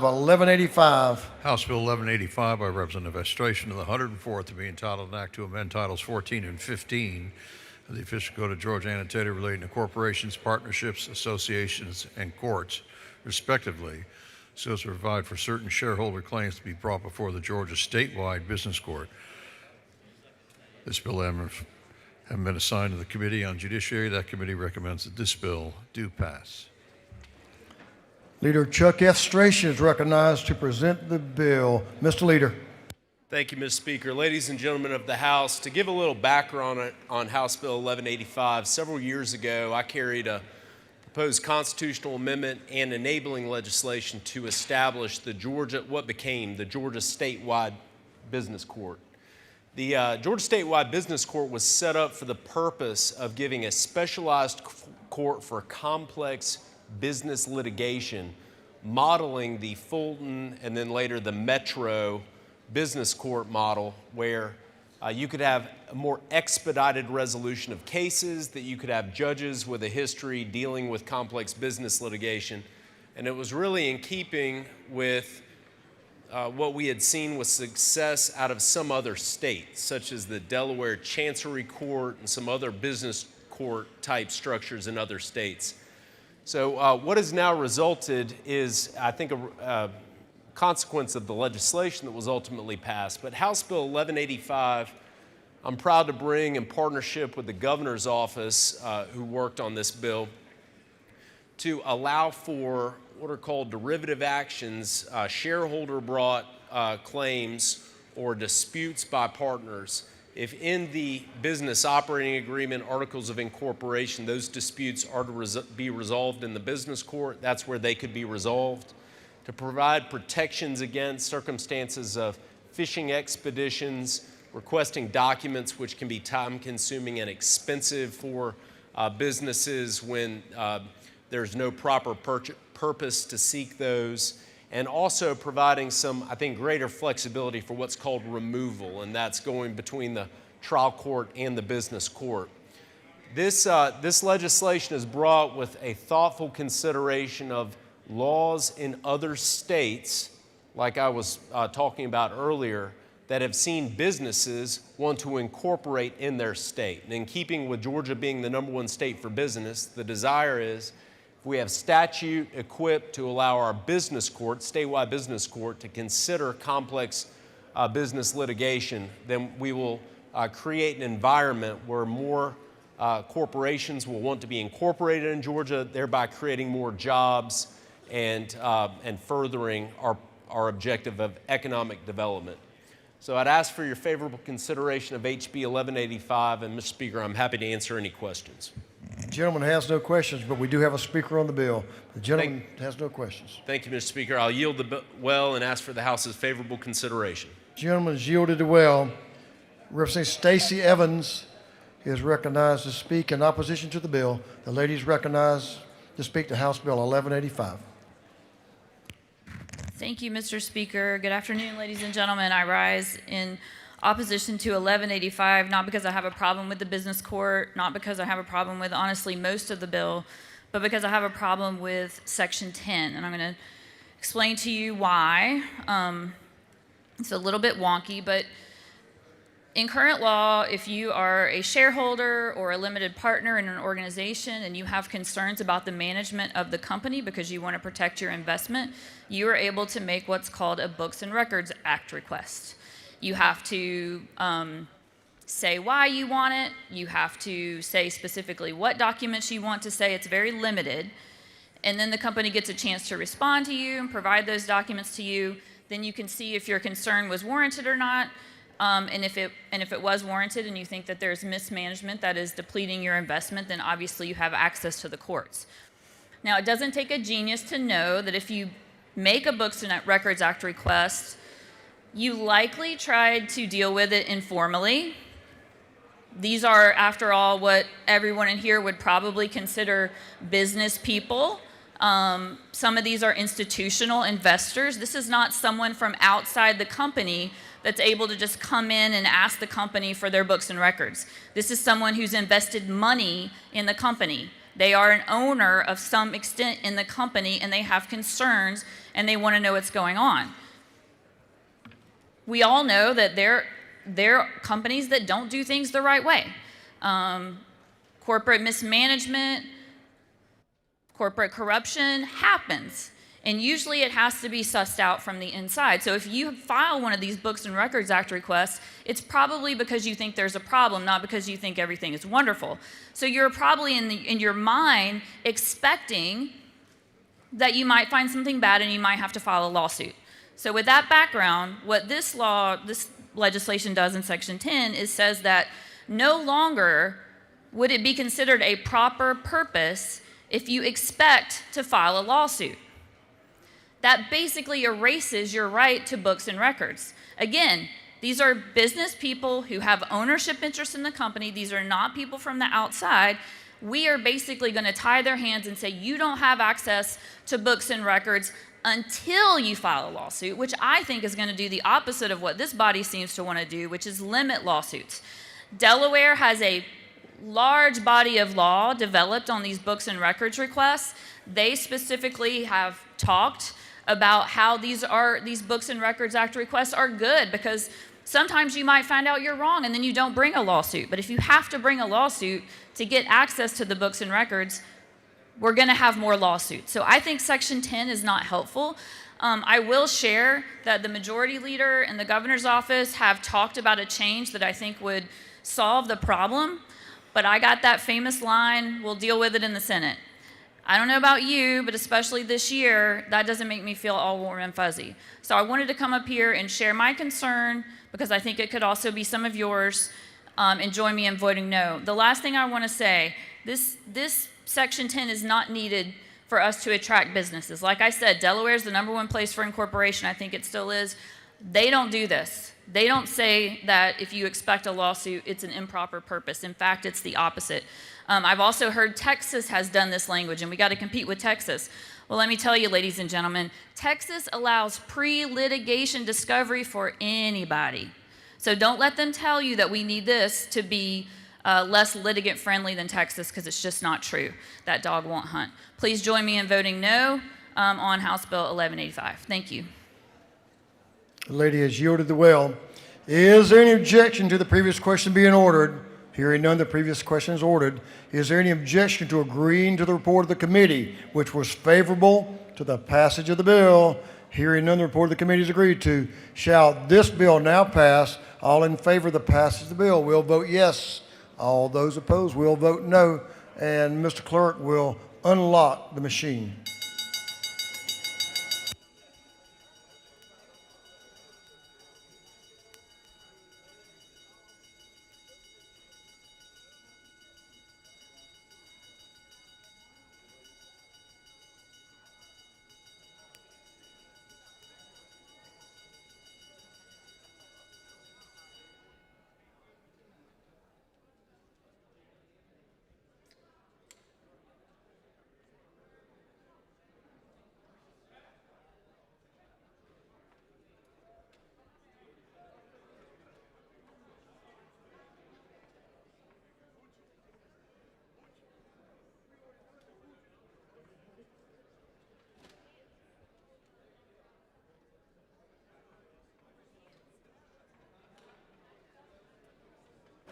Have all members voted? All members voted. If so, Mr. Clerk will lock the machine. On the passage of House Bill 1185, the yeas are 104, the nays are 66. This bill, having received the requisite constitutional majority, is therefore passed.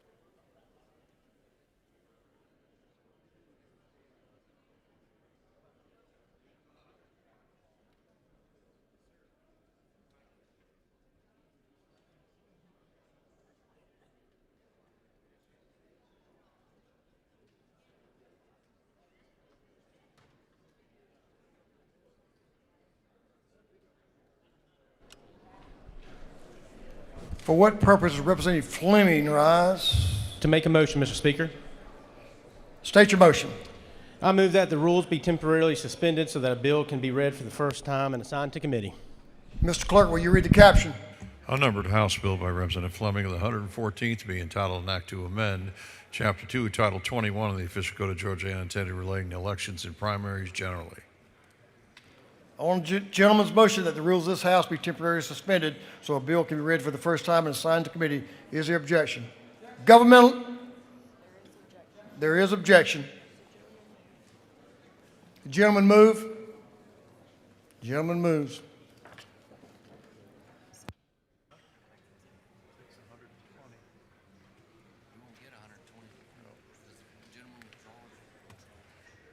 Somebody tell them it's going.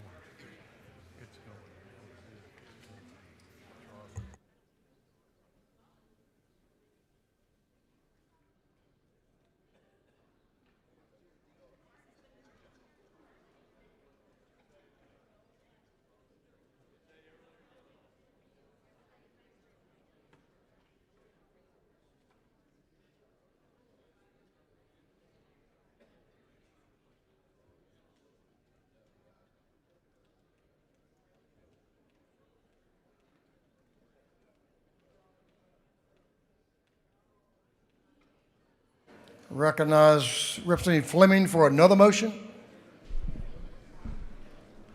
Yes, sir, Mr. Speaker. I'll make the motion to withdraw that motion. The gentleman's moved that the motion be withdrawn.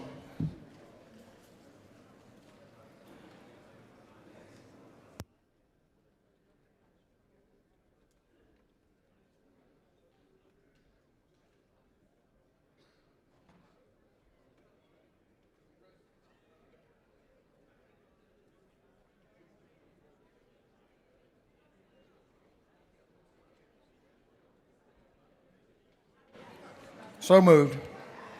For what purpose does Representative McCollum rise? Make a motion, Mr. Speaker. State your motion. I move that the rules be temporarily suspended so that a bill may be read for the first time and assigned to a committee. Mr. Clerk will read the caption. Unnumbered House Bill by Representative McCollum of the 30th. The bill be titled to amend Chapter 2, Title 40, and Code Section 48.5C1 of the Official Code of Georgia annotated relating to registration and licensing of motor vehicles and alternate ad valorem taxation. On the gentleman's motion that the rules of this House be temporarily suspended so a bill can be read for the first time and assigned to committee. Is there objection? Motor vehicles. Ridley. Okay, members, listen up. The following bills and resolutions will be postponed to the next legislative day, which is tomorrow. House Bill 421, House Bill 942, House Bill 1076, House Bill 1164, House Resolution 1000, and House Resolution 1049. We have a whole slew of afternoon orders. I'll give you all about a minute. We have some committee meetings we need to get to. We'll begin our afternoon orders with Representative Kimberly New and friends. Representative New. Representative Mac Jackson, you're on deck.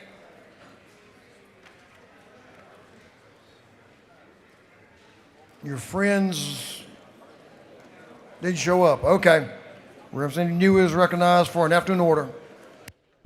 Thank you. Speaker, members, tomorrow is Emergency Management Association Day at the Capitol.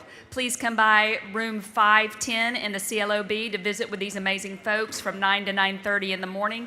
I'd appreciate it if you'd just pop in and say hi. Thank you.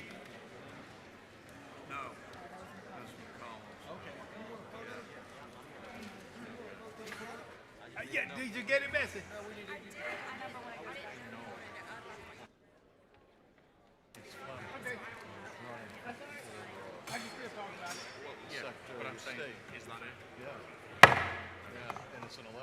Representative Mac Jackson is recognized for an afternoon order. Thank you, Mr. Speaker. Ladies and gentlemen, I rise for a Black History moment. I had a picture, but it's not available to be put up. The Green Book and historic context. Traveling with a minimum degree of safety and comfort is something we expect to be available to us now. Although the work is guaranteed, civil rights for all is a continuing process.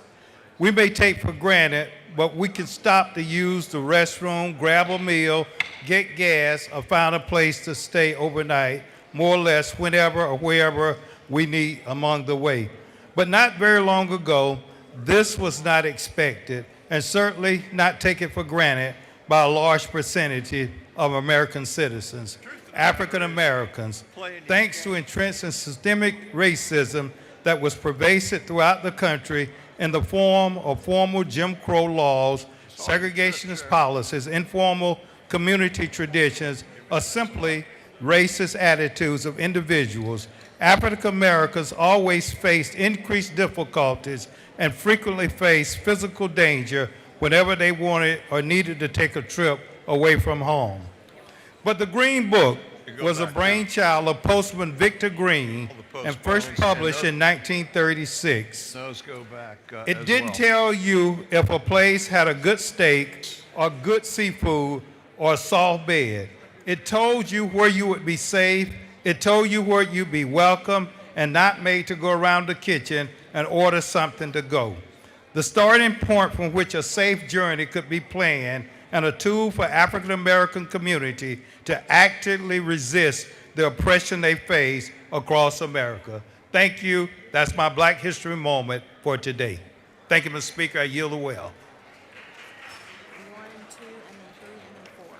Gentleman has yielded the well.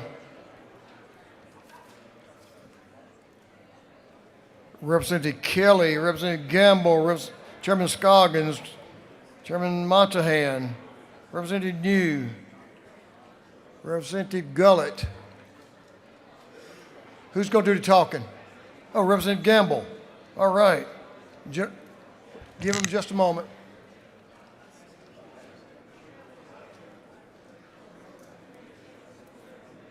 Now, I think you have your crew. The gentleman's recognized. All right. Thank you, Mr. Speaker. This morning in Emerson, Georgia, in my district, we had the distinct honor of hosting Fox and Friends there at the Doug's Place restaurant in Emerson.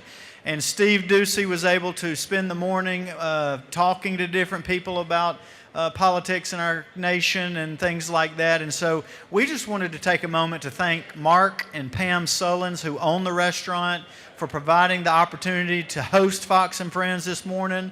They did make the mistake of allowing me to speak, and they put me on the news, which I'm not real sure about, but the event was well, and it brought a lot of positive attention to our community. So we wanted to recognize them this afternoon. Thank you. Good work. I'm glad it worked out. Representative Adenia, give the gentleman your attention, please. Thank you, Mr. Speaker. Good afternoon, members. I rise today to recognize this week as National Eating Disorders Awareness Week and to bring attention to an issue that affects individuals and families across Georgia. Eating disorders such as anorexia, bulimia, and binge eating disorder are serious mental health conditions with severe medical consequences. In Georgia, nearly 1 million people will experience an eating disorder in their lifetime, impacting our students, co-workers, friends, and loved ones. This week serves as an opportunity to reduce the stigma, promote education, and encourage those who are struggling to seek help.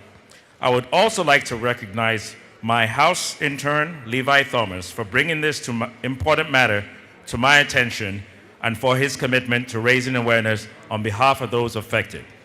Mr. Speaker, I ask that the members of this House join me in recognizing National Eating Disorder Awareness Week and reaffirming our commitment to the health and well-being of all Georgians. Thank you. Thank you. Representative Holly. There he is. And friends. The gentleman's recognized. Give a little time. Okay. Thank you, Mr. Speaker. Today, we'd like to honor a moment in American history. As you will see on the monitor, that 136 years ago to this day, the United States saw to the election to the United States Senate Hiram Revels, himself a Christian minister, who originally came from the state of North Carolina, but traveled around the country recruiting followers to Christ, who landed in Mississippi, and upon his arrival, put his name into local politics, being active, and was summarily elected into the halls of power in Congress. Let us be reminded that his fellow Republicans, some of whom are seated right now, recognize that he is a man who actually bridged the ties between the races. In his quote, he said, "While I was in favor of building up the colored race, I was not in favor of tearing down the white race." And being a Christian minister, he reminded his colleagues to follow Amos 10:34. God does not show favoritism, but accepts from every nation the one who fears him and does what is right, as well as Matthew 5:16. Let your light so shine before men that they may see your good works and glorify your Father which is in heaven. Let us all remember Hiram Revels, who opened the door for so many of us and is our tribute to a very established and good American. Thank you. Representative Park Cannon is recognized for an afternoon order.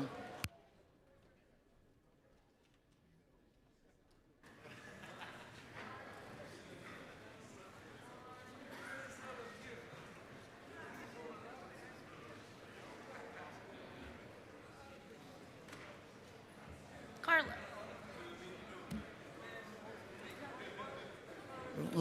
Ladies recognized.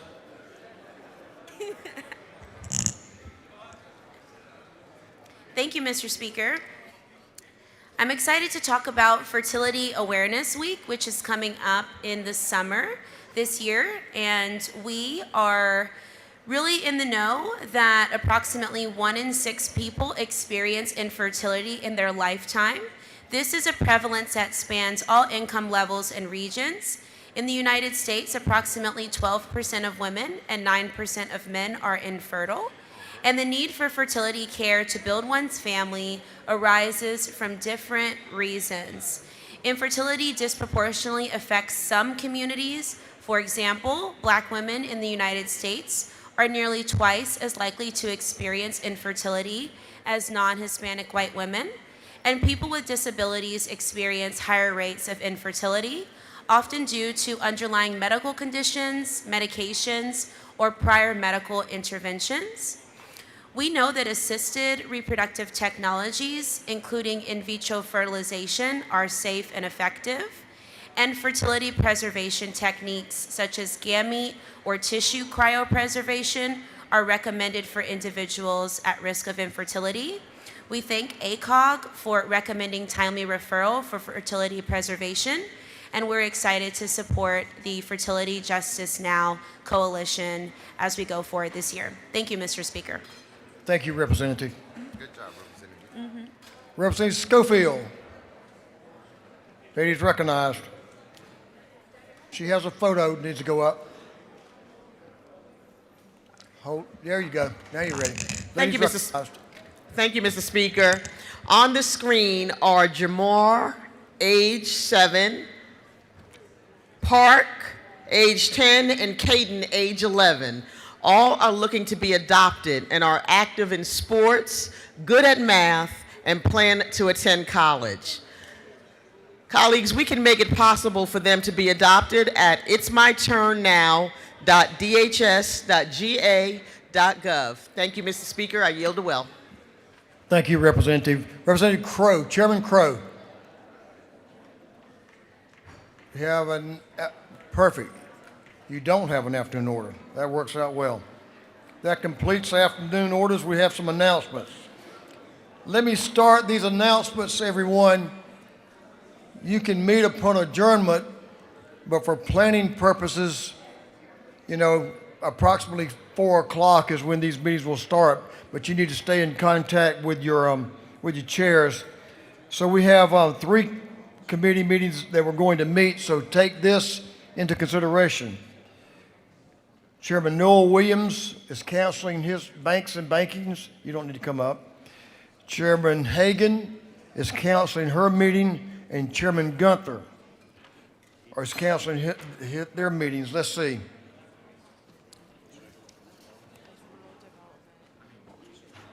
So those meetings would have been at 2, correct?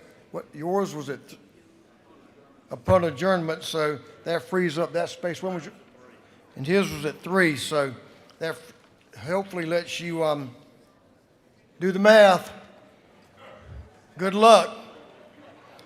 We passed the math bill today. Maybe we needed it today. So Chairman Jaspers, you're scheduled at what time? So upon adjournment, you want to meet now? Make your announcement. Transportation Committee, we are going to meet in room 406 upon adjournment. We have our Chief Engineer, Meg Perkle, be discussing that right-of-way bill we heard about the other day. Thank you, Mr. Speaker. Chairman Hawkins, have you done the math? Yes, sir. Good man. We're going to meet, the House's going to meet upon adjournment in CLOB 506. We got 3 bills, and you should be out by 5 o'clock and on your way. Hopefully.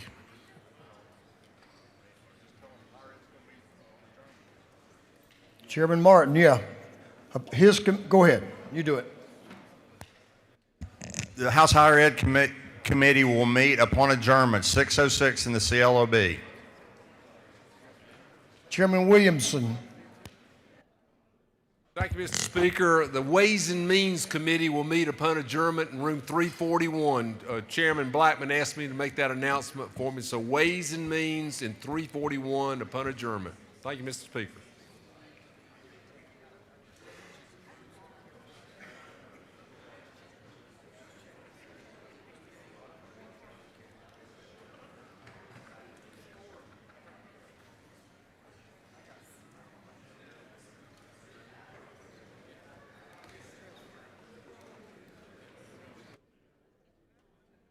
Chairman Irwin, recognized for an announcement. Thank you, Mr. Speaker. We are still going to meet House Ed subcommittees today. We've got 2 30-minute meetings. We're going to start at 4 o'clock as scheduled. We're still going to assign you a room. We had 506. We're going to see if it's available, and then we'll be sending you out an email. Thank you, Mr. Speaker. Thank you for being adaptable. Chairman Camp, Chairlady Camp. Thank you, Mr. Speaker. Judiciary Juvenile will be meeting today in room 403 upon adjournment. We have 4 bills. Thank you. What time? Upon adjournment. I think that's right now. We're almost there. All right, is there anyone else needs to make an announcement? Chairlady Smith, tomorrow. That works. You want to talk? All right, you make your announcement. Chairman Williams. Thank you, Mr. Speaker. We're going to have Banks and Banking in 403, the Capitol, at 8 o'clock in the morning. 403 Capitol at 8 a.m. in the morning, Banks and Banking. Thank you. Chairman Chokas, do you need to share something? Okay.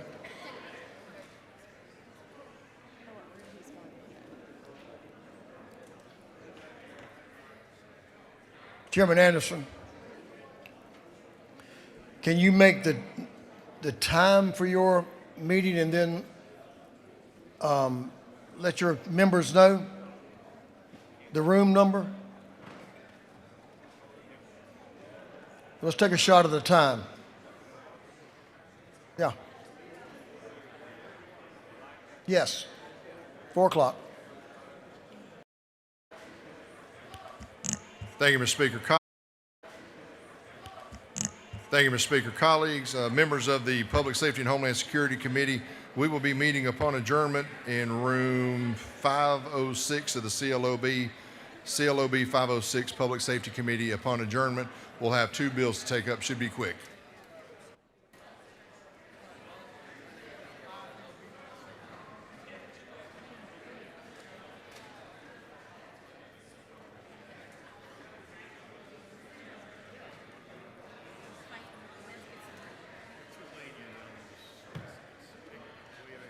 Hey,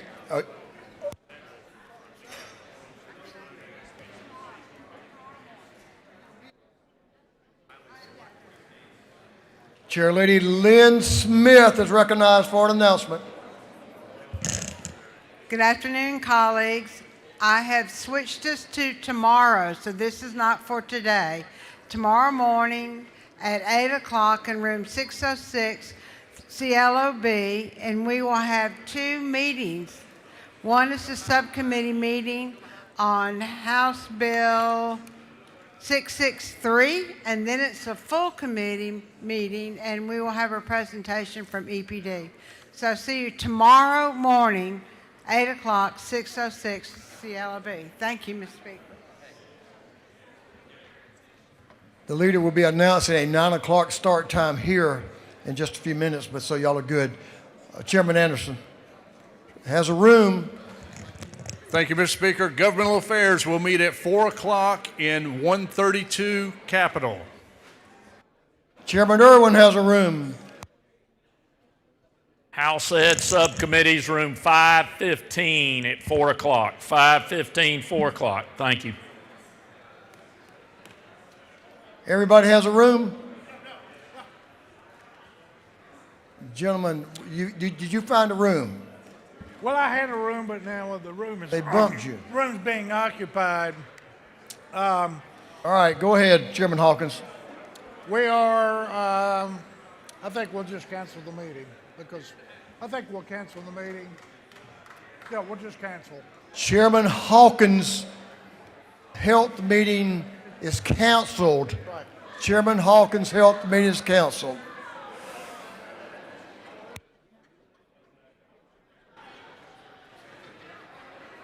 I'm doing my best. Wait a minute. Okay, I've got an agreement with the other folks there in public safety, and we'll meet 30 minutes after adjournment. All right, you'll be through in 30 minutes, so that'll put us about, I don't know what time it is right now, 4. We'll probably be there 4:30. 4:30 Health 506. Boy, I'm glad